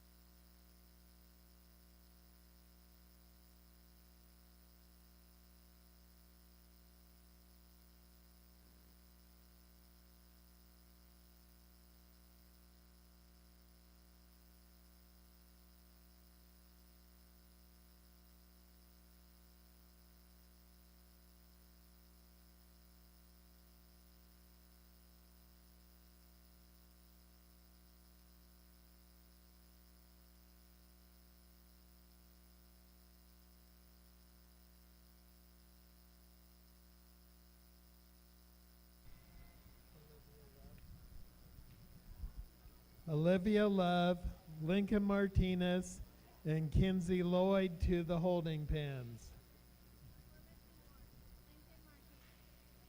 Lincoln Martinez to the holding pen.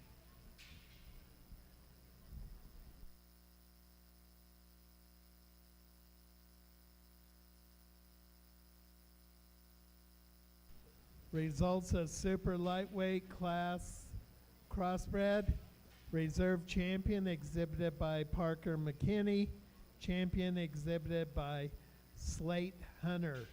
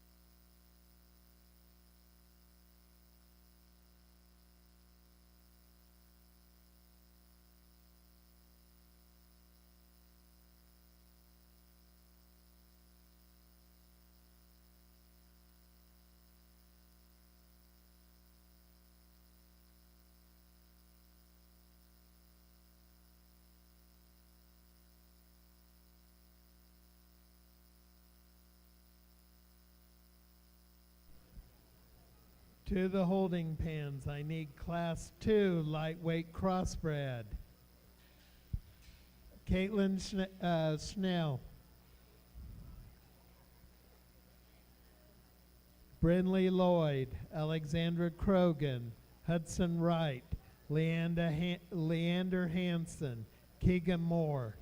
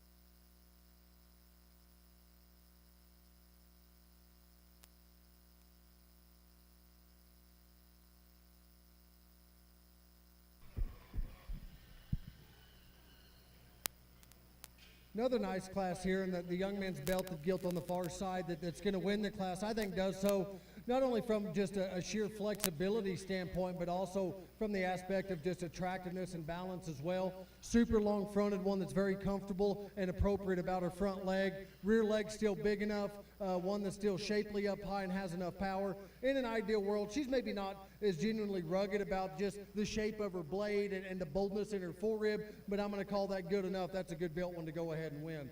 The young lady's bloom that's going to be here in seconds, the type that can make a guy look dumb at a backdrop picture, because standing still, that thing is so elevated up front and level in his top line, one that's certainly bolder about his inner body, and one that's certainly stouter than what we have even in our class winner in terms of just foot and bone. But that one's skull shape and neck is just a little more generic for me, one that's a little higher in his chine, one that's plainer about his muscle. And then when I see that one get out and go, that one is just straighter off both ends. One's a little tighter out of his hip and needs more set to his rear leg to go ahead and be more comfortable.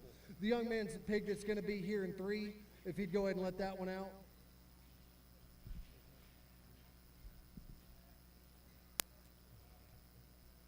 Is another one that in relation to the one right ahead of him, that one is more attractive ahead of his blades, one that does offer just maybe a bit more shape of muscle throughout, but another one that wants to close up in his chest floor and his blade a little bit more, and as a result wants to get a little higher in his chine. And of the top 3, I read that one being the most fragile in his forearm and then down to his front foot. The one that comes out next is one that works his way up just from the aspect of, again, just checking boxes. That one's got some width, some blade, some boldness of body, and some overall muscularity. Another one that for me, just from a balance standpoint, just wants to get rounder in her overall build, one that's a little bit more generic in her shape and not quite as fresh as what we have in the top 3. The one that comes out next is another very muscular pig, one that's still very, very stout. As that one gets out and goes, those where I need to start altering the angles of that one's build. Blades too far forward, arms a little bit more over its front foot than what I prefer. If I could just loosen that one's overall skeleton up and let him travel, especially out of his front end better, I think we could move that one up. And then as we start getting on down the line, there's ones that need to be opened up in terms of their body, ones that need to be loosened up off their rear too. Good class, congratulations those exhibitors.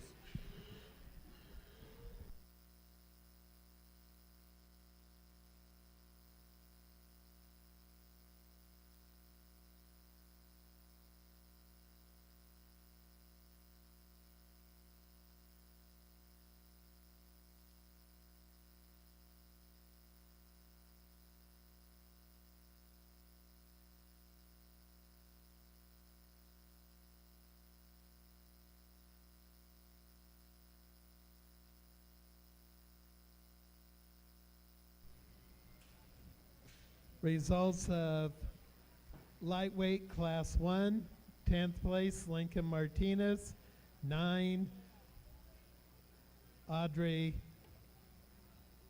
Lening, 8 Olivia Love, 7 Jaden Riddle, 6 Kinsey Lloyd, 5 Adam Polma, 4 Jack Anderson, 3 Skylar Badger, 2 Sarah Northington, 1 Logan Figler.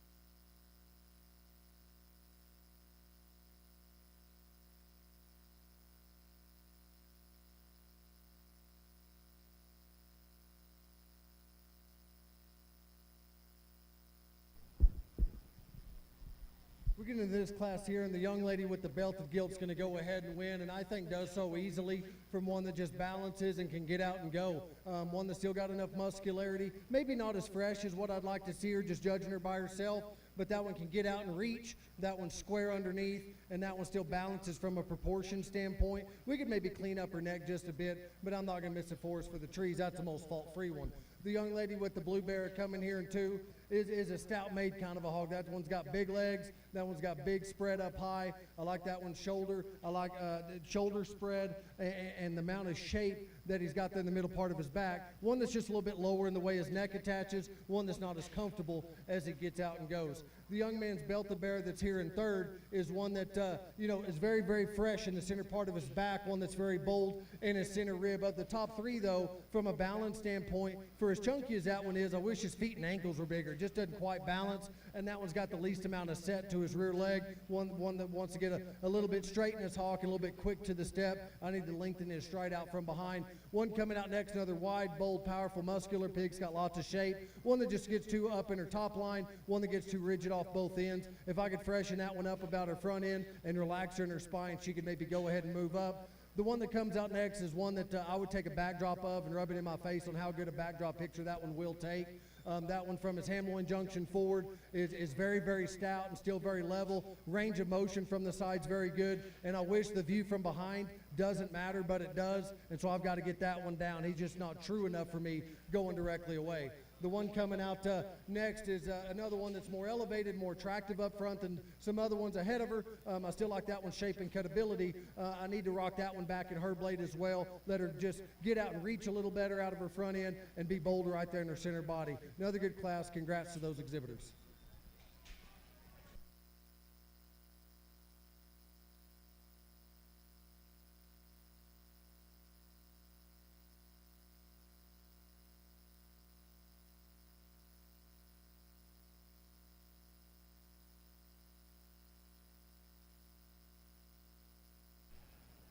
Results of Class 2 Lightweight Crossbred. 6th place, Keegan Moore. 5th place, Alexandra Krogan. 4th place, Hudson Wright. 3rd place, Leander Hansen. 2nd place, Caitlin Schnell. And 1st place, Brinley Lloyd. To the holding pens, I need Class 1 medium weight. Ryan Aldred, Reese West, Bailey Furry, Avery Anderson, Sarah Turner, Hudson Wright, Talon Campbell, Hayden Hubbard, Ruger Anderson, Sean Bassert.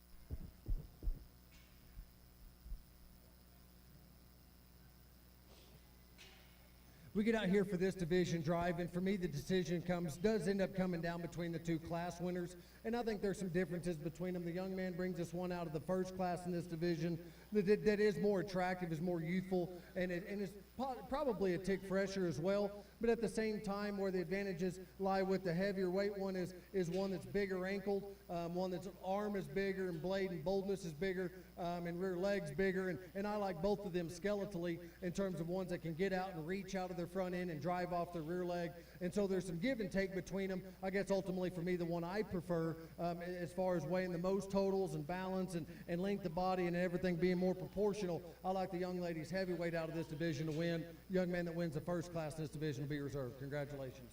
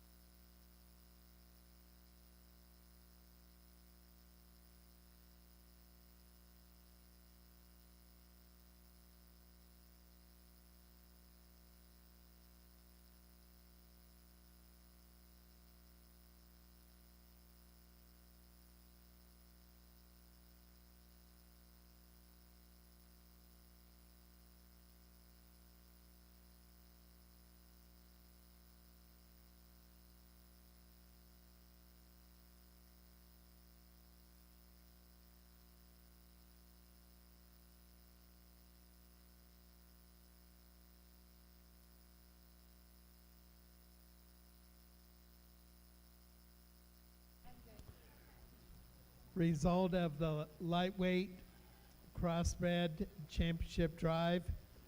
Your reserve champion exhibited by Logan Figler. Your champion exhibited by Brindley Lloyd.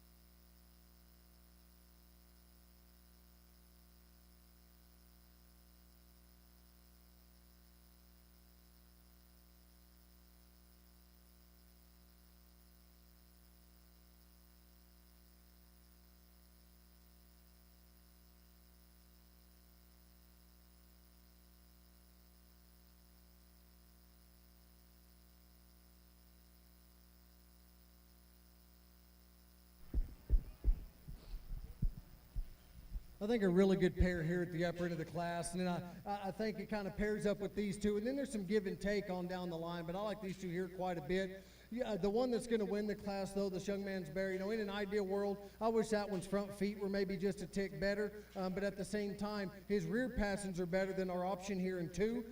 I like the shape and ruggedness of that one's noggin and skull and depth of jaw than the one in 2nd provides. And in addition to that, I feel like his overall advantage not only lies in the shape and tone of his muscle, but at the same time, that's just a more youthful, fresher type of bear to go ahead and win. The one that's in 2 does a lot of good things. Like I said, one that's very elevated, very high in terms of its head carriage, one that's long and extended up front. That's a bigger, heavier weight pig than what we have in our class winner.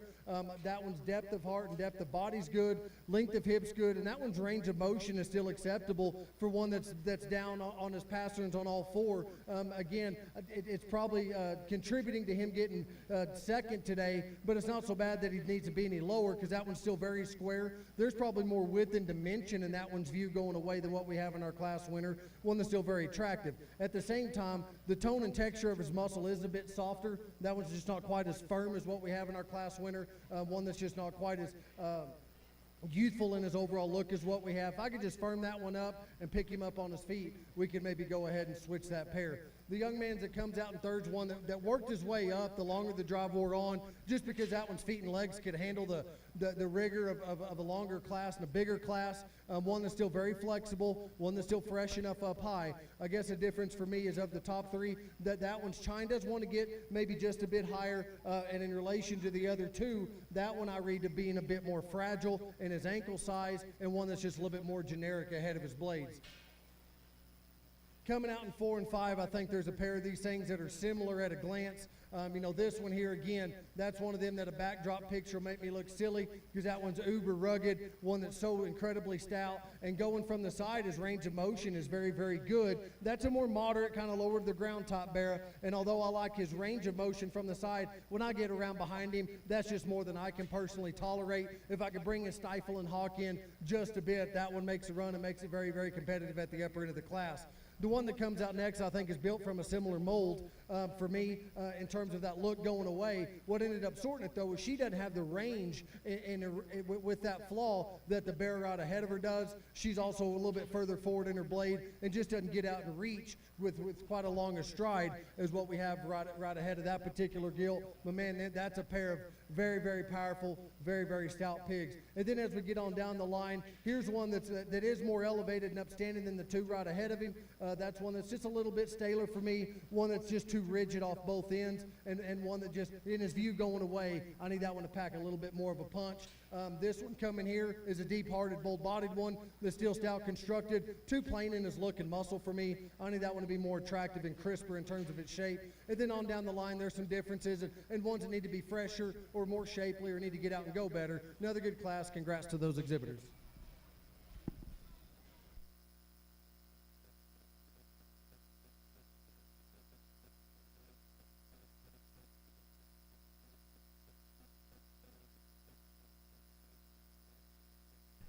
Medium weight class 2, I need Alice Martinez and Gage Anderson to the holding pens.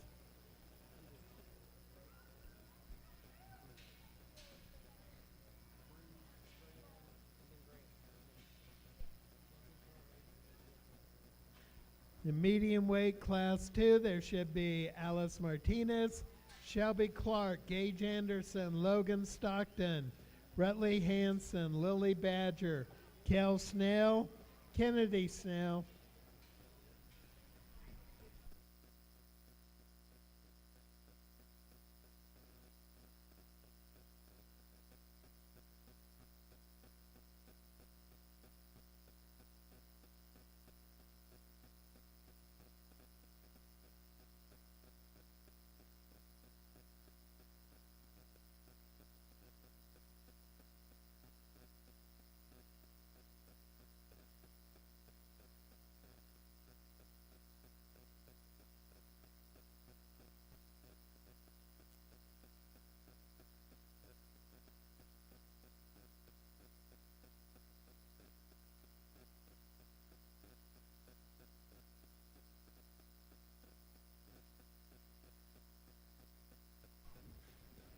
Results of medium weight class 1.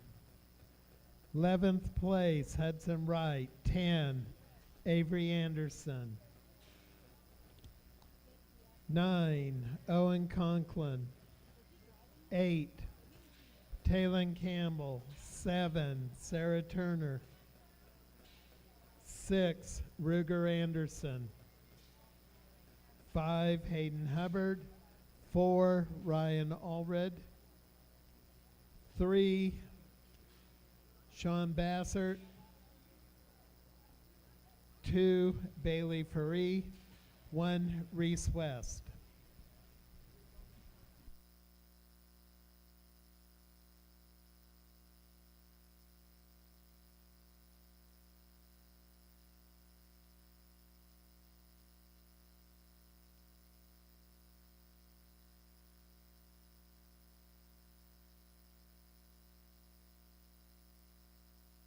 The holding pins, I need class 3 medium weight.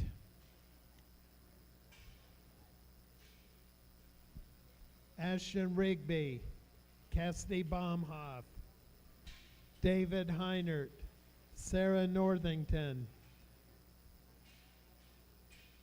Bemley Watkins, Grayson Hesser, Brindley Farthing, Bailey Faree.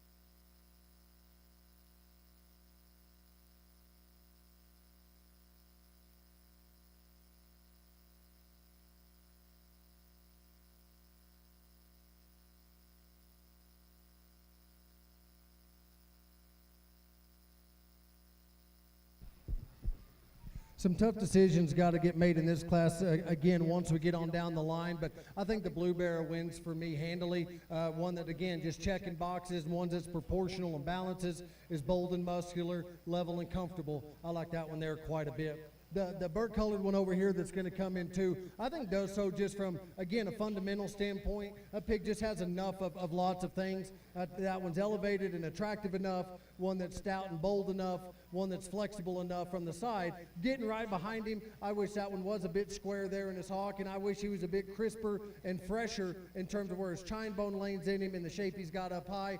But that one's still attractive and flexible, stout, and has enough muscle. The young man's black one that's going to come here in 3 is certainly bolder right in the middle part of his rib, one that's bolder and more shapely right down the center part of her spine than what we have in the pig that's going to be in 2. But of the top third of this class, that's one that for me just wants to get too forward in her blade. That's one that, although she is more shapely, I don't quite call that one uber fresh in her own appearance, especially from her blade forward.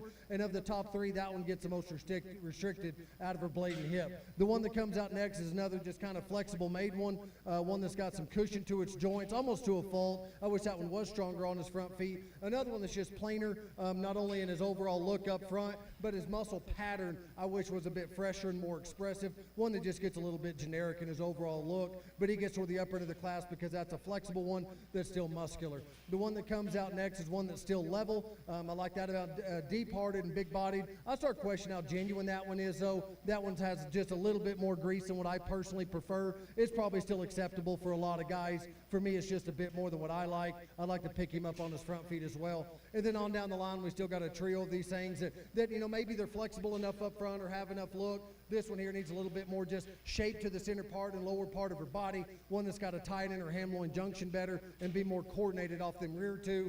Another one here that's just a little bit too tight right there in the center part of her rib. One that's just got to be opened up. She's too forward in her blade and higher in her chine. And then the one that's going to round out, it looks like maybe had a little bit of an injury there. One that's wanting to favor her left rear leg a little bit more. I'd like to square that one up and make it more comfortable. Congratulations to those exhibitors.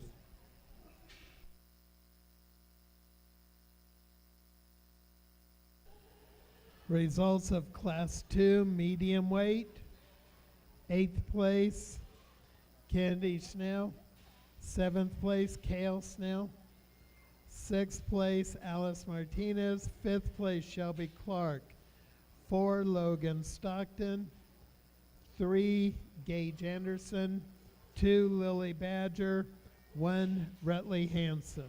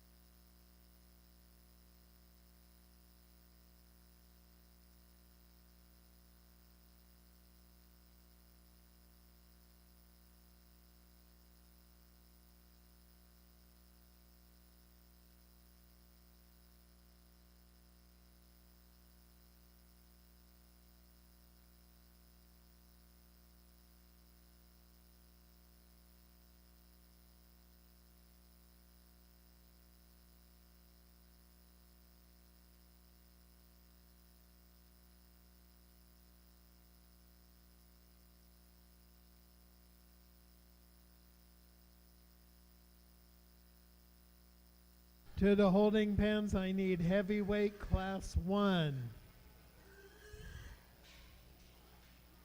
Macy Leemaster, Riley Edling, Harper Jeffrey, Peyton Lynch, Kennedy Miller, Taya Gallegos, Price Harpstith, Michaela Curlis,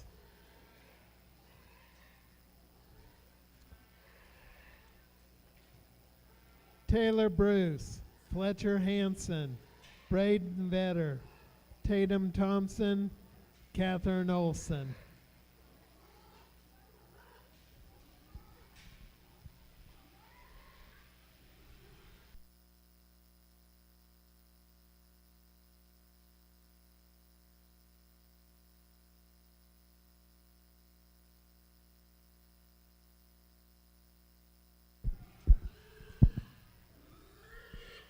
Another good class here with some give and take, but the young ladies guild that's going to win the class, I think does a very good job of just tying the most good together. One that's wide and bold rib, one that's fresh in terms of its top, one that's still level and long out of her hip and has enough range of motion to go. She's getting a little gassed out here, but again, another long class. The young ladies guild that's going to come here and too probably didn't hit me as hard as what I coming in the ring as looking back now, but just because I need that one's lower rib and rear flank to be better. That one's a little too dry down low, and that's why she's second. But ultimately, that's of what's remaining that's available beyond our class winner. That's a good-looking stout noggin one that's still level in her top, that's still fresh up high, square and flexible. If I could stouten up her bone and offer more just center and lower rib, we could maybe go ahead and slide that one up another spot. The young lady's blue blanketed one that comes out next is you know, as a silhouette, is broken from a similar mold of the one that's second in terms of one that's elevated, one that's level in her construction, and that one's probably got more, you know, depth of heart and lower body than what we have in the 1 and 2. But for me, that one gets too slender about her front end. That's a little, you know, more slender jawed, flatter shouldered one that's just too generic in her shape up high. That one just gets a little bit too round top for me. The one that comes out next, another big shouldered, bold bodied one that you know, at a glance, you know, gives you a hint of some spread and some dimension. But coming right at me, going right away, I start questioning things because that one wants to close up down low in her knee and where her hot comes in her. One that is a little bit more jammed up front and maybe just a little bit greasier than what I personally prefer. I wish we could firm that one up and make her more impressive in that view when she comes directly at me. The one coming out next is more shapely and higher cutability than the one right ahead of her. That one's just not fresh enough for me. One that gets a little lower fronted, one's a little higher in chine. That's a big boned one that still has plenty of length ahead of her shoulder. I need to elevate her up front, change the way she uses her rear leg and freshen her up some. Then on down the line, we can let the rest of them out. You know, just some differences here. Here's another one that's maybe just a bit plainer in his look, maybe a little bit straighter in his hawk. The little chunky one that comes out next, certainly bold and powerful. That one's view going away just isn't good enough for me. One that rounds out, one that's a little bit straighter and needs to be busted open. Another good class. Congratulations, those exhibitors.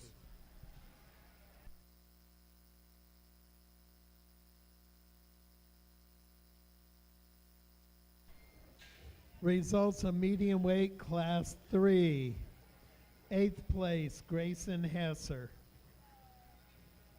7th, Bemley Watkins. 6th, Ashton Rigby. 5th, David Heinert. 4, Cassidy Baumhoff. 3, Sarah Northington. 2, Brindley Farthing. 1, Bailey Furry. We get these three out here for this division drive, and again, there's the general shape of them things I like an awful lot, and then it comes down to maybe a pair of them that are a little bit crisper and a little bit firmer in terms of the tone and texture of their muscle. Between the two, I feel like there's one of them that maybe just blends those pieces together better from his neck to shoulder, shoulder to rib, and then ham-loin junction, and one that certainly got some far-reaching pieces and a good enough angles to a skeleton to handle it. Young men's bear right here win this division. Congratulations.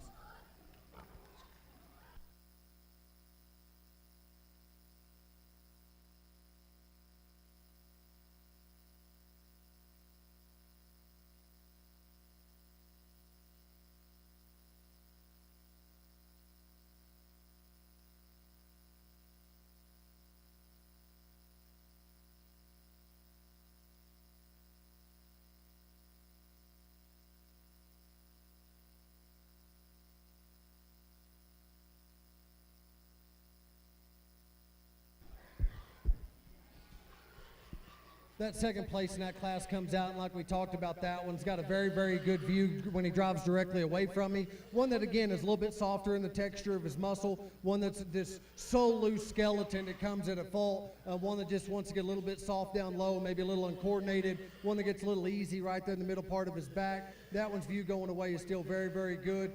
And still with all that, to still be that clean and attractive up front's very neat. I think it comes down between that one and the gilt that wins our heavyweight class. There's some give and take between them two.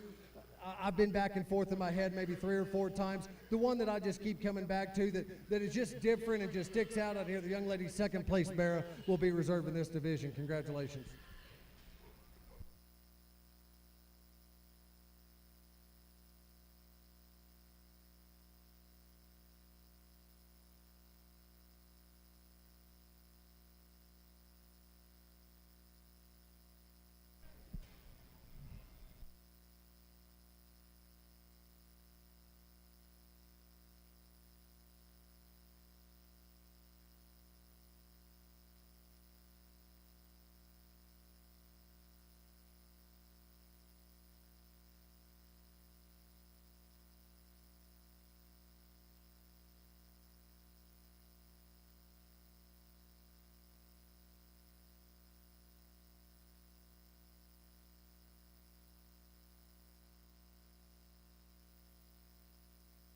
Results of your medium weight class championship.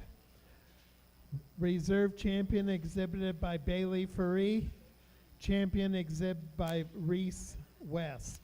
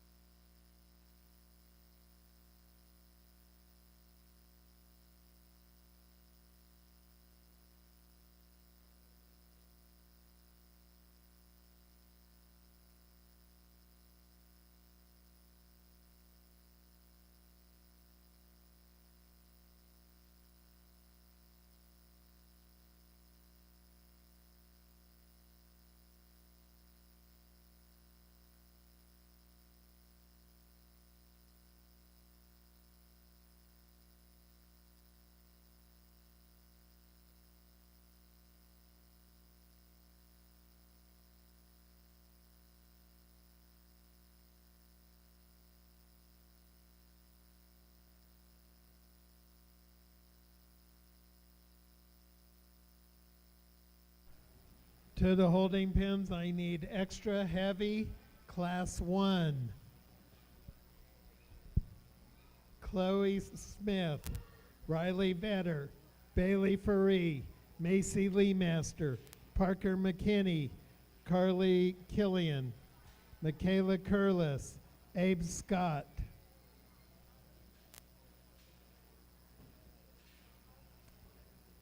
Fletcher Hansen.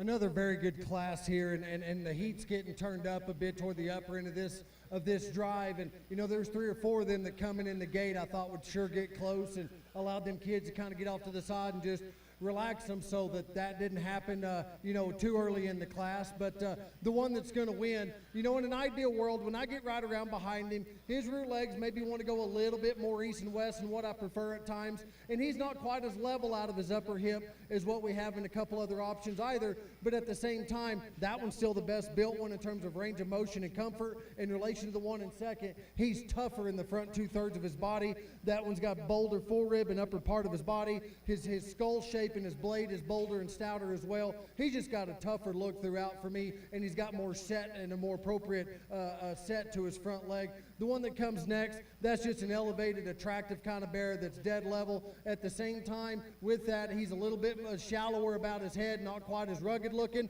And even though he's leveler out of his hip, he too is one that wants to get a little bit shorter there. And so I don't see that one actually striding out even with as much range of motion as what we have in the class winner. But man, that thing does strike a good look from the side.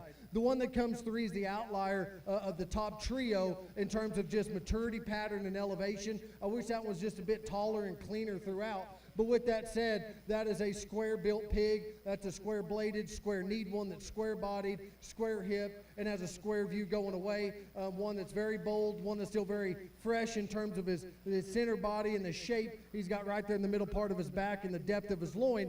But like I said, of the top 3, that one's just a little bit more compact. I just need to stretch him out and clean up his front end just a bit. Another one that, like I said, about the top 2, could stand to be a little bit longer hipped, and so maybe I don't see enough advantage in his structure to go ahead and get up above them top 2, but that's an awfully dense one to be there in 3. The one that comes out next probably does have more range of motion and more reach off both ends of her body than maybe the ones in second or third. But with that said, of the top 4 in this class, that's one that just gets rounder in her general build. That one's a rounder shouldered, plainer top one that's rounder out of her hip. Going right away, she wants to get a little bit wild there in terms of her left stifle and hock placement. One that coming out next, another elevated type of pig that's still got some muscle, one that's still level made, one that's just too tight and straight in terms of the set to its hock. And of the top 4 or 5 in this class, in terms of rear bone column and ankle size, that one starts getting a little bit more fragile. And if I could give him more set to his rear leg, we could maybe go ahead and move him up too. And then as we start getting on down the line, there's pigs that still have quality, but just have too big of flaws that I could personally overlook or couldn't just blend it together. There's a powerful one that's certainly muscular, that's just too high on her top and round out of her hip, gets too wild going away. And then again, we can let the rest of them out. Lots of good pigs and good kids that did an awfully good job. I need to tweak some of them, whether it's this one here that just needs to be crisper in terms of shape and more muscular, and same's the case with some of them on down the line. Another good class. Congratulations, those exhibitors.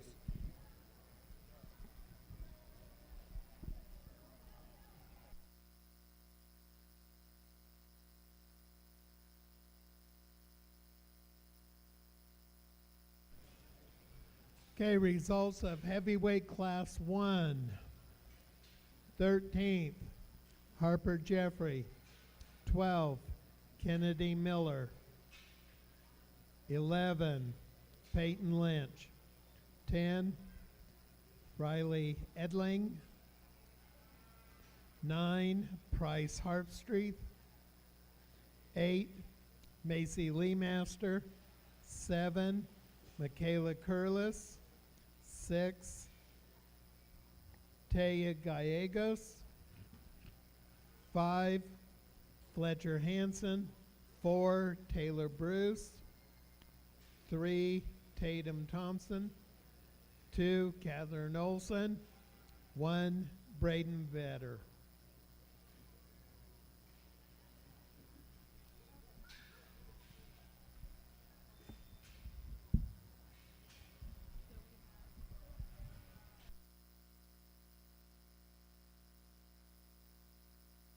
Fletcher Hansen to the holding pen with your extra heavy.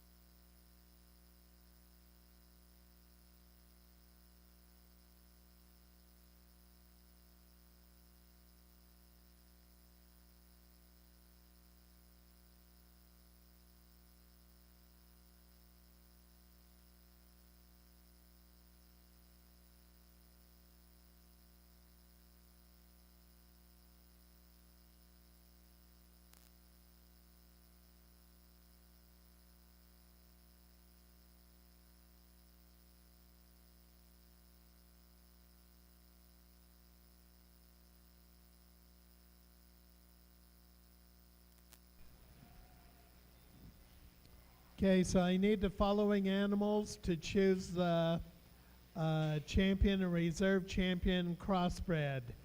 Back to the holding pens. Super lightweight. I need Slate Hunter and Parker McKinney from Class 1.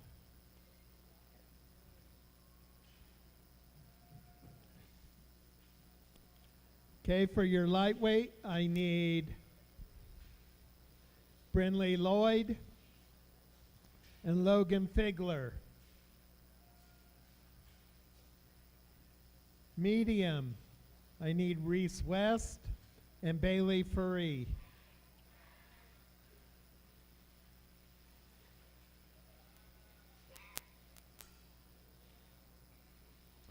Heavyweight, Braden Vetter, Catherine Olson.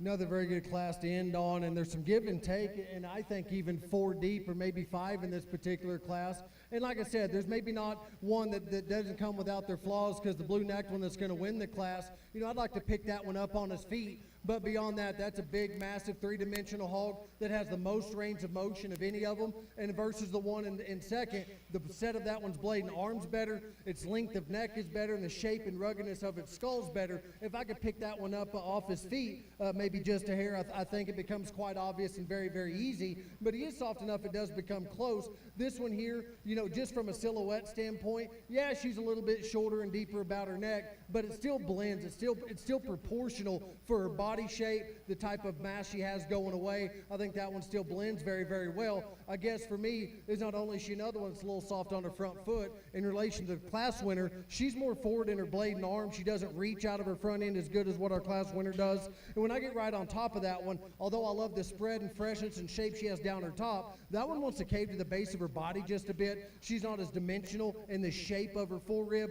and she's not as bold in the flare to her lower stifle as well. The one that comes out next is better in that regard, going right away. That's a power look. That's a big, shapely hip. That's a powerful stifle. That's a good noggin one that's still got bone to burn. I like all those things about her. The two big tricks on that one for me is her ham-loin junction and hips got to be restructured just a bit. I need to strengthen her ham-loin junction. I need to loosen her up out of her hip. Going right away, she's a little bit wilder than what I personally prefer, and a little bit tighter in the way that she travels. The one that comes next, again, from the side, and that one's ham-loin junction forward, I can find a lot of good in that one. He's maybe not as deep and bold and soft in his lower rib as what we have in some other options, but that's a good looking one that's still got a gigantic forearm. I like that one, stoutness to his rear leg. He's not quite as fresh in terms of his shape right at the top of his blade and where his chine lays in him, and he leaves too much to be desired in that view going right away. I love his length of hip. Going right away, that's a smaller hipped pig that wants to funnel down to where his stifle and hock lay in him. If I could just broaden him out in that view from behind, he can maybe slide up a spot or two. Another bolt-centered, big-bladed one here that I start questioning a little bit of how genuinely, muscular that one is. Carrying a little bit more grease than what I prefer. One that's just a little bit too soft in its overall makeup and texture. And as we start getting on down the line, we've got some others that have some good about them. Another big-shouldered one that's just too fragile in its makeup. One that's just a little plainer and shallower about its head and neck. One that just needs more shape and muscularity. And then on down the line, just some pigs that have some good and have some problems. Another good class. Congratulations, those exhibitors.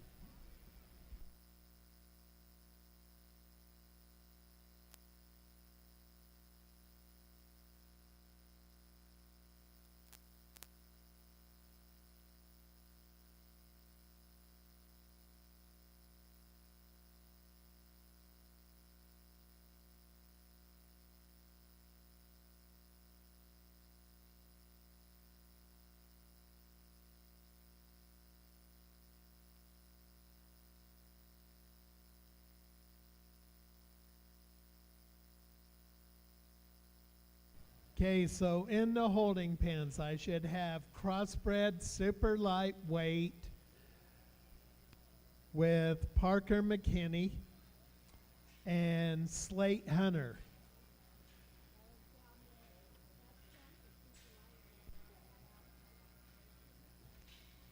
Then I should have lightweight Logan Figler and Brindley Lloyd. Then I should have the medium weight, Reese West, Bailey Furry.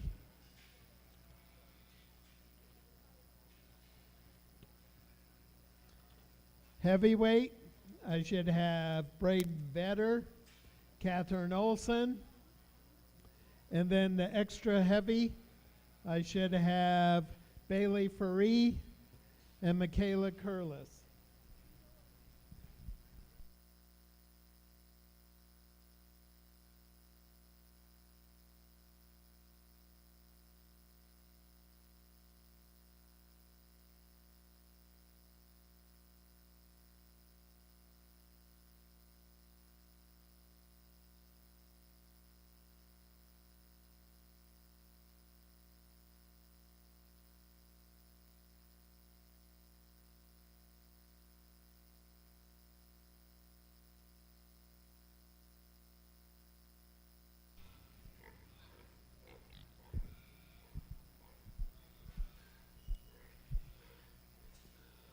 I was excited about each one of these, coming out of their respective weight division, and we get out here in this particular lineup, and maybe they don't match up, quite as well as what I hope they would. But with that said, I'm still confident that they're each one of my very favorite one out of their weight division, and maybe they just didn't come in the same size and shape and those types of things that I'm looking for.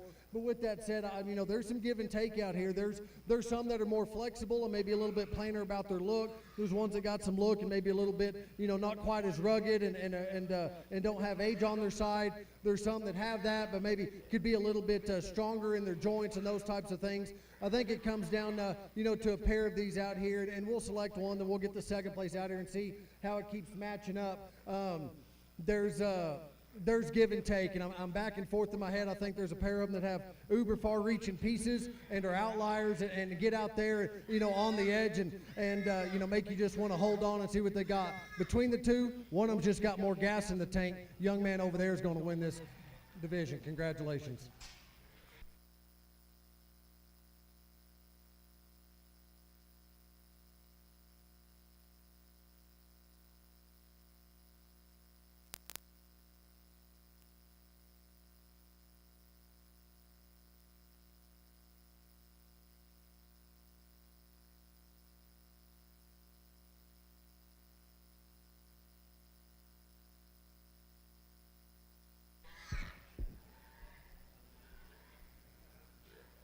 That reserve in that division comes out, and we talked about just a silhouette and being elevated and level, and then we talked about that one didn't have as much, blade dimension as what that champion did, and body shape, and, maybe didn't, coordinate himself, enough better than him to go ahead and get around him, but that one's certainly in the mix, and it comes down between that one and another one. I know these things have been driving, they've been through showmanship. I don't know how many times they've been in and out of the ring here the last little bit. They're all getting a little bit wore out and gas, and so it's hard as a judge to figure out how much of that to take into consideration. At the end of the day, you know, there's different fuel tanks in these things, and different ones can handle more. The one that I thought really reached out there and grabbed at the furthest distance, this young man right here, he's going to be reserved.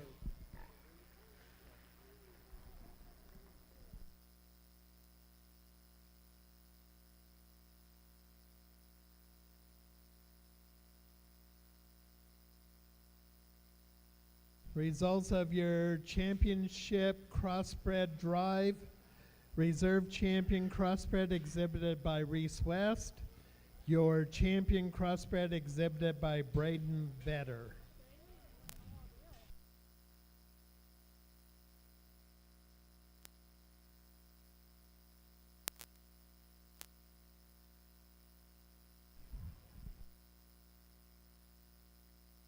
Now we're going to pick our overall 4-H market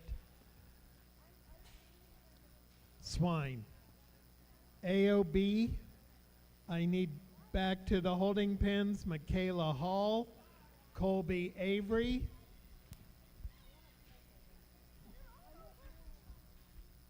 Berkshire, I need Taya Gallegos, Brady McKinney.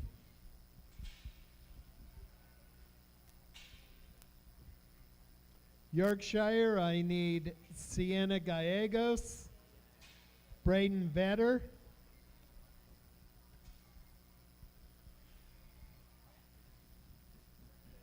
Duroc, I need Colby Avery, Gage Anderson.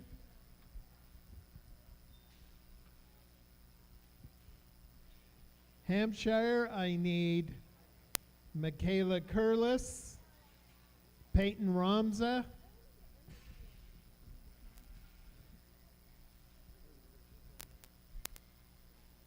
Spot, I need Kinsley Nussbaum and Michaela Hall.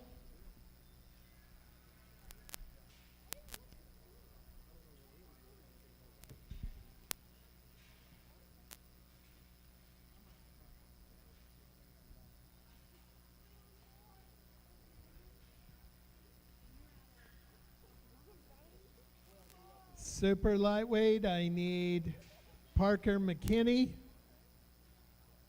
Oh, wait, no. It's my last one. I know. That spot is the reserve account. Right. Okay, yeah. No one knew that. Nobody told her?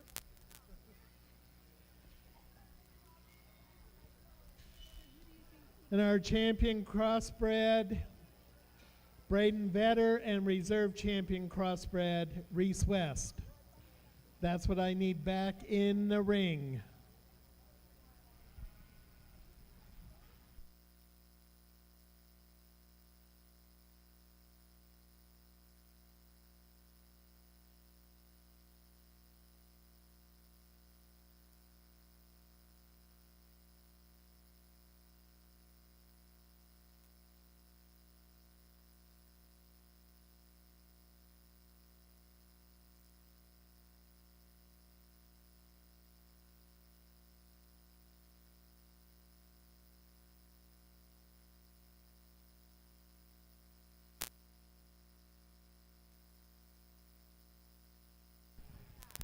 Does anybody have an EpiPen or Benadryl? Somebody's having an allergic reaction and we need something immediately.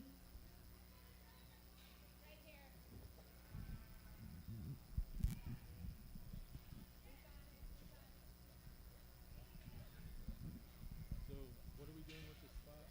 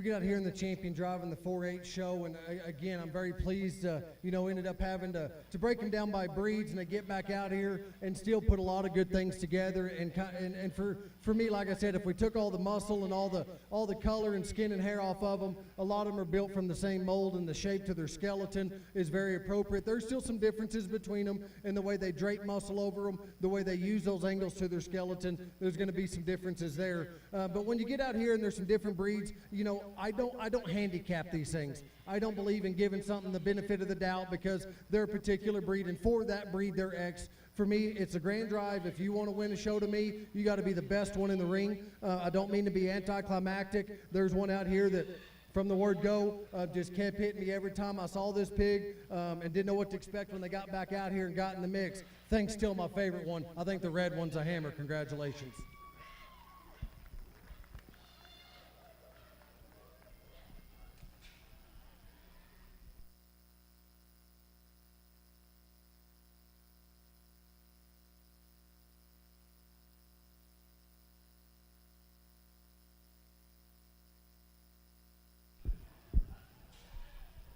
Reserve comes out and is still very, very competitive. There was another one, though, in my mind that pushed our champion very hard. That's a very good pig. And, they all come with their flaws. I ain't seen a perfect one yet, or ones that are at least very close to perfect. We can still even make them better. We can add something to what they've got. There's another one out here, though, that is just wild looking. One that is skeleton. It has angles that are maybe even a bit more extreme in one area than maybe some people prefer, and that's okay. I like them ones that swing for the fence. I like them far-reaching pieces.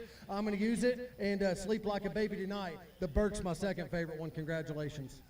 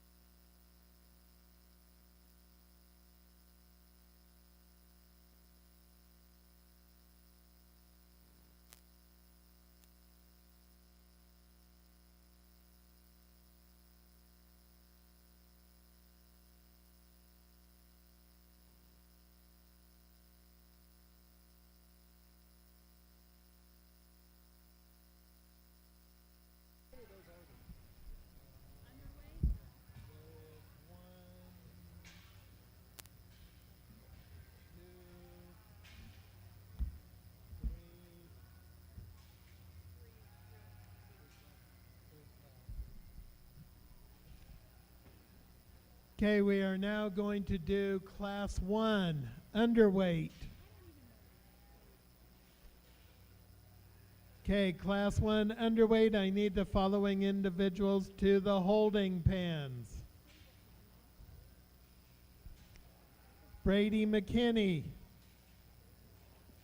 Brindley Lloyd, Haley Kopsky, Peyton Ramza. So is Lewis a scratch? Lewis Grizel with 2 entries. Jack Thomas, Travis Bartow, Ryan Allred.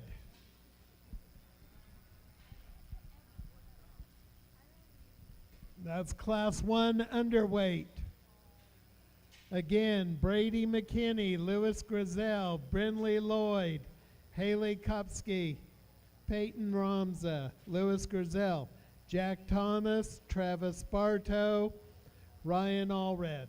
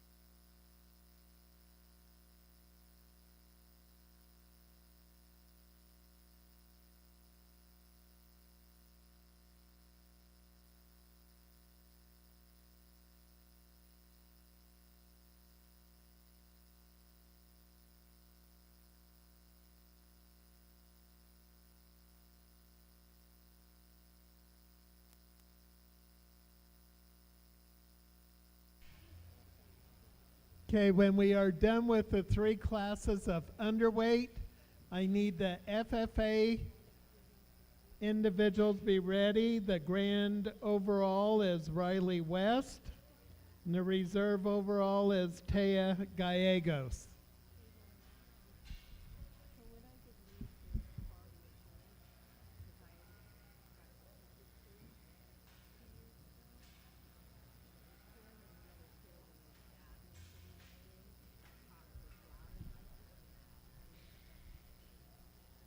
Then I'll need the 4-H, which is Colby Avery and Taya Gallegos.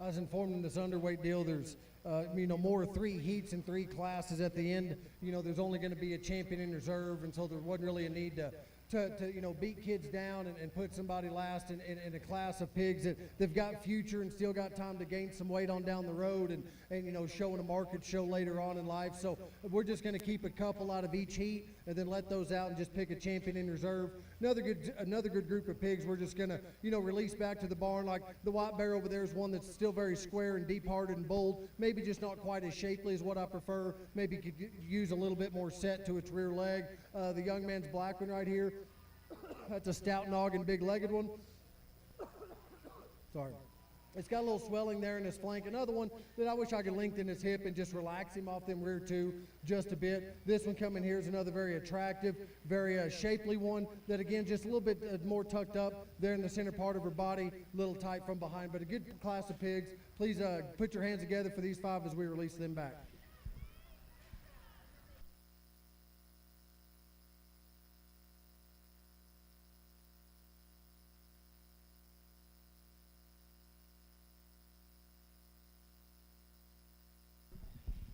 We just want to remind everybody you need to get your picture taken.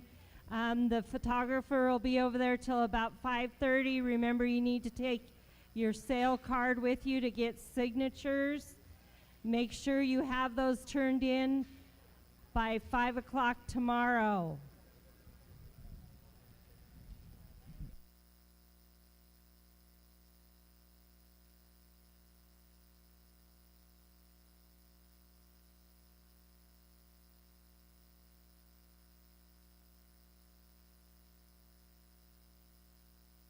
Okay, in the holding pens, class 2, underweight, should be Blake Miller, Chloe Smith, Luke Miller, Cody Joe Miller, Taya Thompson, Gunnar Bartow, Taylor Bruce, Abigail Allen, Isabella Marino, Danielle Motala, Slate Hunter, Catherine Love, Peyton Moore, Ryan Allred.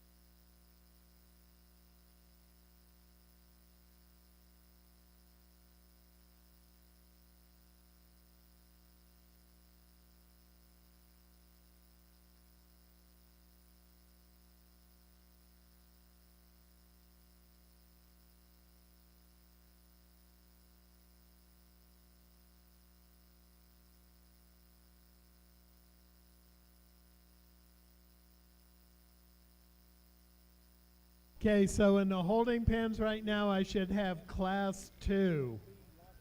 Blake Miller, Chloe Smith, Luke Miller, Cody Joe Miller, Gunnar Bartow, Taylor Bruce, Abigail Allen.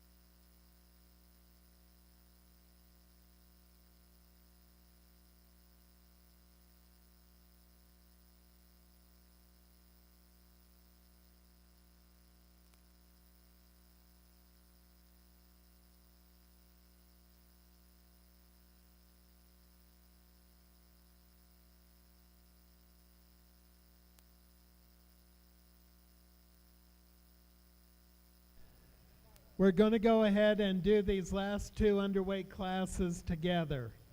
So I need Chloe Smith, Cody Joe Miller, Gunnar Bartow, Taylor Bruce, Abigail Allen, Isabel Marino, Danielle Matala, Slate Hunter, Catherine Love, Ryan Allred.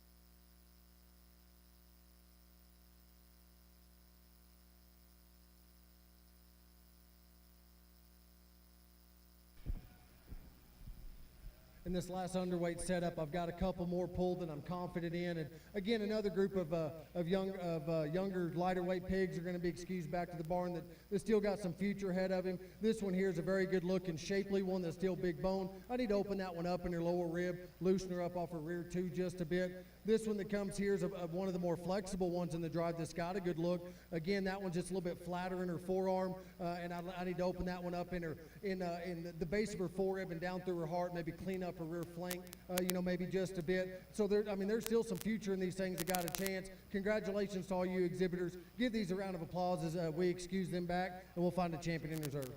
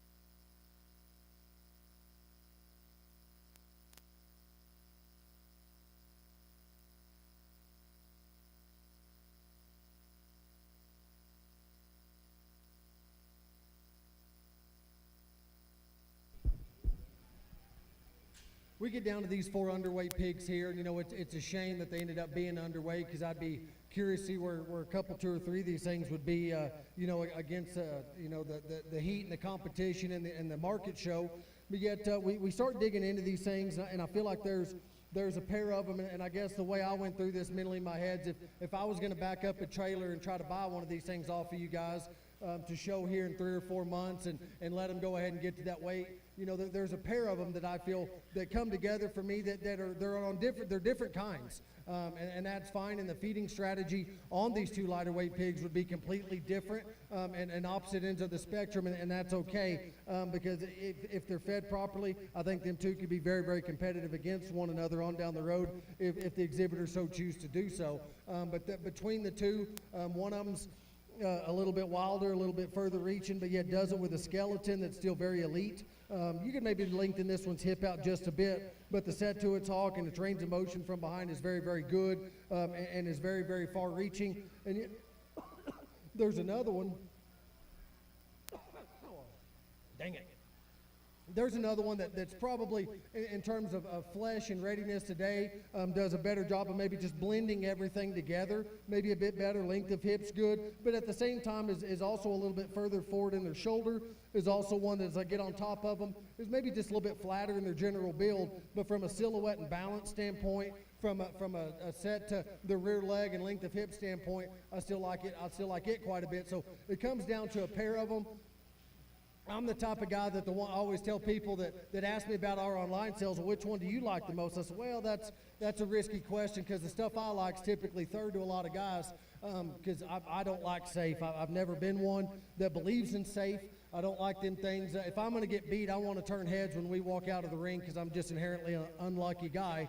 So you might as well show some wild stuff and make it fun and be fun to look at and see in the barn. Again, there's a pair of them. I think they're both very neat in their other way, but hey, safe is for hand grenades and it ain't for pig shows. I like this one right here closest to me as the champion underweight. This young lady right here will be reserved. Congratulations.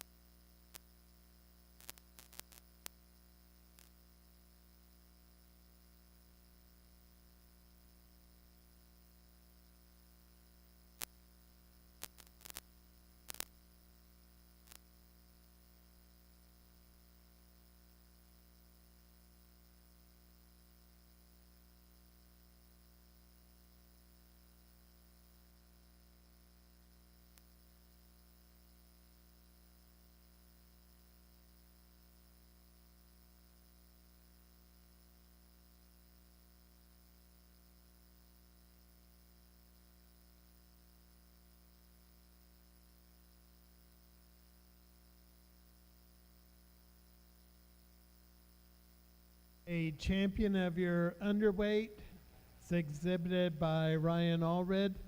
Reserve champion exhibited by Brinley Lloyd.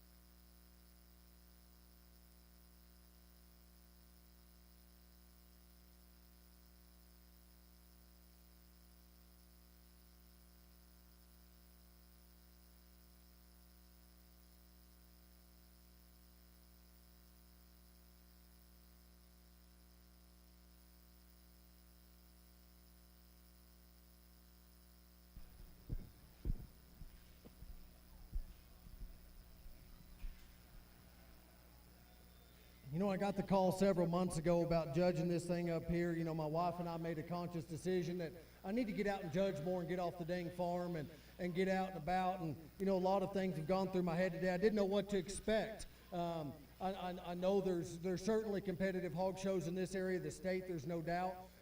I had no idea that when we got in the Final Four and the grand drive of this thing that there was going to be 4 of them of that caliber.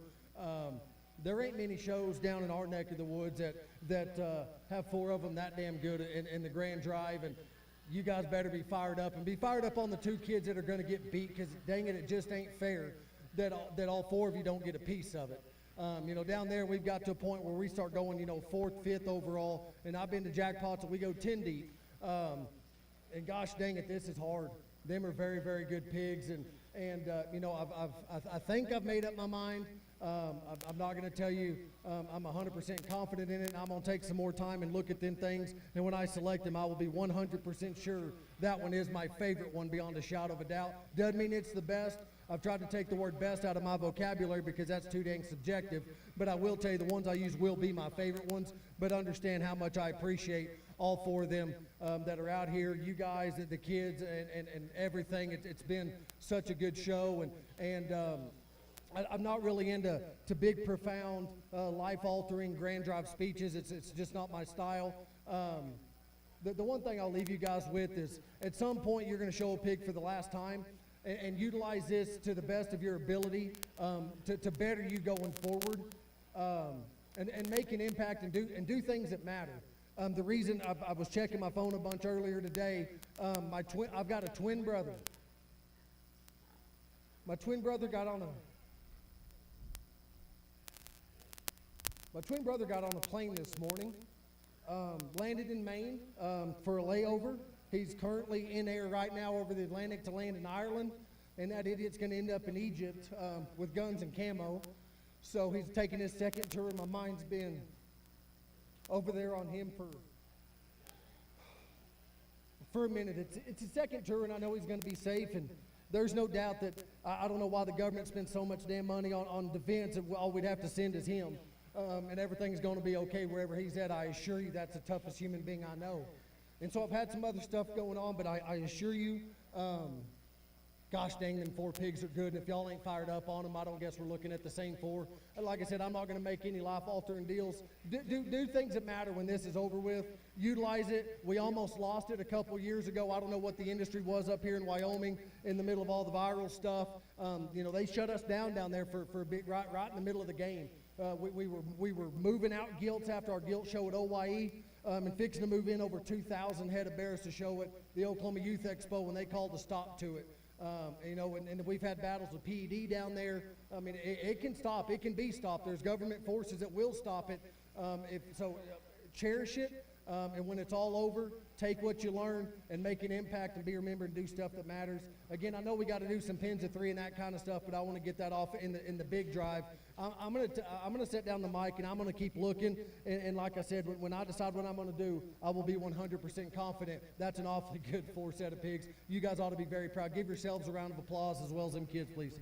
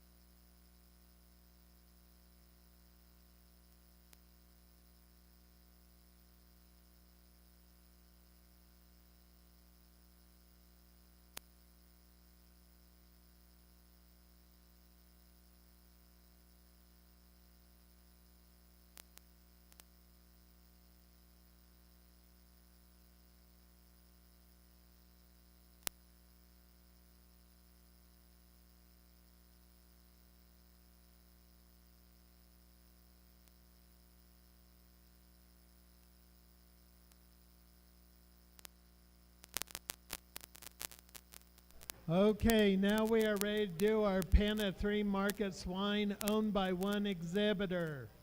Gage Anderson, Isabella Marino, Juliana Marino, Macy Lee Master, Michaela Curlis.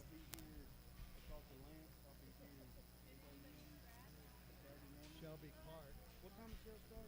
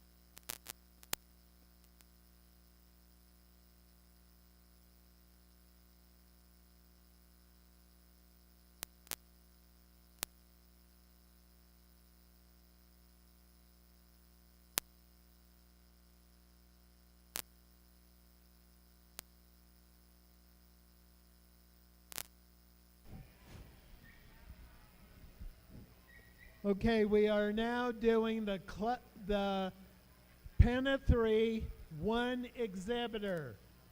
I have Gage Anderson, Isabella Marino, Juliana Marino, and Macy Lee Master. That is one person, 3 animals.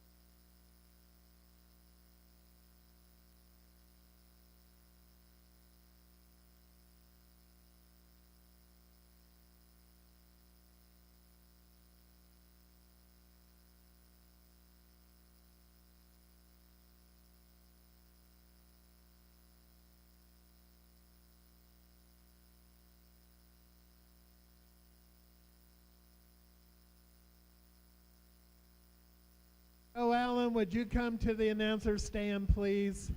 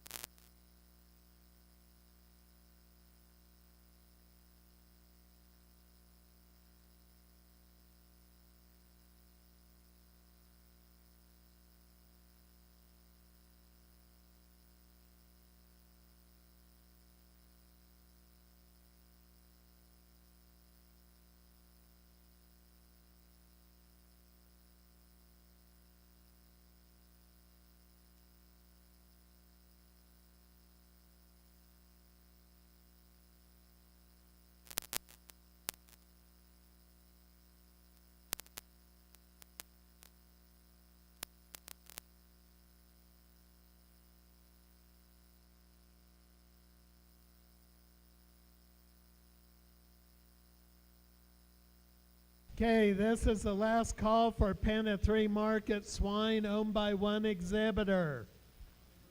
Gage Anderson, Isabella Marino, Juliana Marino, Macy Lee Master.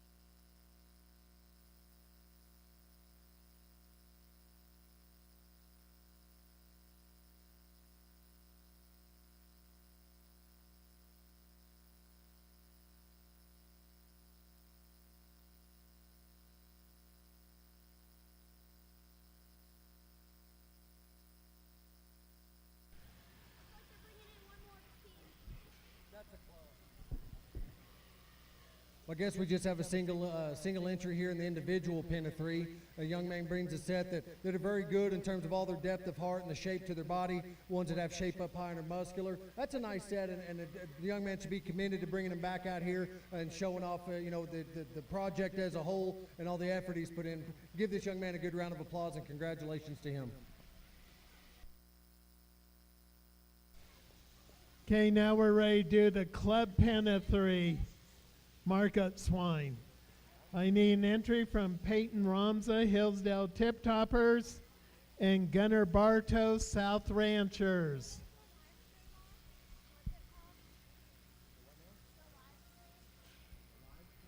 Again, club pen of 3 market swine. Entry from Hillsdale Tip Toppers and South Stars.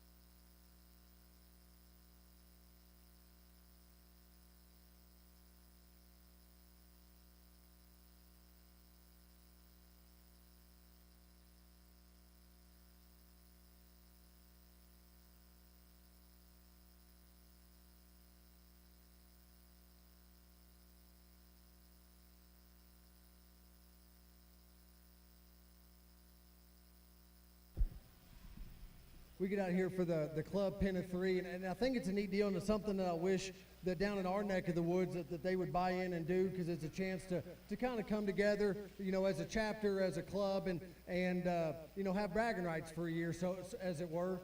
You know, you got two sets out here. I think within each set you can kind of see similarities and you know, the way they're picked out, and they look alike as individual sets. Between them, though, there's one set, though, I guess for me, just in terms of just some extra mass and boldness. I like this group that was pinned up over here to go ahead and be champion pin of 3, and then these guys that came in second will be reserved. Congratulations.